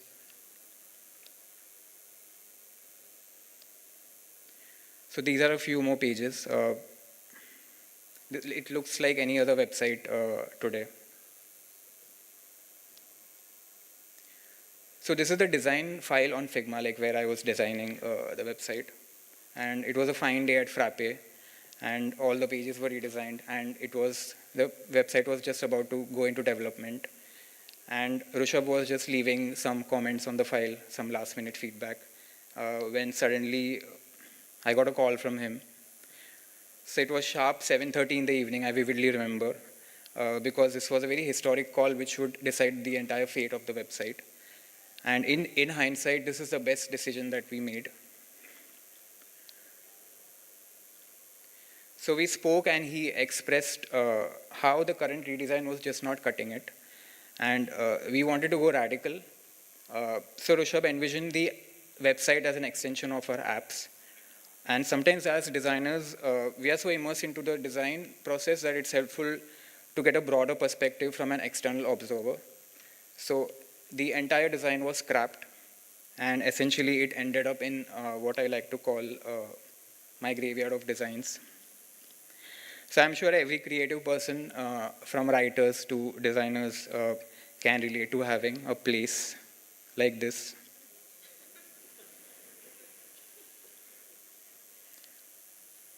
So anyway, speaking of Frappe.io, the slate was wiped clean, and I began the redesign process from scratch.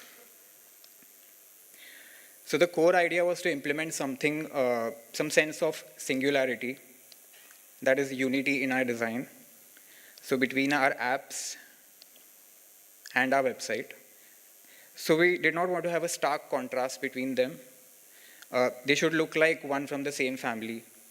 So elements like the sidebar, the typography was borrowed from Espresso, and they were extended to the websites. So let's deep dive into these components, starting with the sidebar. So the sidebar is synonymous with our apps. All our apps have a sidebar. So I brought it into the website. So this is the Frappe.io sidebar. And since we were moving all the product websites into Frappe.io, there was an issue like, where would we fit the navigation for those product websites into the main navigation because it was now a part of Frappe.io. So I proposed that maybe we could minimize the main navigation and we could have a flyout menu under more, and that could have the product website navigation. Like this would be for cloud. But in the end, I just skipped the entire thing, and then I just gave the service websites their own navigation. So now Frappe Cloud has the entire navigation to itself, and so does Frappe HR. So moving on, I redesigned the base components from scratch again for the second time. So like various types of cards, tags, more cards for like blogs and events, testimonials. So finally putting all of it together, the layout, this is how the components would be laid out on the page. And the dimensions for it was also set. And because we went for a 14 pixel base height, base font size for the body, the body text would be too difficult if the width of the text is too large. So we set it at a narrow width, 600 pixels for the body text. And again, narrow width is a remnant of classic web design, which is also noticed and appreciated by people outside of Frappe. So apart from these components, the final component is copy. So we believe that copy is design, and good copy can make or break a website. So I took help from some of the best copywriters at Frappe, and if I have to give a shout out to Rishabh, Michelle, Neha, Rucha, Palkan. So now putting all of it together, we had the homepage ready. And of course with multiple iterations again, so a banner just casually found its way through at the top. And by the way, this was also the first time when we introduced a serif typeface. So until now we exclusively used sans serif typeface, which is enter. So for the other pages as well, for the example for the product pages, we started off with three column cards. Then we gradually stripped it down to 2. And finally, I just made it a list. Now it looked much cleaner, and it was also linear, and you just focus on one item at a time. So events, again, they went from cards to 1 column cards. And at this point, because we didn't have control over the thumbnails that people were using, they were not very consistent, the thumbnails, and they were kind of ruining the rest of the vibe of the website. So I just completely stripped it down to this kind of a list, which looks like a calendar format. And this feels more natural, and it gives a broader view, and it is less distracting with the multi-fashion images. Same with the blog, but here I retained the images because they complemented the posts. So once the design is finalized, ideally in the past, I would hand it off to a developer.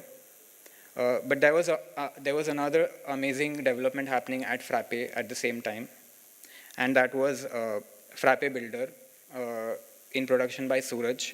So I believe he's already spoken on this earlier today. But essentially, it was a great opportunity for us to showcase the capabilities of Builder. So yeah, it was the first time at Frappe that I not only designed the web pages, but I also implemented it myself. And so this is the power that Frappe Builder gives you. It just makes you full stack. And thanks to custom CSS, JSS, for example, I was able to make components like tabs. And Suraj helped out with places where it needed dynamic programming, for example, for the events and for the partners. So yeah, I was like the first full-time user of Frappe Builder. And so I also helped discover bugs and issues with Frappe Builder. And I also suggested some UX improvements. So Suraj and I decided to launch the redesigned Frappe.io on the 1st of January, kickstarting the new year with the new website. And there ends the story of Frappe.io. Or does it, like, hold up?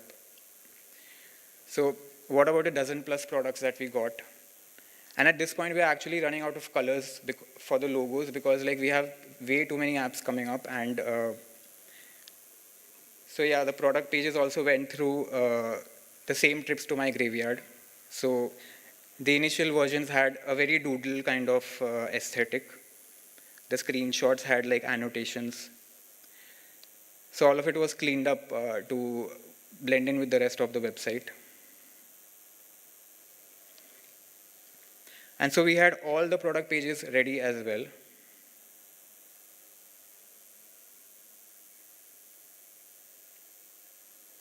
And so currently we are working on the final boss fight, which is ERPNext.com. So it's a huge website and it's also a flagship product. So there's like immense effort and thought that needs to be put into it in ensuring that we do it right. So our new design also extends beyond what I just showed you. So this is an adapted design for Frappe Build, an event we hosted earlier.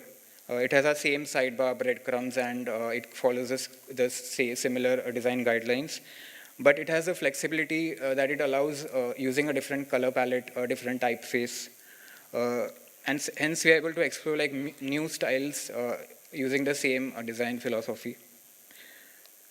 And similarly, this is an adapted design for Frappeverse. So yeah, we also fun and games at times. And speaking of times, if you have heard of Frappe times, so we inherently have love for print design, and which is classic design. And when print is adapted to web, we get something like the sitemap of Frappe.io, so which looks like the contents of a book. And while designing Frappe.io, I also wondered where else I could tinker around and use some more print design elements. And so we have Frappe Times, which is our monthly newsletter. If you're not subscribed, then you are missing out on a lot.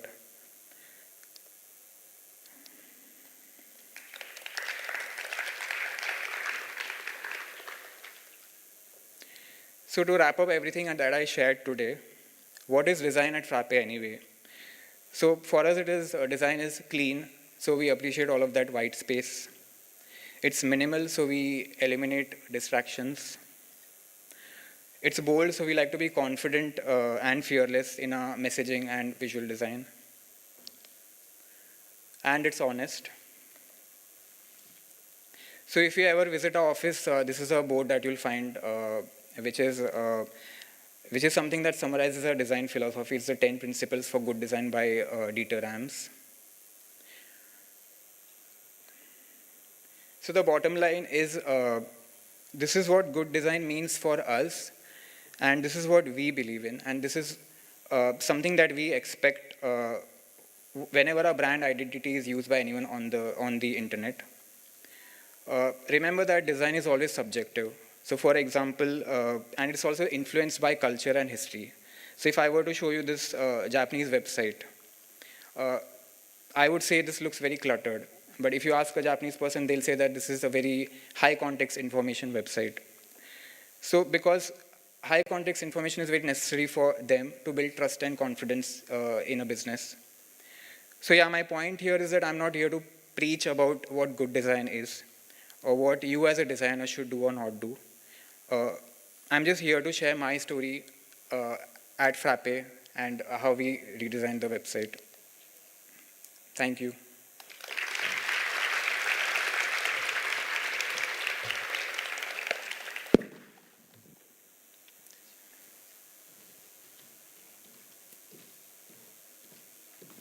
Thanks a lot, Nishant.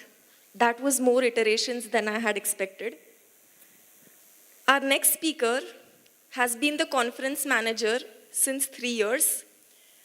She is the one who managed every minute detail for this event. And all these years, you must have seen her running in the corridors, making sure nothing goes wrong. This year, she is taking her spot on the stage, and rightfully so. Please welcome on stage, Palkan Parsana. Thank you. Thank you, Jannat. Okay, I hope I'm audible. All right, so today I'm going to be talking about Frappe's marketing blueprint. So again, I'm Palkan Parsana, and I started my journey at Frappe 4.5 years ago as a consultant. So I initially used to do implementations for our customers, which would include user training, data migration, etc. But after 1.5 years, I got bored of it. So I jumped ship to marketing thanks to the pick your own work policy at Frappe.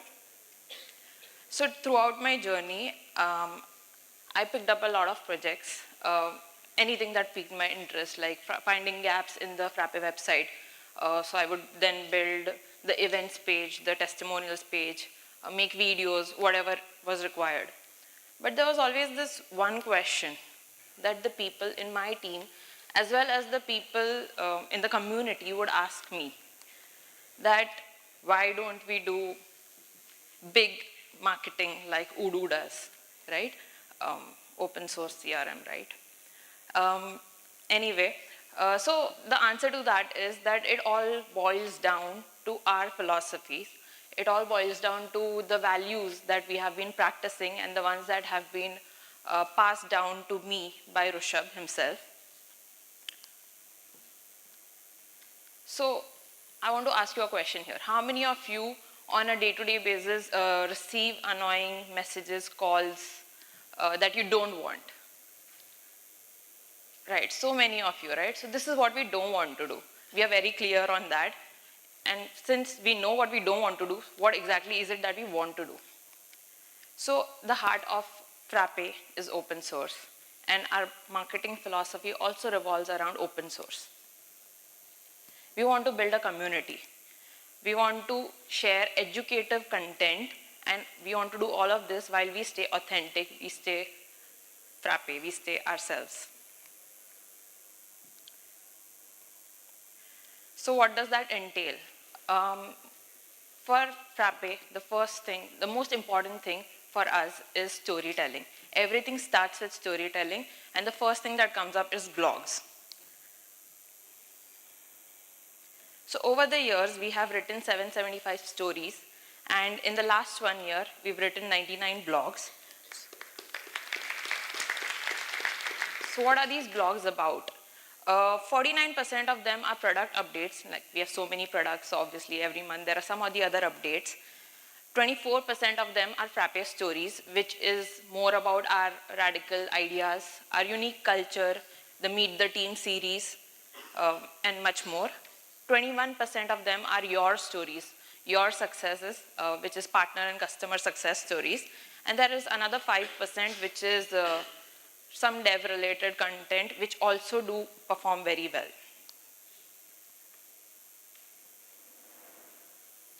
Right. So the next part is videos. We love to create videos. And in the last 1 year, we have created 200 videos, all thanks to Frappe School. And in our entire lifetime, we have created 914 videos, most of which are educative. So what does that look like over the years? From the beginning of time for Frappe on YouTube, you can see a steady growth. So I would like to say that Odoo might have invested with money, but we have invested with time to create value. These are some stats of our YouTube channel. So far, we have 21,000 subscribers, and that bought us 192,000 hours of watch time with 3.9 million views. Next part is about newsletters. So Nishant has already talked a lot about newsletters, the design part of it. Let me show you some numbers around it. In the last 3-4 years, we have written 45 newsletters, and over mail, we ensure that the newsletters are delivered over mail to our subscribers, which is 1,320. But on LinkedIn, we have many more subscribers. We've started this in the last 1 year only. So that is 5,711 subscribers. This is the new design, which Nishant has already talked to you about. And if you wish to receive this in your inbox every month, then you can just subscribe over here. So before I proceed, I just want to know how many of you have subscribed to our newsletters. Okay, that's like 30%, 40%. Cool. Okay, so the next part is about webinars, which is more about, again, educating our community. And for this, I would like to call Ankita Roy Chaudhary on the stage. Thank you, Palkan.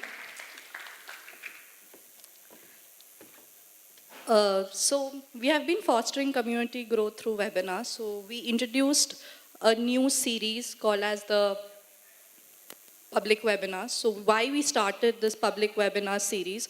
So can I just have a show of hands who are distributing ERPNext services or Frappe services in some form or the other? Just a show of hands.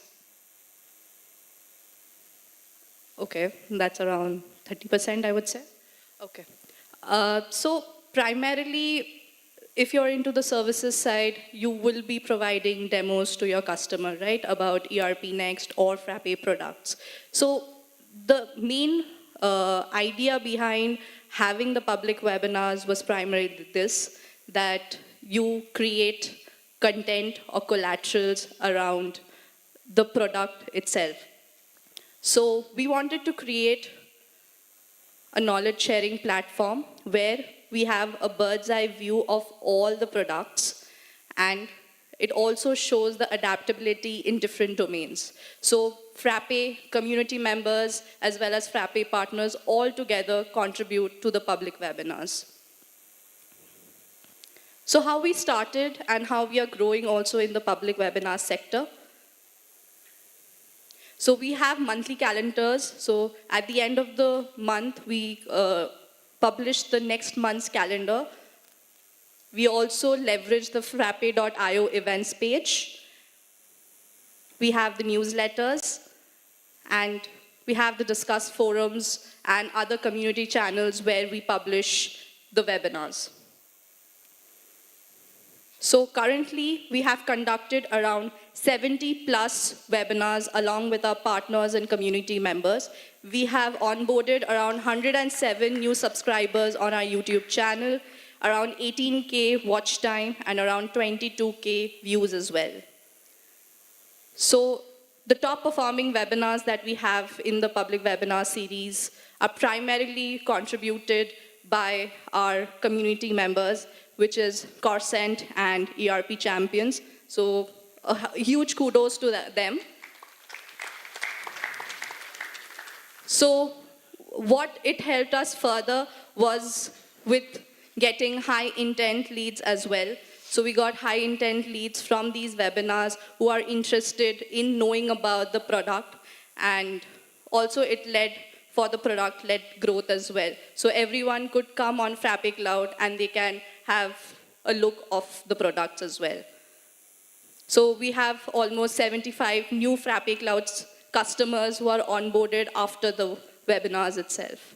So again, I'll give it over to Palkan to, do check out and contribute if you're interested. So, and you can also hit me up if you're ready to contribute to the public webinars. So thank you. I don't need the mic, just the clicker. All right, so I'm back. Right, so the next part is social media, which we mainly do on LinkedIn. Most of our content is one of the 4 categories. Either we are celebrating some milestones that we've achieved, some feature announcements, any blogs that our team has written, or event updates. And trust me, this is more than enough. So as you can see, the numbers, in the last 365 days, we've had 273 posts. So which means at least every day, every second day, we have something or the other to post. So as a result of our consistent posting, so far we have 11,000 followers on our Frappe channel on LinkedIn and 54,000 views in the last 12 months. Okay, so this is one campaign we ran this year. I don't know how many of you all know about this. Very few. I'm guessing poor execution. Anyway, I just highlighted this because I wanted to let you know that even when we are running a campaign, our focus is on staying bold. So maybe I should just give you a gist. So this campaign was about highlighting that software does not have to be sold per user, right? I don't know if an awareness needs to be created for this, but yeah, this is the reason we ran this campaign. Yeah, okay, cool. So the next part is websites. We spent 3 to 4 quarters in revamping our website, just the Frappe website, that too. The idea was to bring everything under one roof. This helps you explore more of our apps and feel the power of the entire open source platform.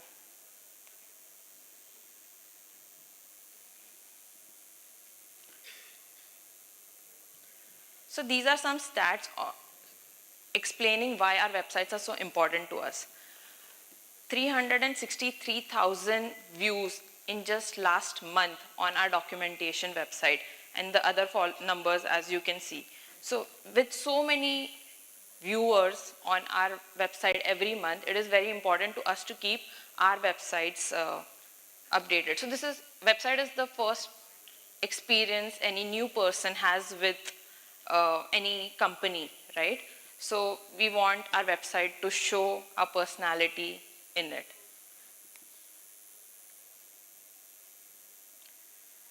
Last part of my presentation is events, and also the most exciting part for me. Right, so as you must have seen yesterday, our team members talk about all the Frappe locals we've done in the last year, which is 6 of them, 3 in India and 3 in foreign countries. Another event that we do every year is the ERPNext and Frappe community meetup or conference, which is Frappeverse. So let me tell you about my journey with Frappeverse. When I joined in 2020, there was COVID, so we did not have any conference. In 2021, we had an online conference, and I did some volunteering work, but that was it. In 2022, there was no one to actually take responsibility for the conference, and that's when I stepped up and I thought, you know what, I'll try it out. I remember Umair telling me that plan for around 200 people, that should be more than enough. But it was just not challenging enough. So I planned for 300 people, and thanks to y'all, 350 of y'all showed up. Then the next year, in 2023, we planned a bigger conference. We planned for 600 people, and 600 people showed up. And this year, again, 1,000 of you showed up. So again, a big thanks to all of you all for being a part of this journey and continuing to be with us. Frappe Build is very interesting. In 2022, we had a 3-day conference, one of which was a developer day. In last year, we did not have a developer day. We wanted to keep it a 2-day conference. And then the devs and my team were a little upset. So I promised them that we will have one event just for y'all. And so we had Frappe Build. That's how Frappe Build came to be. And now the experience from last year was so good. We had workshops, talks, and everyone gathered in Pune. We want to do this every year. So the plan now for this year, especially for the big events, is that we will have a Frappeverse Nairobi in February, a build, and also many local events with the help of you partners. Apart from events, I wish to do a lot more community collaborations, create a lot more educative content for the community, and all of this while staying authentic, like staying Frappe. I just want to take a minute here to highlight the power of our community.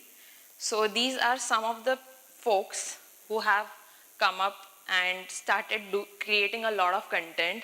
Saurabh Vishwakarma, Mucha has always been there, Karani Joffrey, and even Kavya. So a huge shout out to these people.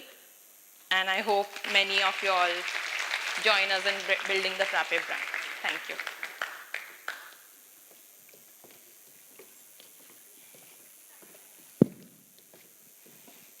A huge shout out to Palkan for managing our conferences all these years. Let's hear it for Palkan.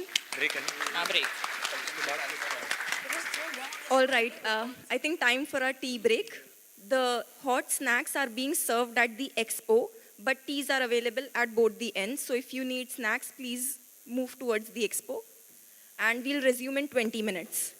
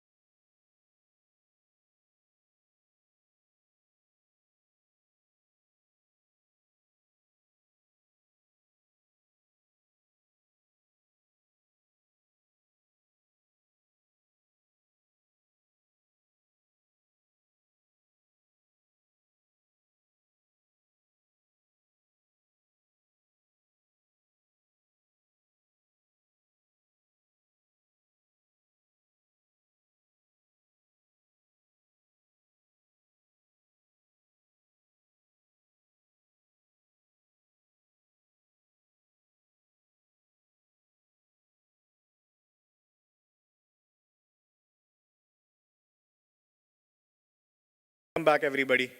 The next session is Sponsor Talk. First is 8848 Digital, Silver Partner and Gold Sponsor.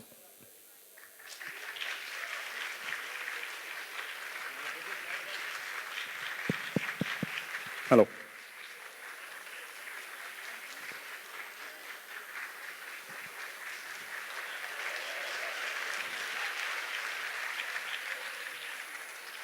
It looks like the tea and coffee is very good now at this time.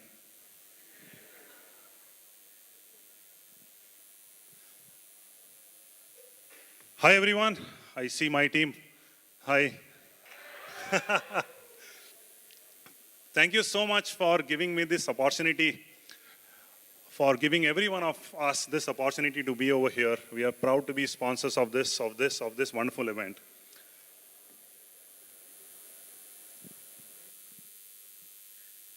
$8848 Digital for every one of us has been a very amazing journey.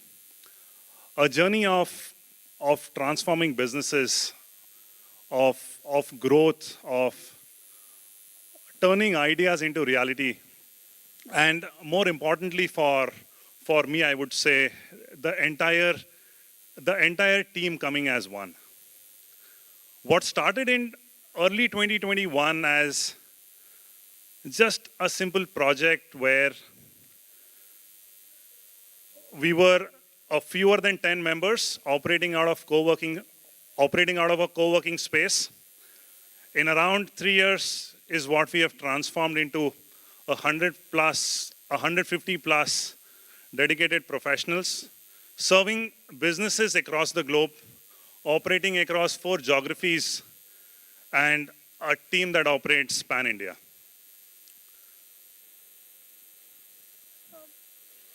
When I look back, we have just gotten started, but I do feel a deep sense of gratitude towards my entire team, half of them of what I see straight in front of me, who has really supported in this entire journey. And also every of our client who has believed in this partnership and helped us achieve of where we are today. This would have not been possible without any of y'all. Thank you so much. When I look back, it is not about the growth in numbers. We feel we are fairly small. We can do a lot more. It's about those beautiful stories of what we have built across these 2-3 years. We have worked with a bunch of businesses across industries, but then there are those smaller stories that what has helped create that big of a difference. I'll just share a couple of them. This e-motorrad is a story of 4 visionary entrepreneurs who wanted to revolutionize the way people commute using electric mobility. The idea was a very simple one, where they said, we want to bring cutting-edge technology, combine it with affordability, and make this available for urban commuters as well as adventure enthusiasts. What started as a small manufacturing unit today does a bunch of transactions in India. They have expanded in the global markets. And these are people who have come from that ground up to actually create a business that is wonderful. From a humble beginning to a support from the legend Dhoni to becoming a global brand. E-motorrad specifically is a combination of, say, vision, innovation, passion coming together and creating that meaningful difference. And these are journeys of what we really love to be part of.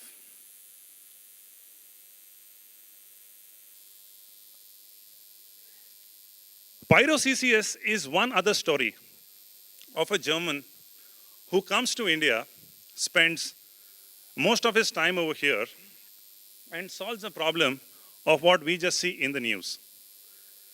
Stubble burning is a very traditional practice of Indian farmers that just contributes to air pollution, releasing pollutants and greenhouse gases. What Pyro CCS does is it does innovative biochar projects, and they take agri residue and they make something of what they call as biochar. The process of making biochar is not stubble burning. It mitigates those environmental risks. What the biochar does is it adds an additional revenue to those farmers. The revenue that is earned from carbon credits. You would hear a lot of companies going zero carbon across a certain time, and these are those carbon credits of what they need. Currently, Pyro CCS is operating across pan-India. They're across 4 states in India. They are doing 4 artisan pro projects. Of what this would mean is there is crop residue, there is invasive plant species of what they take as a biomass, and they would convert that into carbon credits. This would effectively save around 1 million CO2 equivalent units a year. So these are a few stories of what really we feel extremely proud to be part of. On the products front of what we have been doing is we have been working on a very specific e-com platform we call Summit. This what we feel is the next level of e-commerce of what enterprises and SMEs would be kind of moving in. We did have a presentation last conference on this. I'll not get into too much details for the time that I have. And then we have been proud to be collaborated with Clear. They have been with us for around 2 years now, helping us automate GSTs and TDS to a larger extent, mainly for the Indian subcontinent. And Transbank has been the one who helps us provide all the compliance APIs of what we would require in our regular day-to-day projects. So thank you everyone. This is what we feel is just the start. There's a long journey ahead for us. And thank you everyone for being here.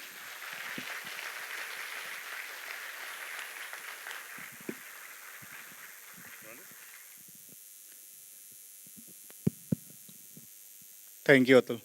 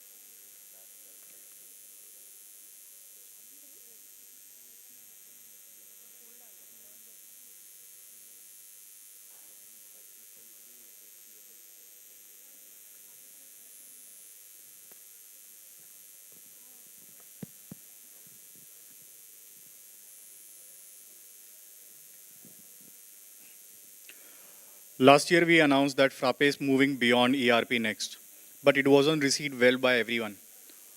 On one hand, where the community got excited by the launch of new apps, there were others who got upset and felt that the flagship product like ERPNext was being ignored. Again, something that divided the community into two. It's time we are giving a stage to these concerns. Please welcome on stage Neha for to moderate the second fight of the season, ERPNext versus other apps. Thanks, Puneet. Hello, everyone. I'm back again. Hope this debate is as exciting as yesterday's. And soon we'll also have more people coming in. But meanwhile, I've put a poll on the same Telegram group as yesterday. And you can just open it and give your vote as we start to see where do we stand even before we start this debate.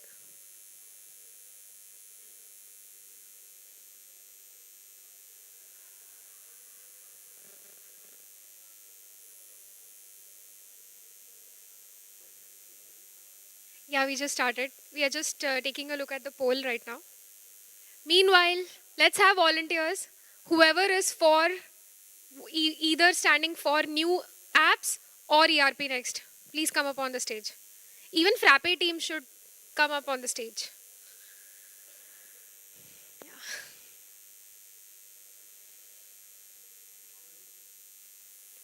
Yeah. The next slide, sorry. Next question. Next slide. Next slide, next slide. First, इससे पहले. हाँ. It's frame new apps versus. Okay. Anyone else? Yeah. ये question लेके आएंगे ना लोग. हाँ, people have gone. Yeah, Frappe team has gone to call people in. Okay, let's at least have the people who are already here. Would be great if you can introduce yourself and then which side are you on? ERPNext on that side and new apps on the left. My name is Hamza. I'm from Standard Touch, and definitely I am on that side. So I'll give the mic to Rishabh, and I think you'll stay here only. Konsa, you are what for ERPNext? Yeah, ERP. I'm on ERP. Few other people were.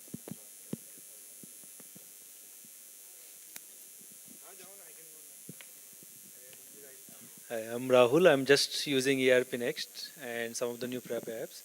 I'm definitely on the ERPNext side.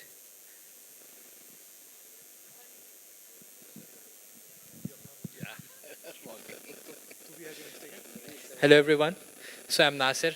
I'm once again back to fight and I'm on ERPNext side this time. Nasir.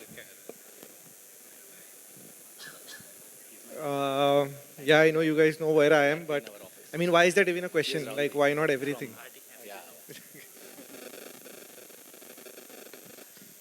Oh my God. Yeah, given the topic on the poll, by the way, was different. Where should Frappe heavily invest in? And I'm on the side of new apps. While ERPNext is again, I've seen it growing. It's not either or, but yeah, new apps is something we should definitely invest in. So I'm on this side. I'll quickly flash the QR code again. In case people haven't joined the Telegram group, you can scan this, join the group and be a part of the debate. And we would love to have more volunteers who feel heavily or passionately about this topic. Please come up guys, on the stage. this side, the left side.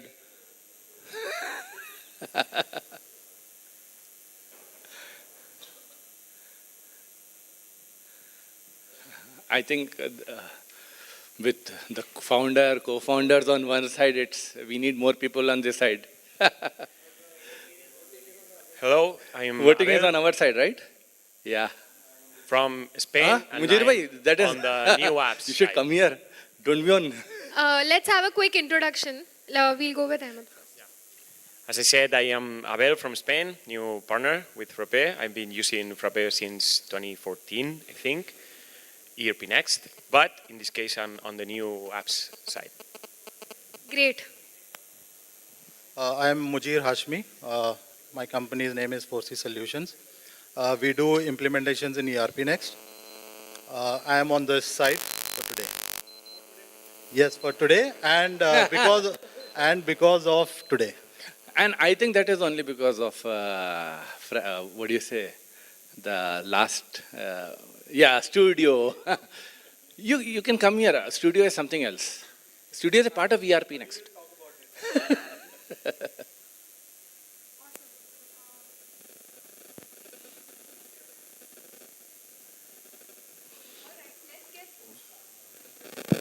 Let's get started. Same format. Please share 30 seconds to 1 minute, and then we'll move to the next side. And meanwhile, anybody interested to join, just join along. Yeah, so look, I have this very strong feeling. There is a disclaimer before I start speaking. This is with due respect to everybody who is making those apps. I don't mean anything personal to it, but I will be talking somewhat specific also. And as Jannat mentioned, means haters are going to hate. So it's, but still, we are going to do what we are. But here it's going to be a bit different. It's not like we are not going to tell you what to do, or this is just our idea. So what my idea is about is like the most unique thing about this conference, or why people are over here, is ERPNext. So the whole ecosystem grew because of ERPNext. And what I feel now is, look, ERPNext was unique. ERPNext is open source. And there is no other open source like ERPNext with a fake fake open source ERP like Odoo we have. So the most important thing is, like, we are creating apps like LMS, and then Slides, and then Drive. So somewhere we are reinventing the wheel where we have other open source tools. Just to give an example, we have Moodle for LMS. We have Slides, we have another open source tool, we have LibreOffice. So there are so many alternates that we have. And Frappe has one of the best developers in the world, to be very frank, because one developer is handling one product. One developer is handling one product. Just imagine if all these developers were somewhere contributing to ERPNext, then ERPNext would have been somewhere we cannot even imagine. It would have SS module, MD, all those modules. SAP would have come and said, Rishabh, please stop making all these. We don't want all these. You guys need to stop. So if we have to develop ERPNext. And once ERPNext develops, the whole community actually, I think, develops. And after we are enough developed or matured enough, I think certain tools can come. And I'm not against all tools. Like HR is a part of the ERPNext module. Yeah. Okay, thanks. Great start. Let's move to the next side.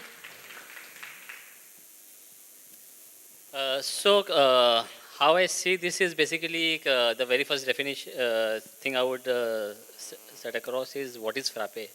What it's supposed to do. Frappe is not just an ERP product company. It's a technology company is how I see it. It's not even a software company, I would say. It's basically building a technology which helps you build more products. And that's how much before actually ERPNext came into being.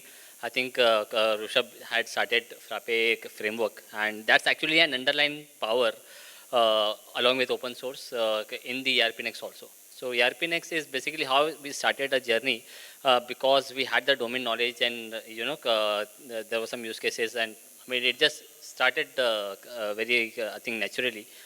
But with time, and in this journey, I think I've seen lots of side experiments. It's not that we are making these side projects only now. All these years, there's been lots of side projects which eventually impacts our core offering, right? So it's very important. Being a technology company, you should basically experiment and delve and give the environment for the developers to research and build new platforms and everything. And eventually, Yeah, commercialization is not even there, I mean, at this point of time, but exploration on the technology side itself is very important. And we being a technology company, providing a complete tech stack and open source tech stack for the business is also a vision. Support to support that also, I think there should be multiple products which should be made. Yeah, so Frappe as a technology company should be there. And eventually, yeah, and why not so much on ERPNext side is basically ERPNext needs lots of context. I have time, I suppose. When it comes to warehouse management, right? We being at Frappe office, it's very important for us to basically understand what are the best warehouse management practices, you know, how to categorize item based on fast moving, valuation, weight and whatnot, and how to basically keep those items shelf. I'm just kind of giving an example, but those development of those software actually need lots of context and product expertise also. And that is there out there, you know. So what we have given with ERPNext is actually a platform using which community should actually make those very domain specific application. And again, we have made actually a marketplace, right? We made a marketplace wherein people can contribute those applications, which is again happening. We have seen some fantastic presentations in the last 2 days. So eventually, I think ecosystem is feeding into it. Okay, thanks. Thanks, Umer. I think there's a request made for Nabeen to join the debate as well. 80-20 nahi hai? 50-50. I think it's not your network issue. It's already 50-50. Aaja, we need lead. Aaja. Okay, let's move to the next point. Yeah, so I'm literally in the middle, like on the stage and in this position. So I like new apps, but I really wish them to spin off out of ERPNext in a way that when we bundle them together, we get the ERPNext pack. For example, somebody starts with a new CRM, and then they add HRMS, and then one day they decide to just use the whole ERPNext. They should be able to do that. For that to happen, new app should be mindful of ERPNext. And in morning we saw Frappe CRM, right? It has this nice integration with ERPNext, where when you won a deal, it automatically creates a customer. Immediately a question came to my mind: what if the deal is coming from existing customer? For that, my CRM workflow has to start with a customer record which is already in ERPNext. And this is where the divide is happening. This is where I believe that ERPNext should be thought as a first-class data source, single source of truth for all the new apps. I understand that new apps are easy for user to start with. ERPNext is daunting to set up for somebody, especially who only wants CRM or HRMS. But then the true power is ERPNext. It's a final destination for any business. As a company ourselves, we have switched many CRMs, many HRMS, many of all category of software. It's only when we found ERPNext, it's like all ends leads to this, like this is a final destination. And that's why I feel ERPNext should not be pushed back with this rise of new apps. Thank you. So basically your point is better interoperability from day one and somewhere in the middle of both, right? Invest in new apps which are more interoperable. Yeah, but make it work, make sure it works with ERP. Make sure those new apps works with ERPNext. Works with ERPNext. Single source of truth. Hi guys. See, the reason why I purposefully mentioned that I am on this side for today and because of today is the reason of this exact integration, which seems to be very promising, and we have seen it happening today, be it Frappe CRM or be it Help Desk. Okay. So now we can see whatever that Frappe framework gives, that unified experience of UX across different modules in ERPNext, is coming through these new apps with a grand look and grand functionalities as well. So we have seen that there are domain-specific apps in the market which cater to one particular use case very efficiently. So sometimes in ERPNext we have seen that is not happening. But now with CRM and stuff like Help Desk also, we see that they are very domain-specific, handling all that they promise for that particular domain, you know. And on top of that, we are able to see all those Frappe framework kind of a customization pitching in now. So that is very promising. And now with Frappe Studio, it has gone to another level where even you and me, who used to develop applications, custom applications, can develop applications in a similar way. So you also are going to get that, give that unified experience to your end customers. So that is exactly the reason why I'm on this side. Thank you.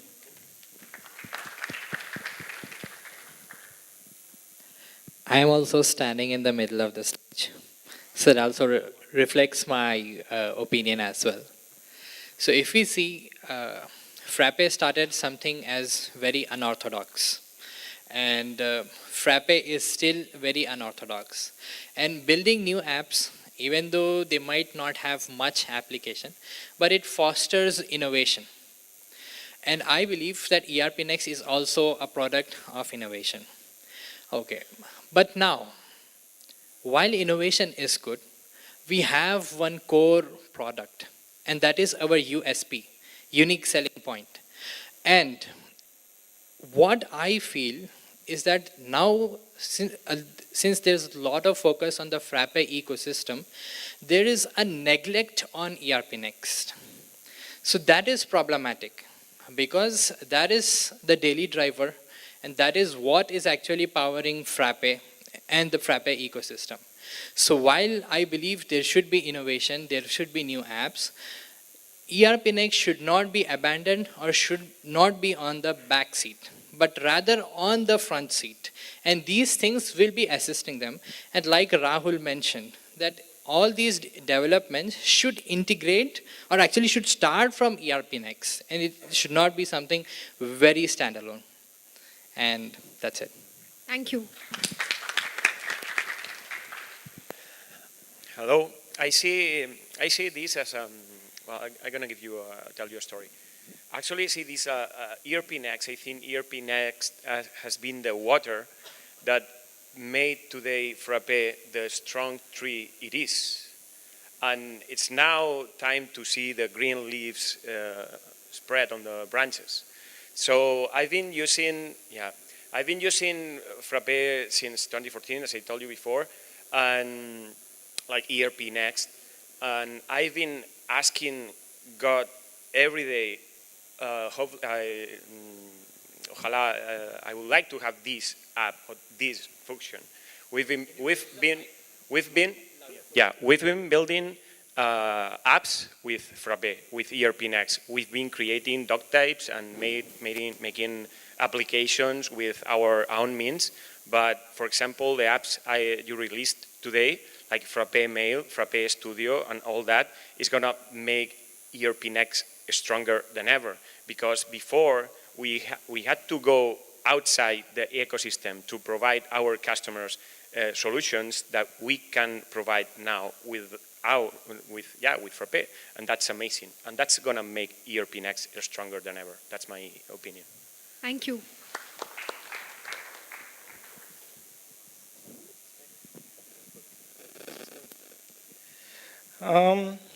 Okay. So again, like yesterday, today is a trick question that they have asked. Where should Frappe invest, right? Definitely in the future. But what is ERPNext?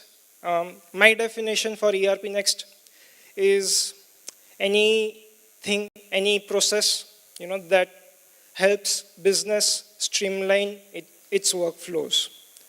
Okay, so that is ERP for me, or ERPNext for me.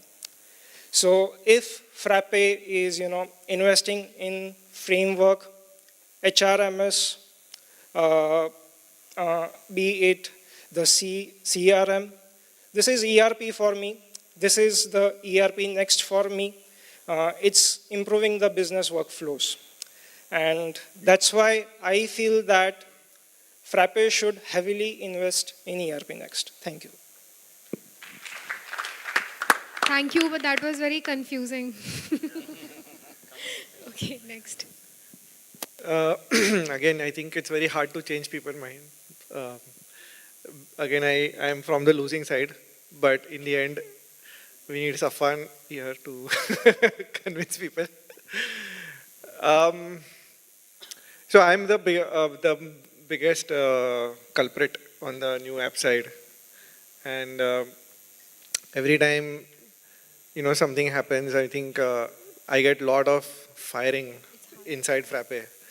Like, why are you stealing my developer? Naveen is there.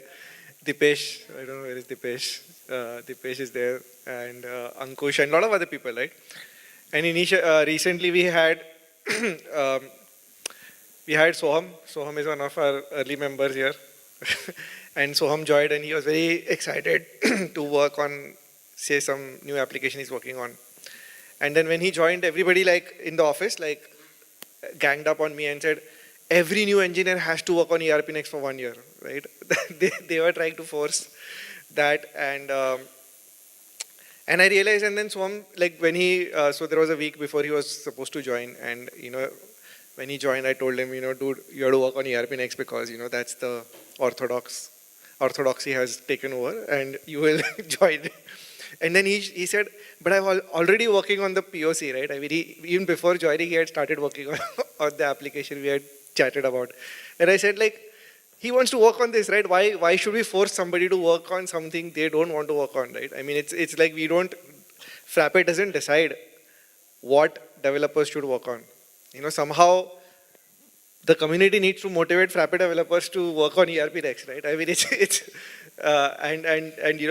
maybe Nabin needs to work harder maybe needs to be here on the stage and defend ERPNext as well, right? So even Dipesh is sitting there.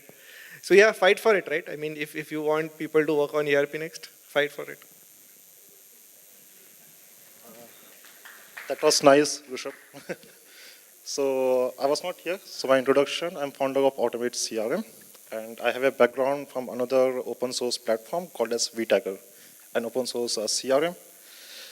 So open source is really great, and what I feel is if we are focusing on a specific domain solution like ERP and stuff like that, or CRMs for the sake, so all the open source or any software is built on top of certain framework. So it should be more about building and expanding that given framework, rather than coming up with some kind of tool on top of that. The tool is already there, the ERP software. So on that given same lines, we should focus on more developing open source CRM, the CDP platforms, SCMs, VMS, WMS kind of things, rather than investing on tools which are already there, like the LibreOffice, Moodle, and sort of things. So that would be my take. I'm very new to the ecosystem, but that's what I would say, that if you are focusing on a enterprise solution, then the energy should be focused towards building more of the enterprise solutions and expanding the framework as a technical thing, not reinventing the stuff which is already there in the market, even if it is open source.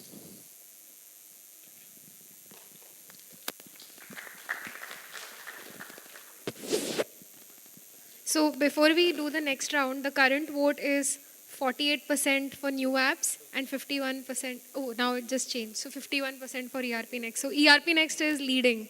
Thank you. Yeah, and let's make this like even more brutal, like go for exactly what you mean, right? I would encourage this side. It could be very brutal, but it may hurt the product owners. So that's fine.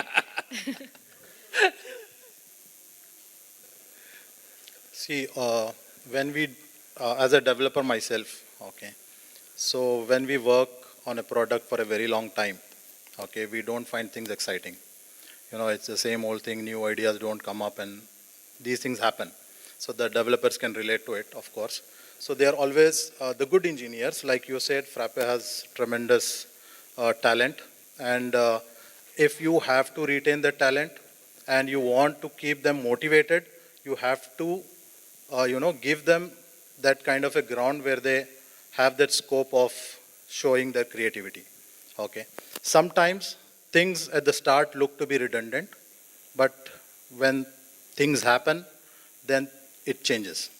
So myself, like I said, when the things got disintegrated, the apps got disintegrated, I had that, sense where I felt like that ERPNext is not, or maybe it will, with this disintegration, the functionality is going out and it is not kind of integrated with ERPNext. So I myself did not try out with any of these new apps initially. But after today, I feel that we are coming on that track where they're kind of unified again. We are seeing all those Frappe framework features in the custom apps now. And even we are seeing there is extension to whatever was there in ERPNext. For example, we had these child tables which are not horizontally scrollable, right, in your desktop versions. But now we don't have any limitation on the number of columns you have in those tables. Because we have seen a lot of our customers, they wanted to see a lot of columns. We had that limitations of only 10 columns right now. But with these new apps, we see there is a lot of columns that you can add to it. And as many columns they want, they can add to it. Only thing was like adding the new custom fields to it. That kind of limitations were there. But they are going away. So that kind of features when they are coming up in a new look and kind of integrated with ERPNext itself, then it is very promising. We will have to give that to the developers a chance to show up their creativity, show up their enhanced functionality to those modules. So that is kind of promising. So you should always let these new apps get that ground. Thank you.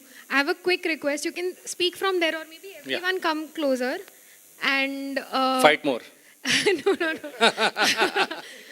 Keep it short, 30 seconds. We'll wind this debate early. Keep it very short and crisp. Yeah, so my thing is question, or if you can say, ERPNext is the only product in Frappe which actually really stands out from rest of the products. And just imagine having Jannat, Rushi, and all other developers, Saqib and Sharekh, Faris, in ERP, developing it, where ERPNext would definitely reach. It would be massive. So I believe that there is a need to grow ERPNext. And I think what Aditya is doing is he's pushing the cloud and making ERPNext. So this is the type of ecosystem we need, where things connect to each other properly, like the Frappe cloud really helps. In fact, that is the reason, one of the reasons that ERPNext has grown. So such apps are definitely like Frappe CRM and HR. So now they are getting connected. That is another thing. But the other apps, they are very redundant, I believe. And let me just give you one example before I end. Like we were having this beautiful Frappe Builder being built, okay? 2 years ago, we were shown on screen that you will be having, beautiful workflow builder. It was being built by Sharekh, and it was amazing, and we were very excited to have that. And next year it's announced that Sharekh is working on CRM, and the whole thing is now incomplete. So because the focus is lost, the ERPNext, the most unique product, is using its real value, and that's our USP. So I think we should focus on our USP. Thank you. Thank you. Well, I think that if all those very good programmers that you mentioned were working on ERPNext directly, all these awesome apps that you presented today would be like modules inside ERPNext. But the most of the people doesn't need the whole thing. Sometimes you just have our customers or the people just need one piece of the software.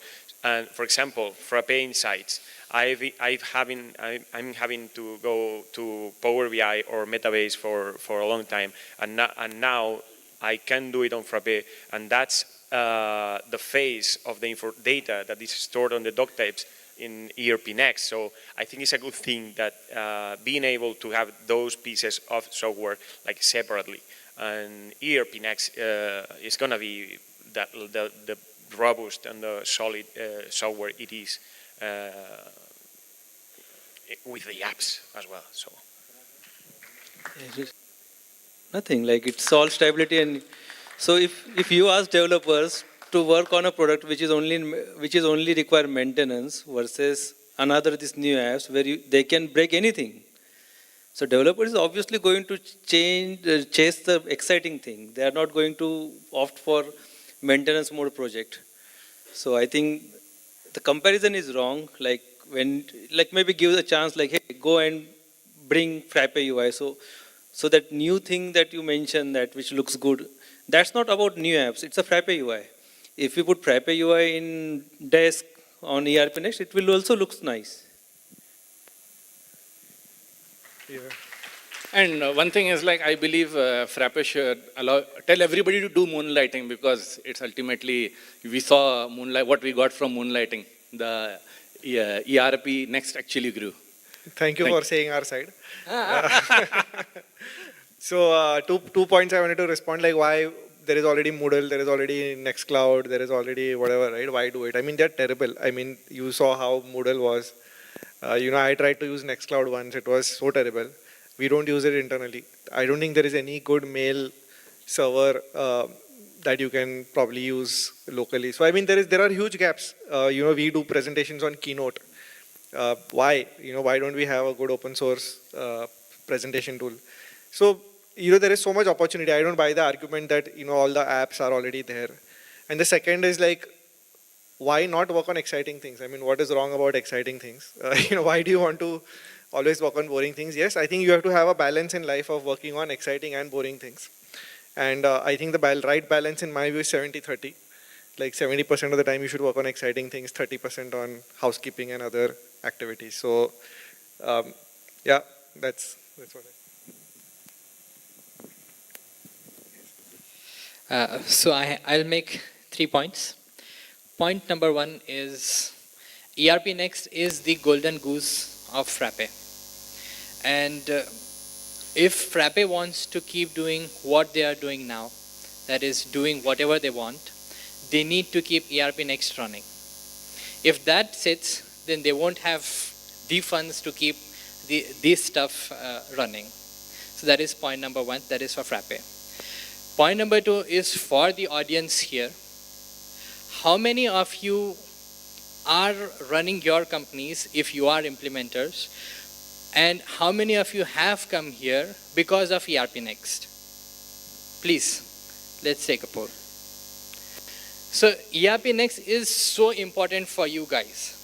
Then go ahead and vote on the app. Vote for ERPNext. These custom apps are there, but they are not your daily driver, right? They are not your USP, or they are not something that you are leveraging for your business.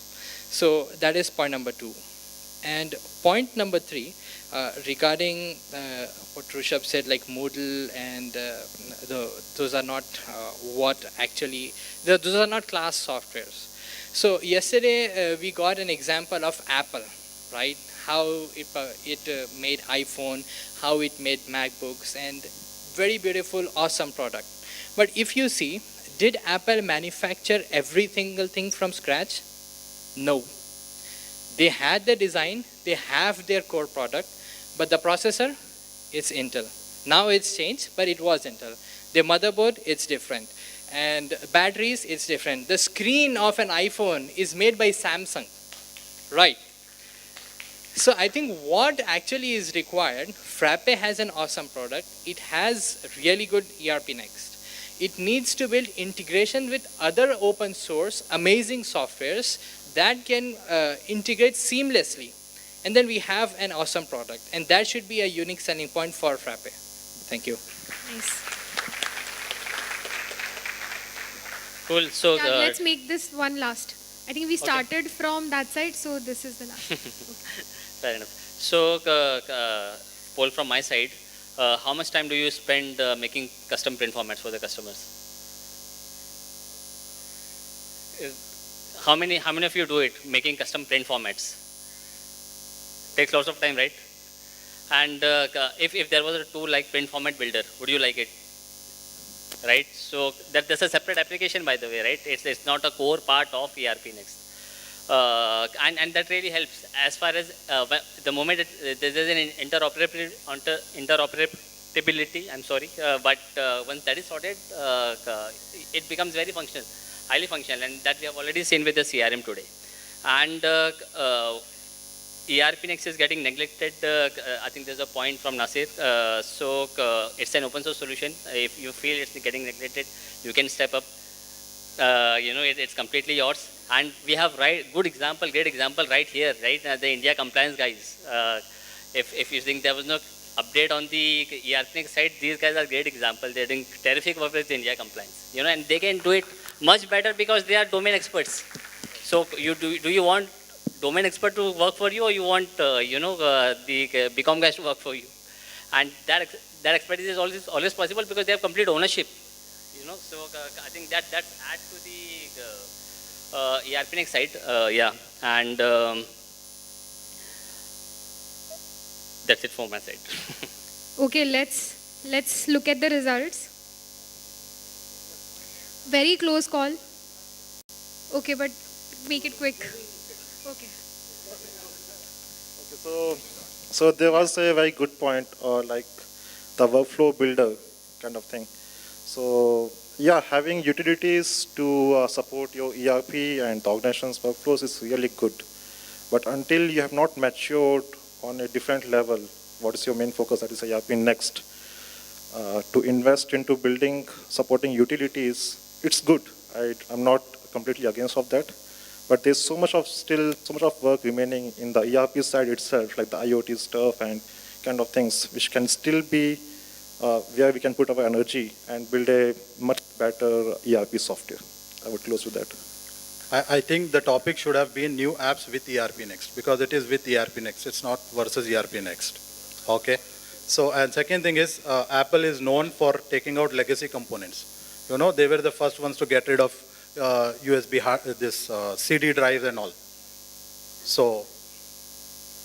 Wow, something just happened. New apps is suddenly at 63%. Oh, this happened even yesterday, so some issue Telegram has. Okay, so it's 53. I think a focus is very important as an organization as to in which direction we want to go. Definitely that is there for Frappe as well. Not saying it's not there. But when it's 1 + 1, it's 3. Someone said yesterday. So the focus should be more on, perfecting 1 or 2 good apps in collaboration with ERPNext before, switching to or adding 1 or 2 more good products out there.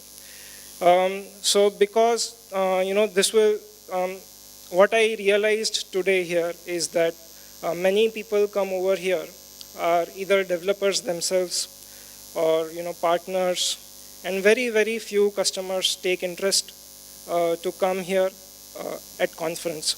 And this will drastically change if we have a laser focus in improving, 1 or 2 good products out there.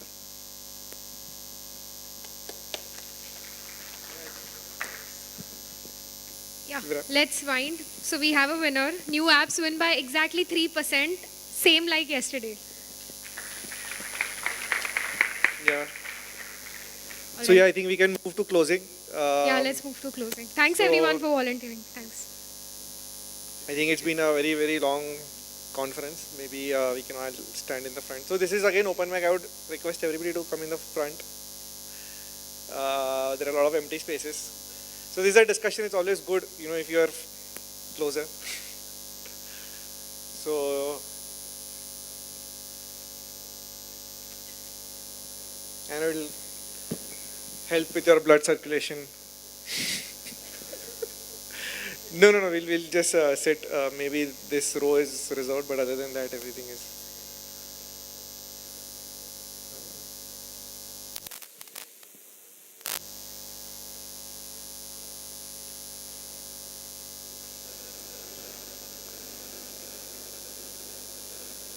If I don't know if you want to invite all the people who are still on the stalls, if somebody can volunteer for any Frappe member would like to volunteer to get people from the stalls. Thank you.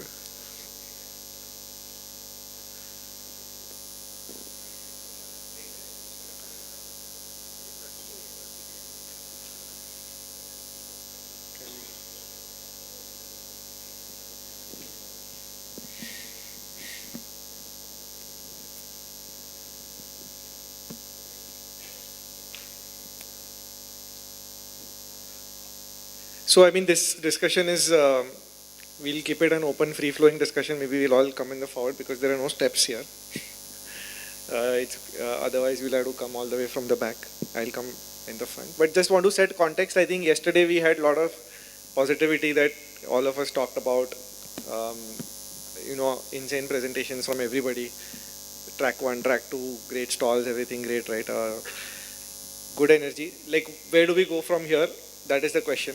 Let's be honest again. Let's be, how do we balance? The question in my mind is, how do we balance this thing between community and commercialization? So that I started my talk in that context. I mean, if we all become just another commercial community, where our primary goal is to, drive up the revenues of our companies. I mean, it's a necessary thing. I'm not saying that.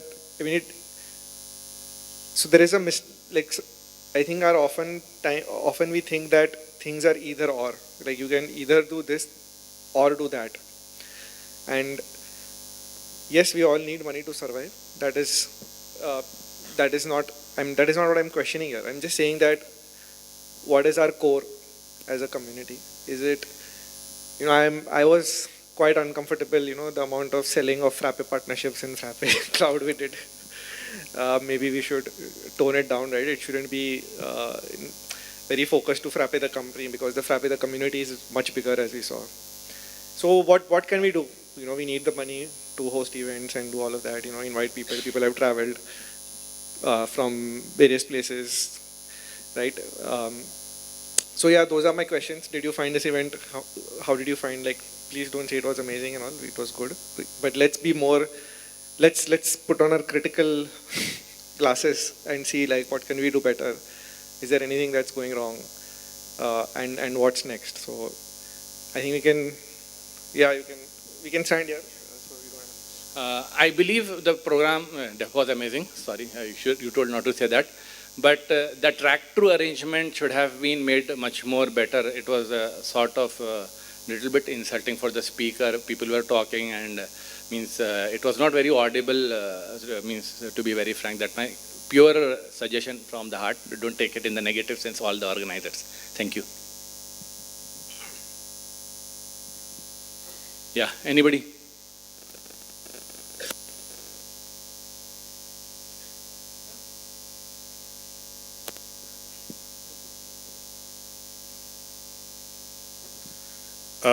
One thing which I found that probably the people who were just coming especially to attend the product or probably knowing about what the new initiatives coming up, they're just attending here. But somewhere we just feel the less traction on the exhibition side. So somewhere if we just feel it free flowing as we happened last year, so that may be good for us, because lots of time we were just kind of waiting to have good interaction. This year it was not there. And as you said, the track 2 was probably when you have the speaker, you find bit of silence and the audience. When, we were just making a talk, we were just thinking that just to wrap up, because it was not good enough. People were talking, eating, and just few of the people were listening. So that was kind of bad. It can be 2-track, but probably a bit more organized. Anyone? So yeah, it's the same thing. Track 1 and track 2, we actually kind of missed track 2. We never knew there's a track 2 over there. We thought it should be somewhere here. Right. So that was the first thing. Second thing is, since we are from the open source community, so the networking should also be open. So I would suggest that next time we organize, might be you can think of before the event, opening up the whole attendees list, and so that we can network before we come over here. Anybody else then?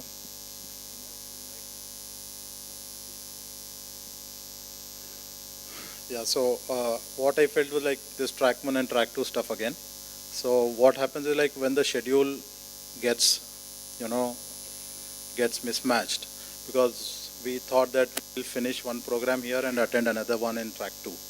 But now the schedule is kind of, here it gets elongated, so we miss the other talk. So that kind of misalignment, there are high chances when you will have multiple tracks. So, and even if you have multiple tracks, we have to make sure that they're like more accessible, so that we should not spend like 5 minutes, because the talk time itself 20 minutes, right? So by the time we go from here to the other track, we are already 5 minutes late. So that is one thing. And the second thing I noticed this time when I spoke with Rishabh, we had developed a legal practice management application, which we had given a talk last time. So I was talking to Rishabh this time about that app, that we have we have gone far ahead with the development, and we are in touch with one of the leading legal foundations which works on social justice and all. So he asked me first thing whether you are making money or not, because he is concerned about sustainability. So that should be part of our goal as well, because we might be doing very good things, but eventually we need to have enough funds for it. So I think even Frappe, they do incubator programs and all. So if at all we feel that we are taking too much of time to develop one product and we need some kind of funding for it, I think we should approach them. And maybe in the community also, we can have more such incubator programs or funding programs, so that developers who are like working for causes, right? So we are like, as a community also, I see that we are aligned towards making communities better. It's not only about the technology and software and businesses, right? So I think that kind of initiatives will go a long way in making these communities better. Thank you.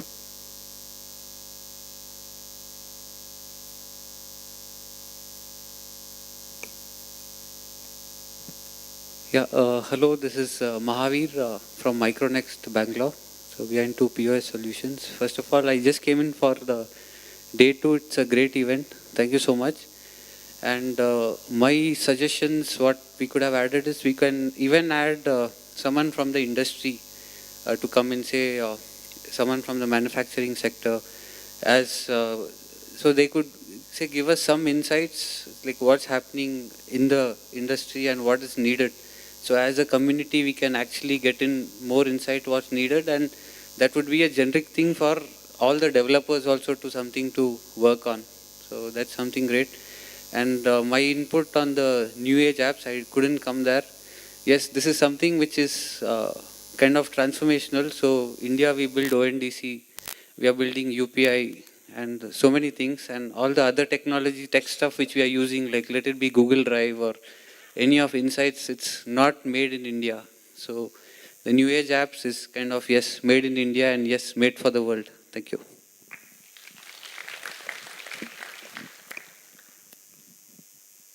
Hi guys, I'm Jamshir from.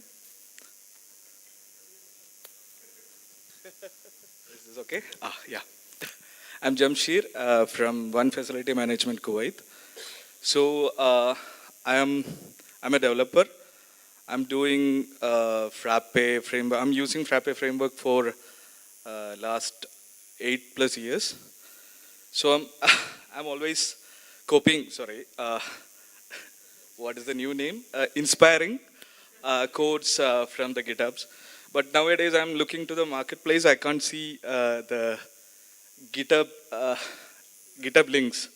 So the marketplace, we are here for open source and 100% open source, but the source code is not open. So,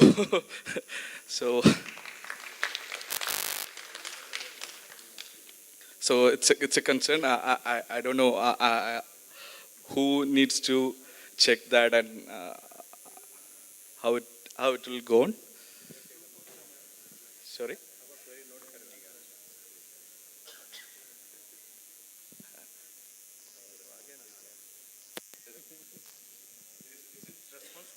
Yeah. So I'm pretty sure more than 80% of the apps on Frappe Marketplace are open source. Yes, the link is not publicly accessible. There are still few apps which are closed source, but there will soon be a hunt wherein we manually go and remove them with prior notice. But the policy has officially changed, and I'll use this platform. We will only allow open source or source open apps to be hosted on Frappe Marketplace. I think that is written in the policy, yeah. Thank you. Thank you for the fast response. And one more thing, I got 2 calls when I started from there, and they told me that talk about the food.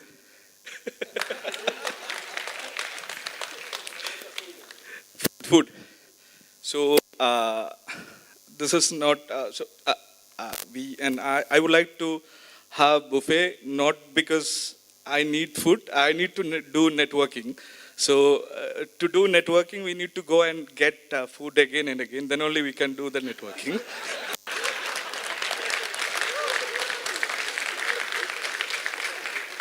So hopefully it will be considered in next Frappeverse and Frappe Build also. I'll be there in Frappeverse and Frappe Build. Thank you.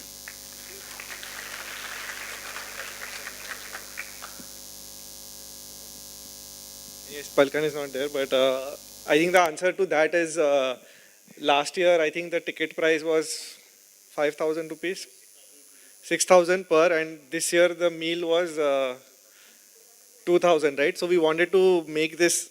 So the idea for Frappeverse is to keep it a no profit, no loss kind of an event. And the reason we reduced the food options was to reduce the price so that more people could attend. And yeah, but yeah, I understand. Maybe maybe we could have dual tiers of people. Yeah.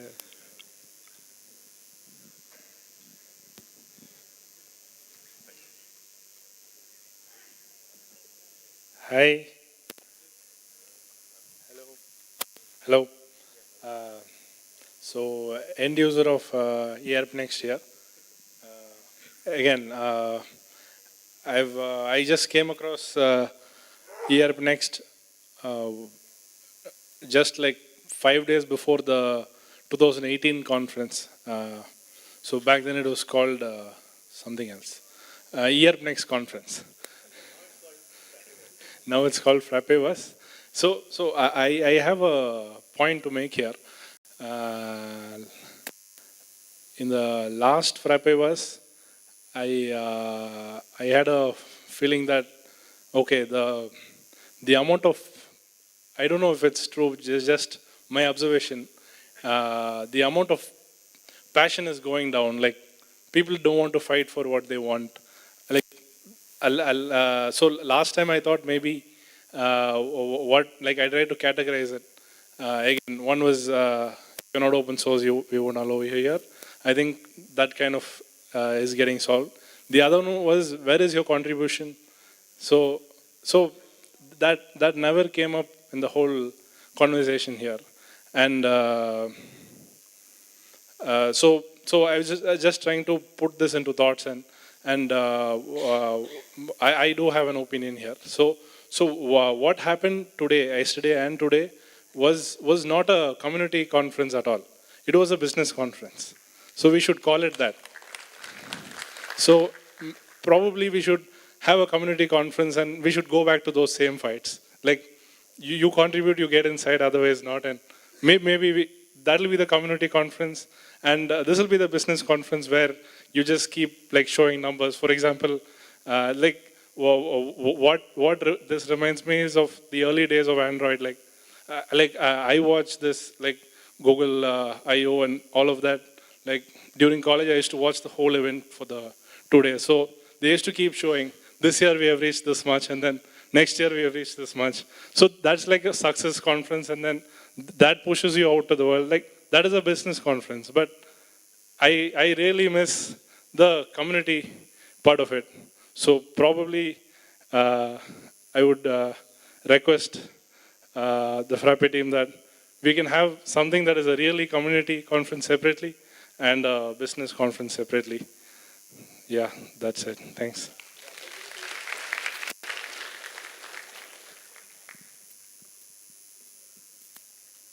What was your good name? Hi, I have a mixed review. Some of it will overlap with the previous review. I don't buy Roshab's argument on food. I think food can be better, right? It's not about the money. I think no one put mind to it. You were too focused on the other part of it. It was not just, we had stale food in the morning, I think. Some people who came late got the food that had went stale. So that has nothing to do with the money, right? The pav bhaji guy can give better than that. Right? So no, I think that was attention was missing on the food. And secondly, even people are struggling to eat. Right? If you have a coffee mug, you cannot eat. You don't have tables, you don't have anything. And everyone had problem who accidentally grabbed the tea, right? Like they had like one plate food and one plate tea. Or when they were like, what do I do now? Right? So, right, yeah. Luckily, I had my employee, so I told them to hold it for me. So, like, all of them cannot do that, right? So, right. But I think that's something where a bit of, apart from a hospitality point of view, I think it was a failure. Secondly, I felt so sad for the booths. No one was going that side. And I don't know if it was strategic or mistake. Like you moved the coffee counter to the other side and people were moving for the coffee. Then we discovered few more stalls, right? So, but I don't know what is the solution for that or anything, but I felt sorry for them. And track 2, I felt what Hamza was saying. I had enrolled 2 of my employees this time. And one is Sandra here. So she called me and said, who is Palkan? She has mailed me a confirmation for talk. What talk? Right, so I have applied for her. And I had a concern, like when they said it's between the conference, it might not have good traction and people might not come. And if I would insult them, like I'm fine with that. I usually talk to the wall, right? I keep talking, so I'm fine with no people also. I just want to talk. But there might be people who might feel a bit, what do you call that, sidelined. But for the worst people, like I don't know how it was for everyone.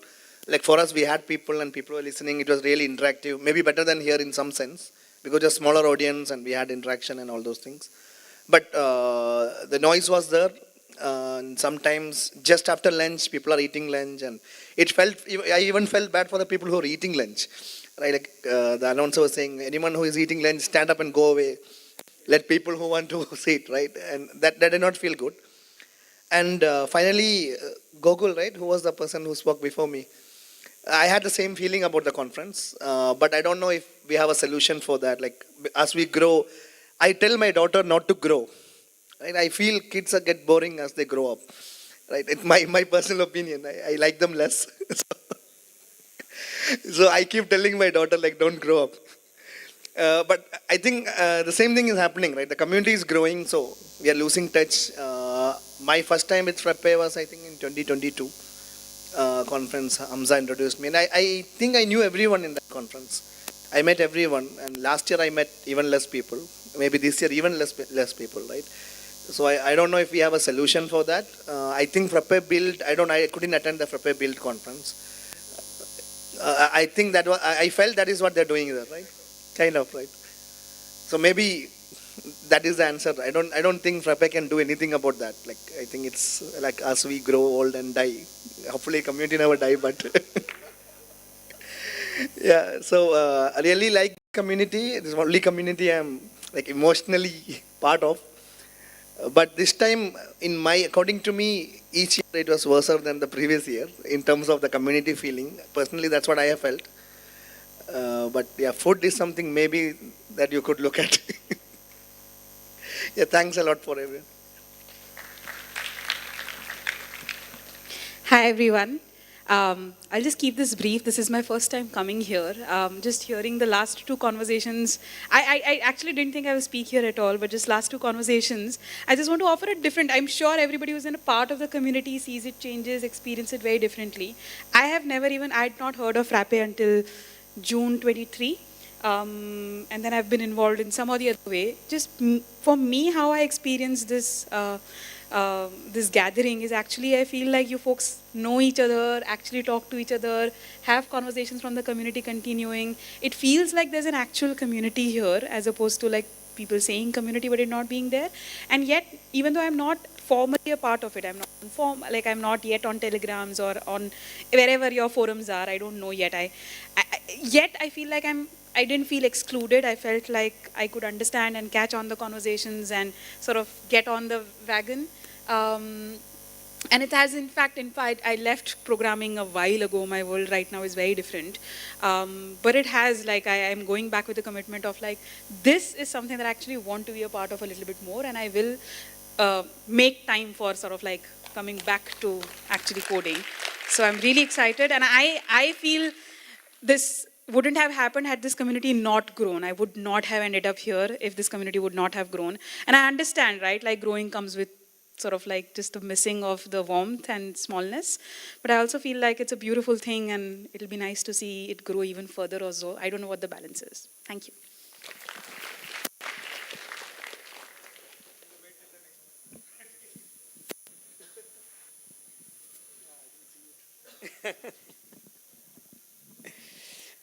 It's coming to the evening and towards the end of the conference. So first of all, how many people met your old friends here? Maybe show of hands? Yeah, so it's a good friend gathering, right? I met a lot of friends again. I feel the benefit of meeting people whom I have seen, known, talked to earlier. This is the only time I come for longer days in India and meet up with people, so it's a different experience for me. I think when I hear the other aspects, they probably are more practical aspects and has to be taken care of and probably are taken care of more easily. But the happiness that I get here is different, and I would really appreciate personally of being here, thanking the organizing team to at least organize the event, to have me a reason to come here and meet people. So, yeah, that's a very important factor for me for being here. I believe it would also be for the rest of you as well. Your longing for meeting and continuing community and looking forward to meeting older friends is another reason you are here, and probably the newer people who are joining in will also feel the same the next time. Thank you very much.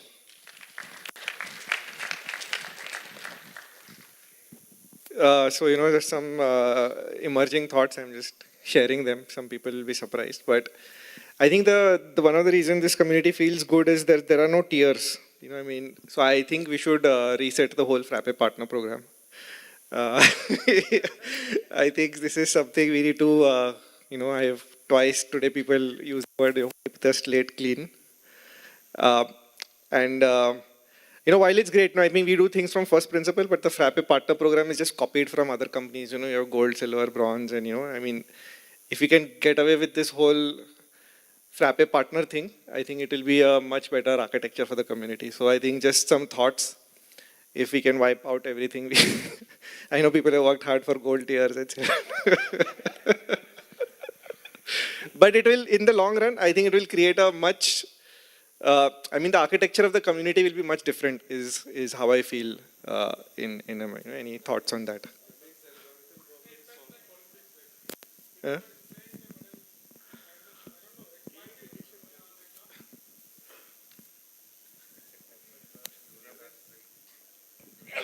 Nowadays, to the partner program, I think Frappe made it for some benefits or anything. I don't know what the thoughts are behind it, but from what I know, Frappe and the partners work closely with each other. I think that's how it works. I don't know, far deeper, maybe there are some more advantages and everything. But here, when I went to stalls, what I felt that they were displaying the partnership thing like kind of a medal. We are gold partners, you should come to us. We are silver partners, maybe we should come to us. We are bronze partners, you can try come to us. We can maybe do something better than gold partners. We are not partners, but we will do better than them. So it felt like a horse race, which it shouldn't be, because we are all, as you said, we are tierless people. We shouldn't have that thing. So I don't know what solution you can make for that, but I just thought of it when you said that, basically. I think I told you it as well when we first spoke in the morning as well. This conference, this is my first Frappe conference actually. My first actual Frappe meetup was during the Frappe Builder. And that felt much more personal to me. And I could learn more. Maybe it feels like that. So Frappe Builder will have to be cycled to something that makes the community more happier, while Frappeverse will have to stay as a business thing. I don't know what solution you can think of basically.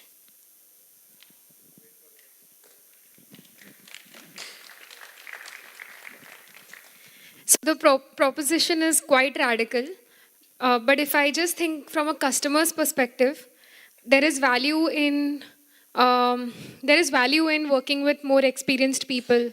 There's value in knowing quality standards. So, but unfortunately, revenue is how we currently measure experience, right? Which is not necessarily true. So that's probably where the disconnect lies. The contributions coming should probably be not just revenue, it could be other things as well, which we could be considering in qualifying partners and continuing to keep a higher quality standard. So we could think something on those lines instead of just being completely revenue focused. But the whole idea is to look for something which is a good proxy of experience and quality. So we should probably think on those lines. Thank you.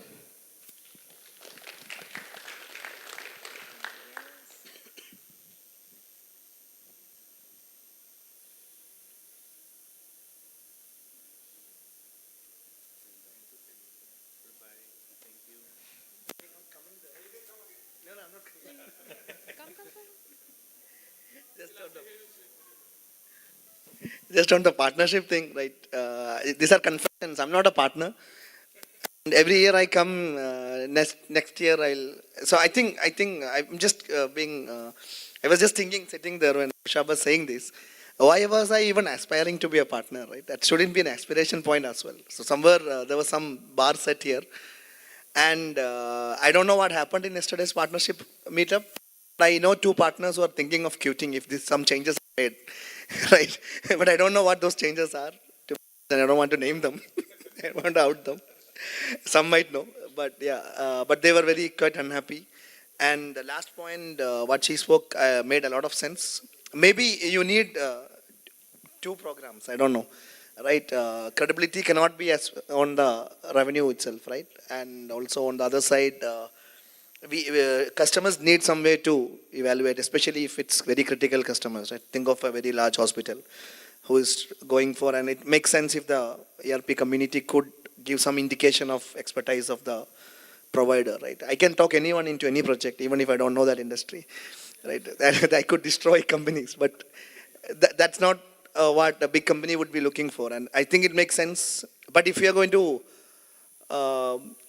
put people's expertise based on the money they're bringing, maybe so many companies will end up having in an XYZ country. I had such an experience from someone just shared about some company which is very popular in the community and who is doing a terrible job. Like I got a feedback from someone, like ERPNext community was promoting them and they did a very bad job or something. And I think projects fail. I'm not trying to judge in that sense, but but I'm for the dismantling of this community thing. I mean, what is it called? Partner program, right? And I have removed my aspiration to become a partner. So, no, I always meet Umair. He's my mentor. So he kept telling me how to sustain business, right? And don't chase. And then I heard from behind that Rishabh was saying, Sufan, don't finish things, you start. So, yeah, but I think I am very much aligned with this. And I think that program had some problems. And I just wanted to tell you what the partners were talking behind you. So to add, oil to the fire.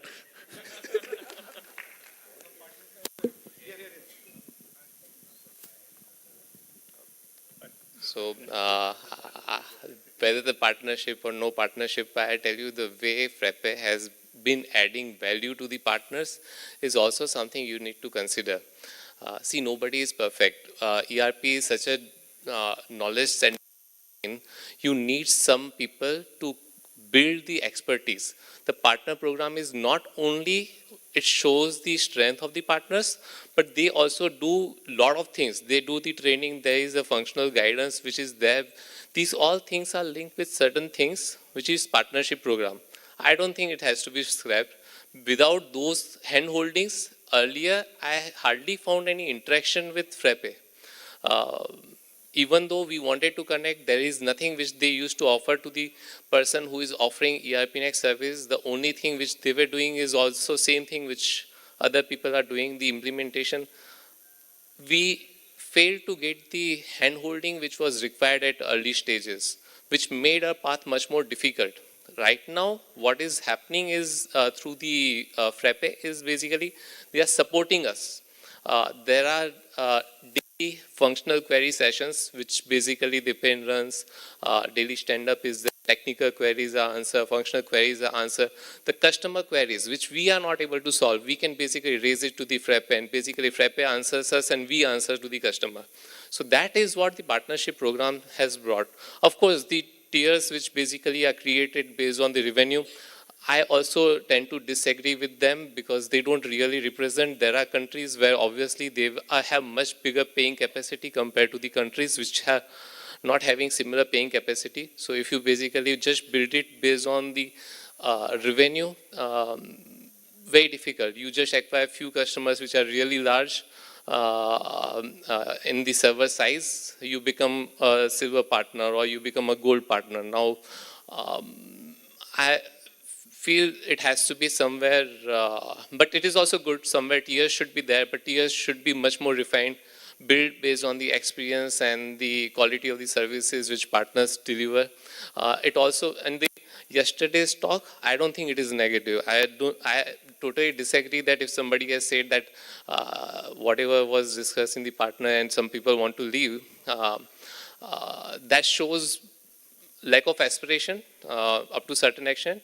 I feel it was something to push the partners to the limits.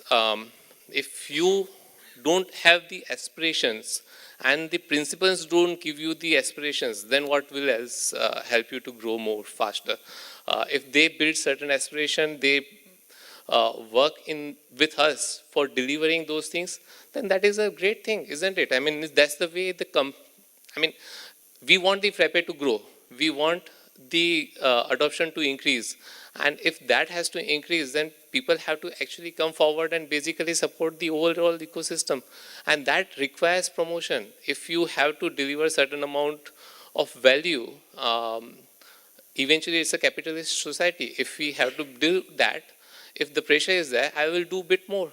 I will obviously push myself more and I will bring the revenue. If there is no target, then it's like I'm just running the game and it's slow moving kind of a thing, which may take much more longer than it would have earlier taken.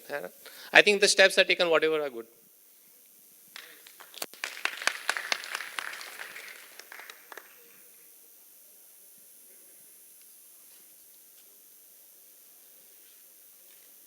Hi, so this is KD. I'm no longer part of Frappe, the company, but of course, part of the Frappe, the community. Very interesting, when Rishabh said that it should be, that all the tires should be eliminated. But I would want Rishabh to go back to the days when there were no tires, right? And what happened then? How many of you guys really gave back, You were running servers on AWS, you were running ERPNext instances on AWS. We were made to do this, right, at that time. You realize that. And now you do feel that there's a maybe a human emotion that you don't feel equals, right? But it's all about wants. Though nobody cares about the needs of Frappe, right? There's a lot that goes into building these products and keep them running.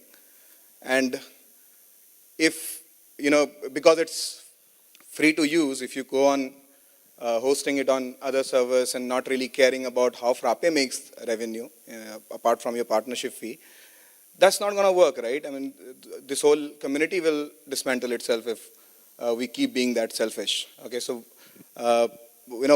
what I think from, say, 10,000 feet, when I'm outside Frappe now, I see that, the kind of discussions we used to have, we were not thinking only about ourselves, right? We are thinking about partners as well. And we do, I'm still using the word we, but Frappe actually thinks a lot about partners as well when they take any decision, right? And I'm sure, in case they will figure out that, partners are actually committed and do not really want that gold and platinum and titanium kind of rankings. I think if you show enough commitment, they will give back, right? So Frappe has been giving back a lot. And also another point, how many times have I seen partners promoting Frappe? How many times do you promote ERPNext as a product, keeping your brand in the back burner? You never do that. You never run campaigns promoting ERPNext as a product or Frappe applications as a product. What you do is you promote yourself.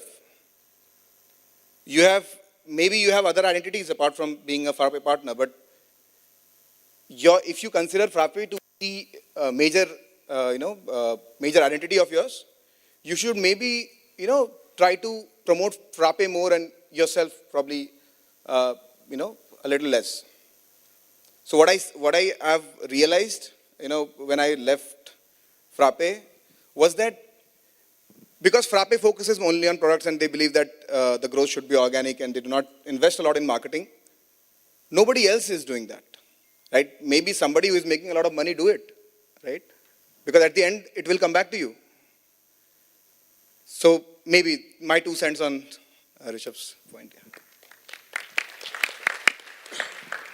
Thanks, KD, for batting for Frappe. And I think a lot of soul searching needs to be done everywhere, not only inside Frappe. But what I don't like about the partnership program, and I should be is that the listing is kind of encourages some kind of rent-seeking behavior from Frappe, which is just because we have the brand and the traffic, we can extract some rent from you guys, right? And that's not fair. I mean, it doesn't seem fair to me. It doesn't seem like a right way to do it. No. I'm just saying that, see, for Frappe to capitalize on the traffic on the websites, and a lot of partners really, we had this credit program before, and I think we are getting into a good discussion, which is good, is that there was this, people used to just buy the credits and never use them, right? So, clearly, people just wanted an association with Frappe. And that kind of, and how do you decide? And then, we can name it anything, but at the end of the day, it's rent seeking from Frappe's side, right? Just to get you real estate on that website. And I don't think that's optimal.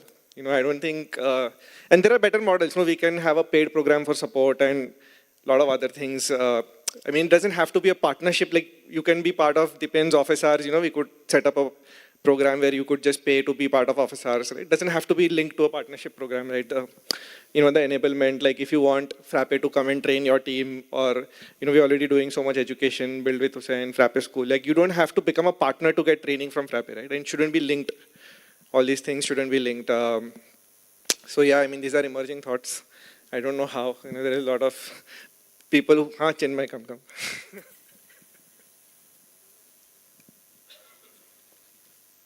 So, question to Rishabh. So, traditionally, companies make money by one or two things. One is brand, and another is intellectual property. With Frappe being open source, you have converted intellectual property, that is all the code, open source. So people will naturally come to you, which will lead to brand. Right now, you don't want to do rent seeking on brand, like you call it rent seeking, but that's branding is the ultimate mode. Like it's not, it's wrong to infer that it's rent seeking. It's the way world works. Like how brilliant you are doesn't matter if, it's good to be just focusing on brand. Most successful companies just build brand, and that's not bad actually. It's a very good model to make money and build good products for everyone.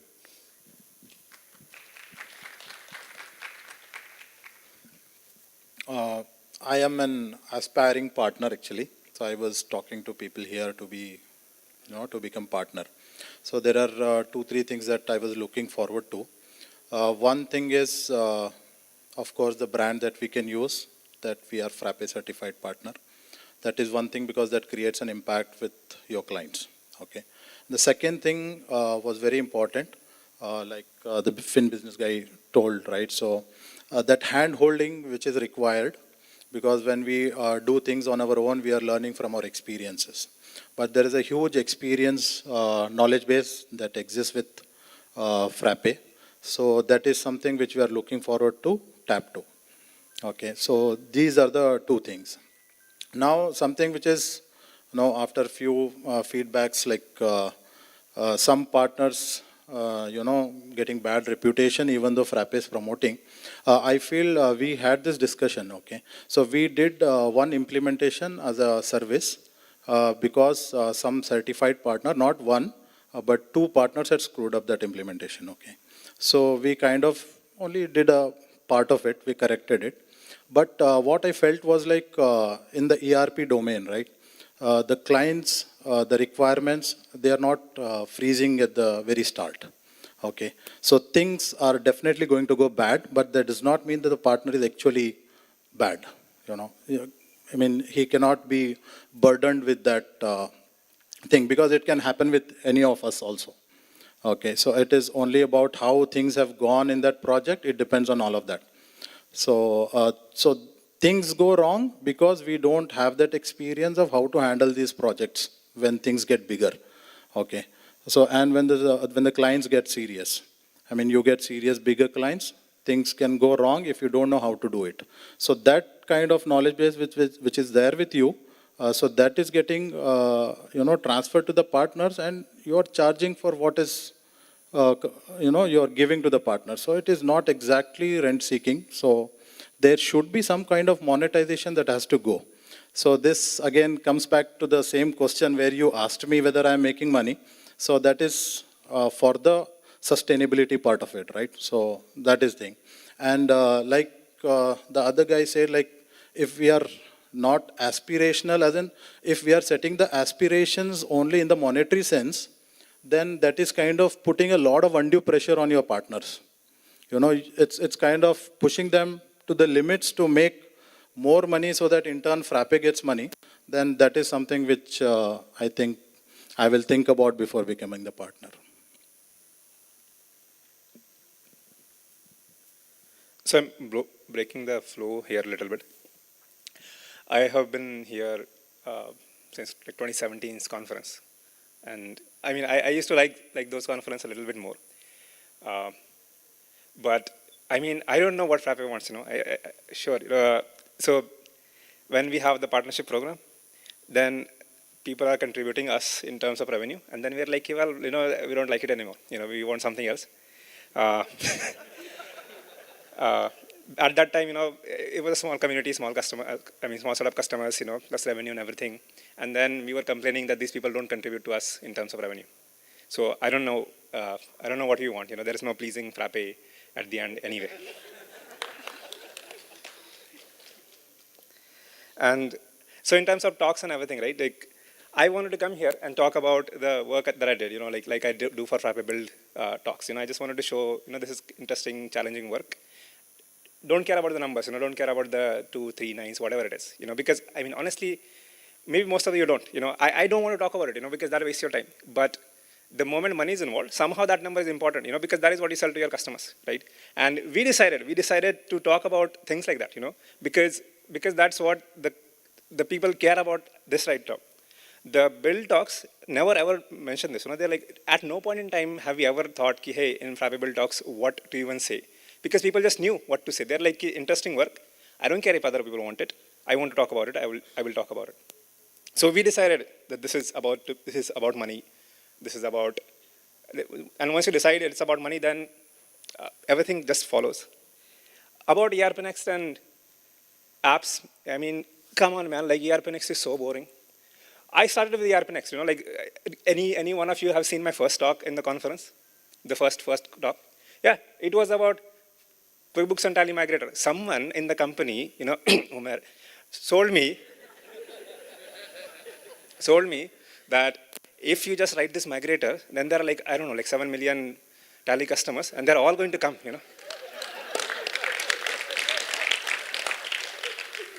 they're all going to come, and then, it will be all great.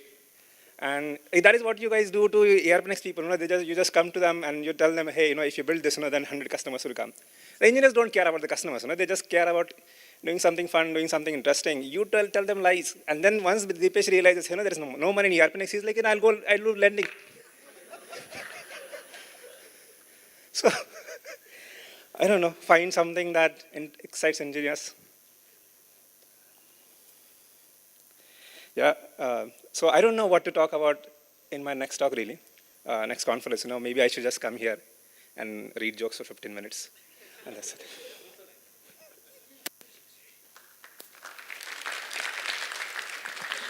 Hello. Making money is not a bad idea. Maybe Rishabh or other Frappe community has a different opinion of it. Think about like Tata.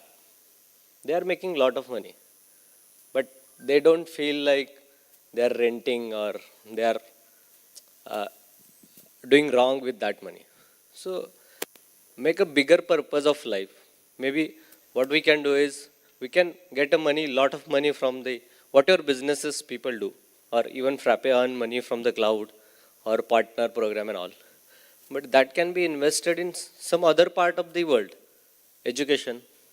We are saying that free enterprise. That's fine.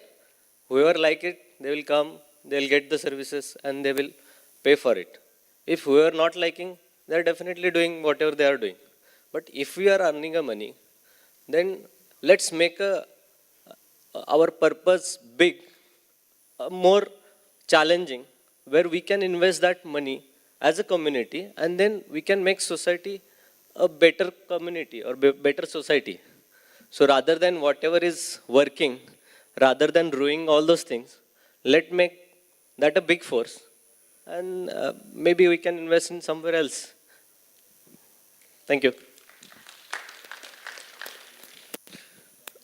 So I'm not per se against making money. I'm just against rent-seeking behavior because, I'm sure every big company in the world probably does that. The best ideas always seem terrible when you hear them the first time. And, it seems like, wiping the whole partnership slate clean seems like a terrible idea right now. But, we've done so many of these terrible ideas that have worked brilliantly, immediately, so many people ask me today, how does the Gurshin happen? How does the Rucha happen? How does all this happen, right? How? It's built on a set of terrible ideas, right? Pick your own work, pick your own pay, right? Self-managed company. They all seem very counterintuitive. And and I don't think we should seek, some ideal state, right? It's something, everything is work in progress.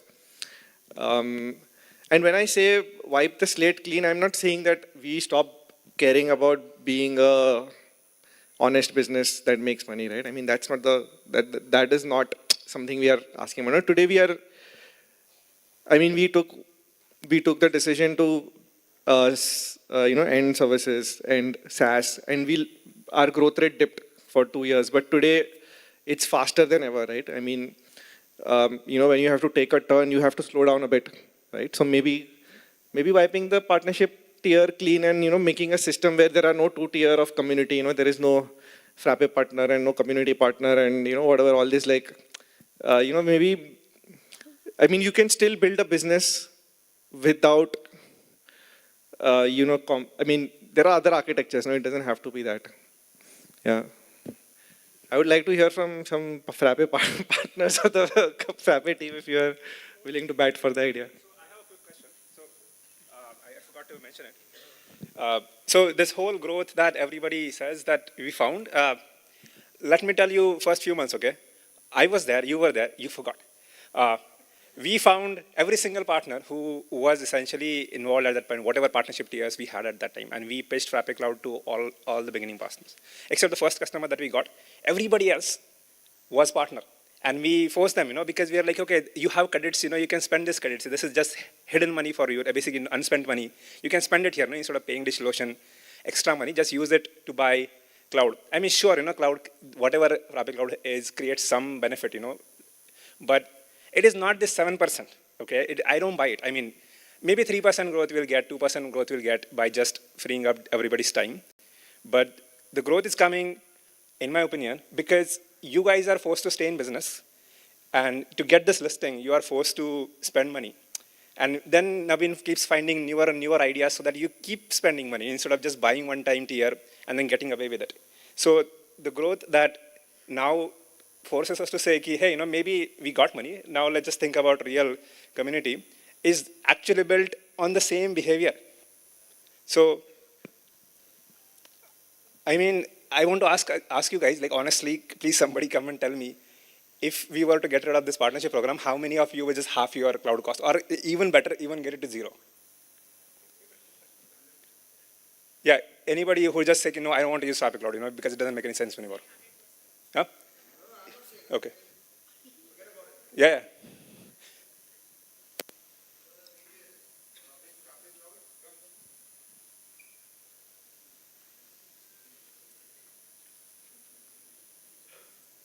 If it is to business, right, it's, we give service, they buy cloud as part of services, it's fine.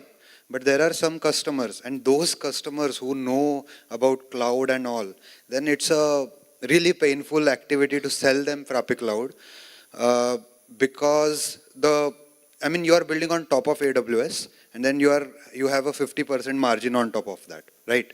So the core problem is not partners pushing Frappe Cloud.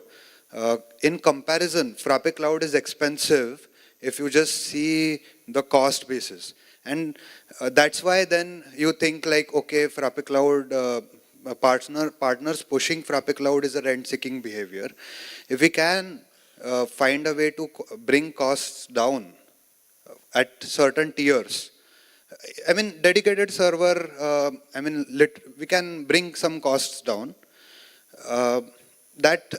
Another is bring your gold cloud. Like that is such an expensive offering to sell. It's people who have AWS account, they have credits. If we can give some reasonable offer to them, it becomes very easy. Just by reducing cost, you will increase your revenue in this case, because cloud is a volume game which can scale up. But when someone sees Frappe Cloud cost compared to DigitalOcean, like a solopreneur who is a little techie, he will say, oh, this looks expensive and all. It might not be expensive, to be honest, because he's not spending that much time setting up. But people don't understand this. If we can do that, there is no question about rent seeking. It's a good offer. Frappe Cloud offer itself is so good that you don't have to go anywhere. It would be easy sell for partner. That's I think is a a better way to frame the question. So I can give you a little context to Aditya, what Aditya said. So when I started this, I face a lot of challenges. When I started with ERPNext, I used to post a lot of errors in Frappe forums. I'm getting these errors in Linux, how to get resolved. Then I learned everything from my own. Then this Frappe Cloud came in. Okay, everything is resolved. I was very happy about it, that what is running behind this Frappe Cloud, I also know it. And it was very difficult for me to make my clients understand, okay, how to get it done. I have made documentations, long documentations with screenshots for my clients, how you can install all these things. Then this Frappe Cloud came in. So Aditya just asked the question that, will your revenue go down? Okay, this partnership thing came in. So Alka in my team, she and Ashish just emailed it to me. To be on a certain level, I need to confirm what my billing will be, okay, for a month or something like that. So we were less by some numbers. So we had a meeting. So I gave them a suggestion, okay, let's do one thing to retain our listing and everything. Let's move our in-house development server to FC. So we did once. Okay, so it's our decision because we are spending that money in some sort of infrastructure. We have some couple of clients in AWS as well. We move everything to FC. That was our strategical decision. Now, 3-4 days ago, I was requesting a feature around containers. Why I am asking for that? Okay, you are working on managed cloud. You only are providing AWS as an option.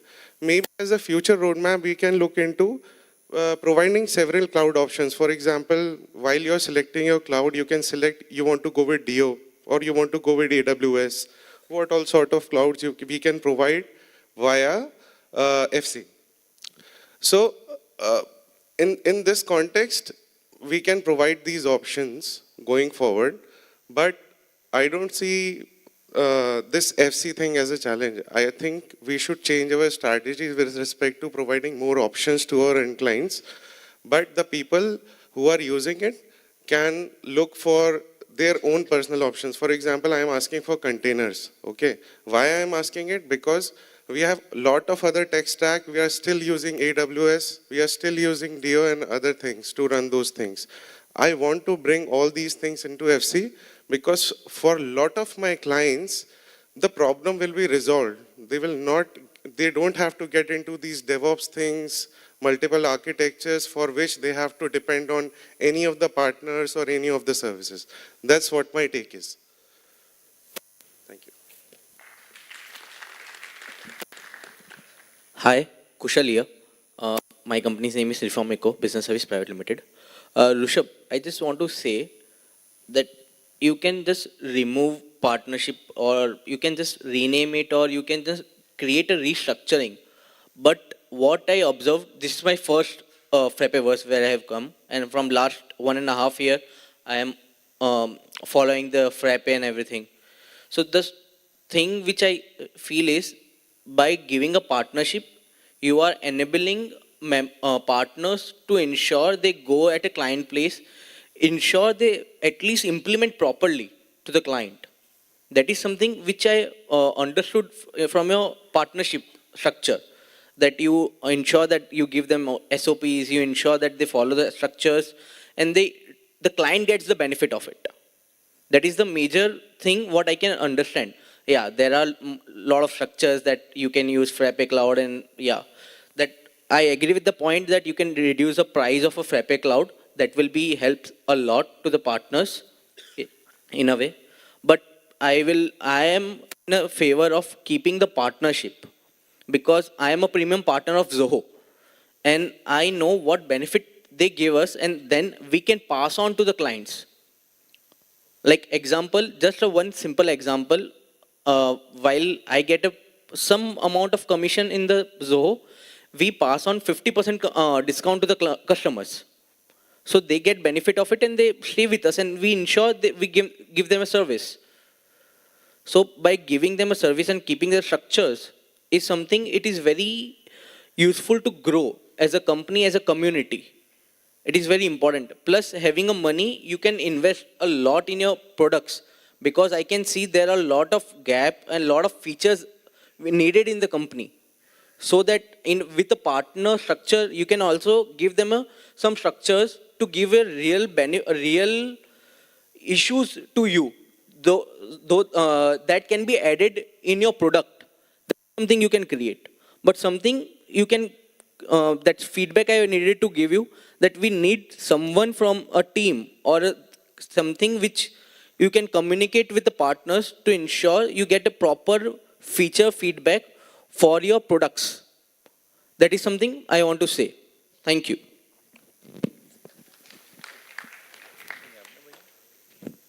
Hello. First of all, thank you, Aditya, for contributing such a wonderful app to the community as an open source. It's a very wonderful product, and it's a game changer in my understanding to the community as a Frappe. Okay. So almost 5 to 6 years back, I started coming to the conferences I attended, and whenever we come to the conference, we used to get words like from Rishabh, contribute back to the community. So we came into the mindset of a proprietary mindset where how do we share the source to the people, and how do we run the business kind of mindset. Now we slowly, got into the, community, and, our mindsets got changed, and we started slowly contributing. And, probably, yesterday we have contributed 10 plus different apps. Your thought process, yeah, fine. Sometimes it works, sometimes in terms of the partnership aspects. So this is again kind of a business forum, or it's not a kind of a business forum, but again, everyone is kind of attached to the business. So everyone coming here for as linked with the business. So which is something to be considered. So where partnerships really needed in order to make this product successful for our larger audiences. They can go to the enterprise customers, and they will ensure that they will be delivering things and reach out more people. After Frappe Cloud, the growth of the Frappe community also got increased. So now there are some kind of reliability and the partnership. So we have invested so much of time and efforts towards this contributing back to the community as well as the partnership aspects.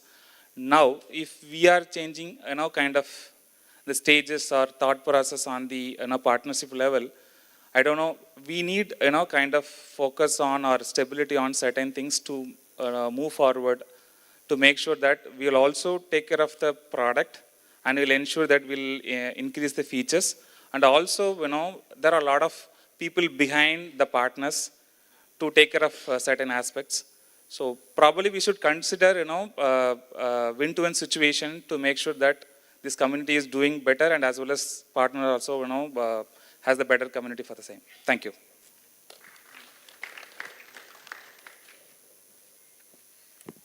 Okay, I will bear the point of view of a partner and the customer as well. I don't think that the partner program at this stage needs any kind of radical change. Actually, maybe, yeah, some change in the listing, but don't radicalize it. It's working right now. Yeah. Please. Yeah, maybe only one listing tier, maybe put some stars on each partner on different levels, maybe anything else, but this is how it works. And actually, as a partner, I don't mind paying 1.5x AWS. Actually, I don't mind paying 2x as AWS, because there is a job to be done with Frappe Cloud. My team can focus more on the delivery side. Actually, the customer can go on and self-host his site. The other problem that FC solves is that think about customers and users who doesn't know about FC, and they have to call a freelancer and go through hell overnight because their site is down. This is a real problem, and this is the real job to be done that FC is solving. So please. Yeah. So I see that partners are benefiting. Customers are benefiting. Maybe Frappe community is known, and Frappe company is known for the radical ideas. You can radicalize the segmentation part. This makes sense. This have a lot of area to grow. So yeah, let's keep it working at least for the next couple of years.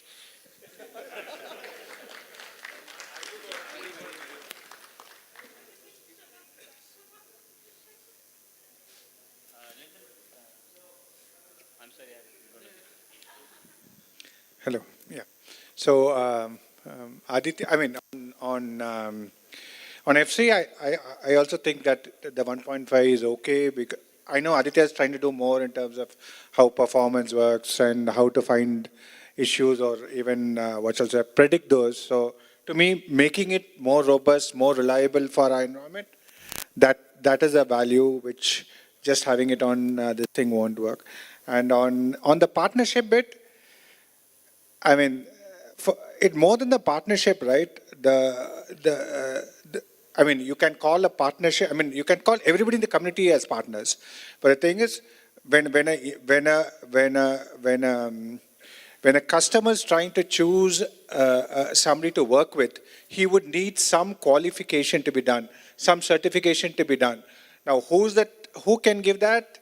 I mean, we can do it on a let's say, skills of the thing. Maybe you get, for an implementation, as somebody else said, remove the layers. But I think that is what will help us to go to enterprise. They're not going to, it's too difficult for the customer to actually evaluate individual implementation partners to actually work. So, yeah, you'll have to find out, maybe the name sounds right. The rent-seeking behavior, Rishabh likes to be hard on himself, so I don't know what to do about that.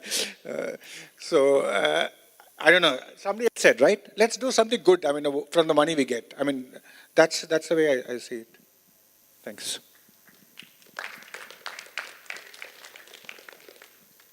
So about the partnership program, so I'll give my 2 cents. So it's always beneficial to have a little bit of control over the people who do the implementation, because end of the day, it is ERPNext or related products that we're going to implement, and Frappe's branding or as a OEM, you guys are going to be affected if it's good or bad. So often when we sell ERPNext, we say we don't have any vendor lock, we are open source, you can switch the partner. But how many of you actually share the customization of the code that we do to the customer after implementation? We rarely do, right? Their cloud is on our FC account or mostly on the servers that we subconsciously actually do create a vendor locking there, even though if not that's what we intend to. But often since the code is with us, since the server is with us, we kind of create an illusion that there is a lock. So maybe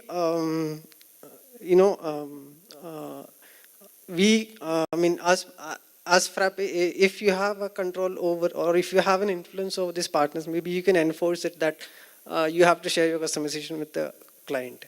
So it's always beneficial to have a control so that you can manage things, you can make sure that all the quality standards are met. Maybe yes, you can remove the tire, or maybe you can add in more metrics or more measurements, maybe contributions, non-financial contributions as well. So yeah, that's my 2 cents. Thank you. Huh? No vendor lock-in if you have more Frappe Cloud equivalents, like hosting equivalents. It's more, not just that. We usually take the client requirements, we do the customization, the Git repo is with us, basic everything is with the partner. So that is kind of creating a lock-in. So if you don't have a control over the partner, you can't enforce, you can't ask them to give the code to the client as well. If I'm a normal community partner, not directly related to Frappe, you don't have any say over me to ask me to share it with the client. So it's always beneficial to have a relation.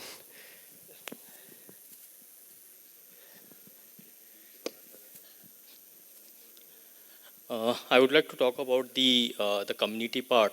So as I am part of this committee for a long time, so what I see that the emotional quotient, which some of the people are saying that it is somewhat lagged or reduced.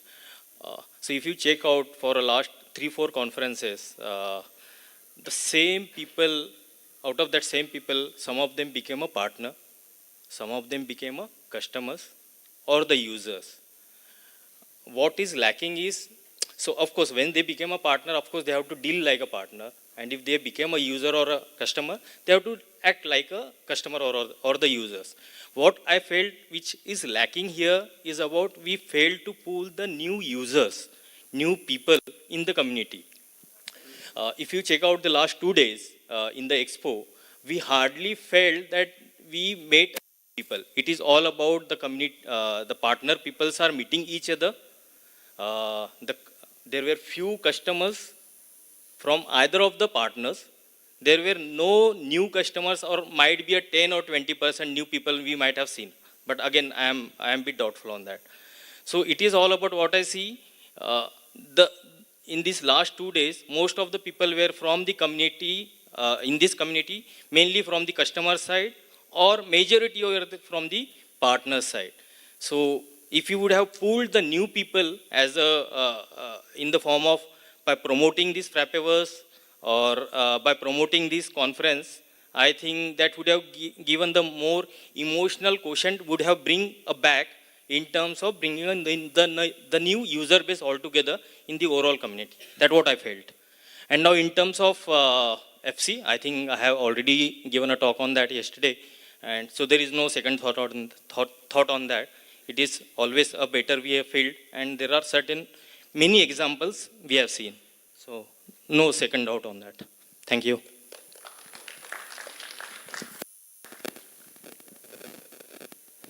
Yeah.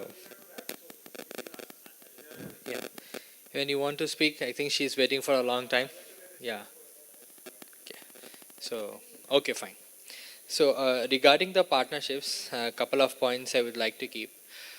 Point number one is having a label that you are Frappe partners provides a lot of boost in front of your customers, especially in markets where they look to some sort of recognition.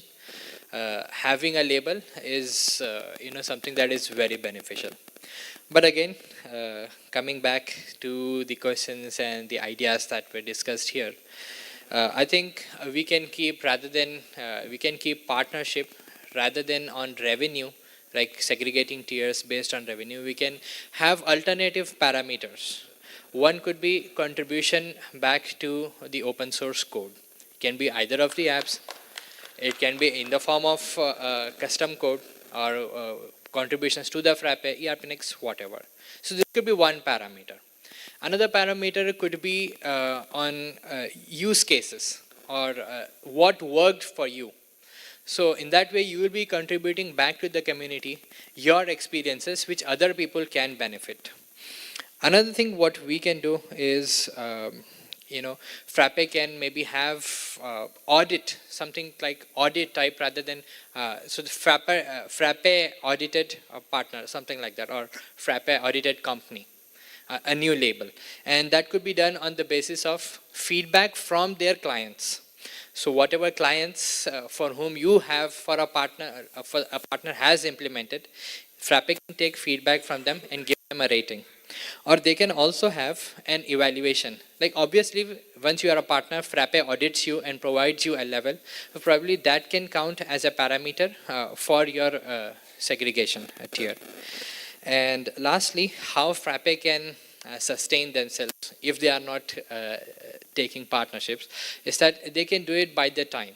So the expertise and the knowledge that Frappe is having, so probably they can sell it and keep themselves sustainable. For example, the audit process.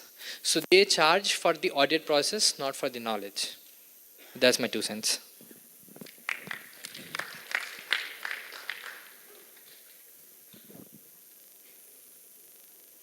Yeah, good evening, everyone. So I think there are more scheduled talks, but I enjoyed a lot about like Frappe fights and this random conversation because it helped me to connect with more people and the ideas behind. So yesterday I gave a talk about my journey from a developer to an entrepreneur. So what happened is I'm building my company as in a bootstrap manner. But what happened is when I was roaming around, people asking me, are you a partner or not? So I was stumbled and what to tell, because this is just a first year. So whether I go with a Frappe partnership or not. So that is one thing. And then, I feel somewhere it's been 5 years, I'm in Frappe community. Even I am a contributor too. But I feel visibility and credibility is the factor that is missing out for every person in the community. So I think in today's talk, my pic was posted for a content writing and people was congratulating me you are getting recognized by Frappe, but it's not to be like that, right? I've been in 5 years, I was known for someone, but something need to be taken care of. Every member should be heard, their thoughts, their ideas and all. So, Karthik also said, like, it's not like, community driven. I miss many contributions and all. I think developers are busy building, like, delivering the projects. And some companies are working in the product building aspects. So in those areas, we expect more contributions. But in many 9 to 5, it's like, more into serving customers and custom developments. But that is not like, packed and contributed back to the community. So these are the areas we need to focus on. So I feel somewhere like, there is a Frappe incubation program that is specifically for like, project building activities. I feel in this era, code and media leverage both to be like, encouraged, so that at least I feel like, organic marketing is a good thing, but using social media, we can do that very organically. So I think we need to consider on that. And apart from, Frappe is not only for developers, partners, customers, there are freelancers too. So we need to encourage them also. So there are so many solopreneurs. So we need to ask them like how they can improvise and what are the pricing factors they are working on. So those ideas to be also discussed. So we need some initiatives among them.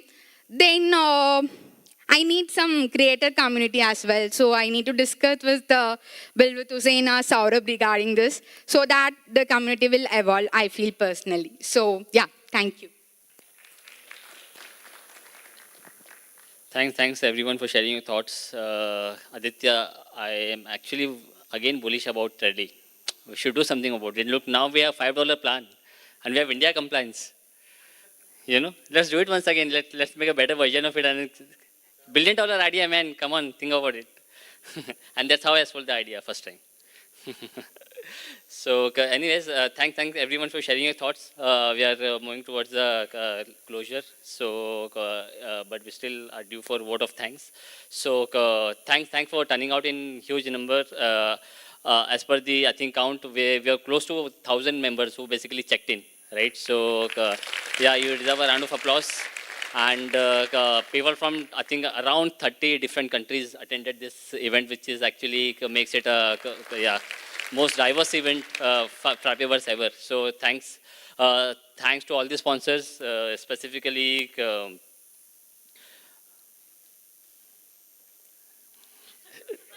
gold sponsors. But yeah, thanks to all the 26 sponsors who basically supported the event and made it happen. Thanks to all the speakers, very fantastic talks.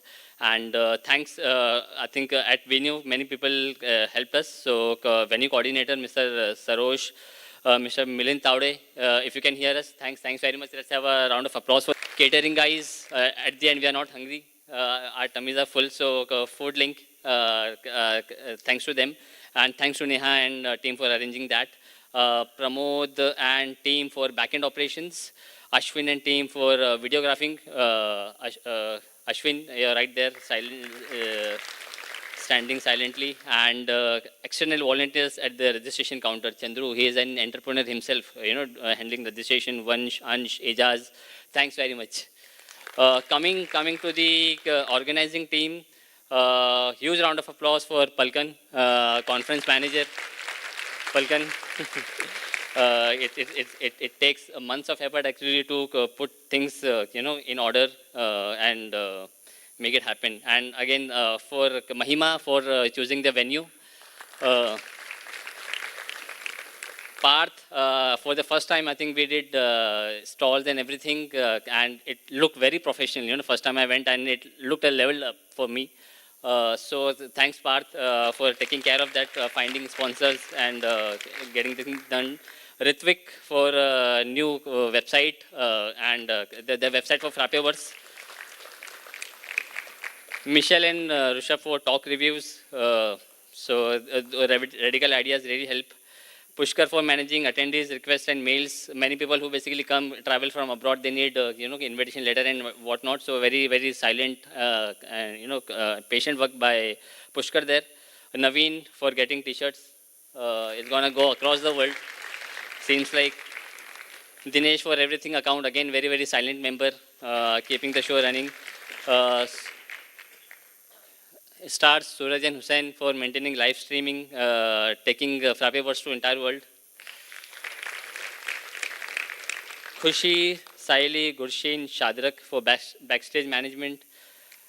Asif and Arushi for capturing capturing images and interviews. Would love to see them getting uploaded.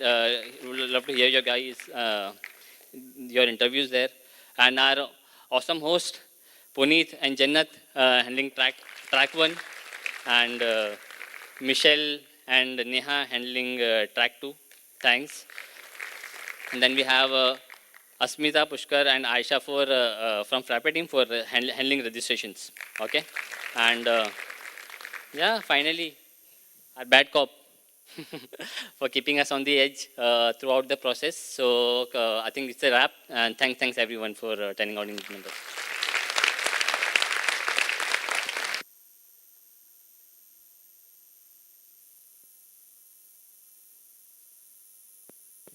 Okay, so we still need to take one more group photo. How do we Palkan, you want to? Or can we come in center like this? What logistics? Yeah, lots of logistics. Yeah, if you can come in front and come in center, I think everyone will get covered. People on this side, right side of mine, can come on the left side. Yeah, we can take pic from stage.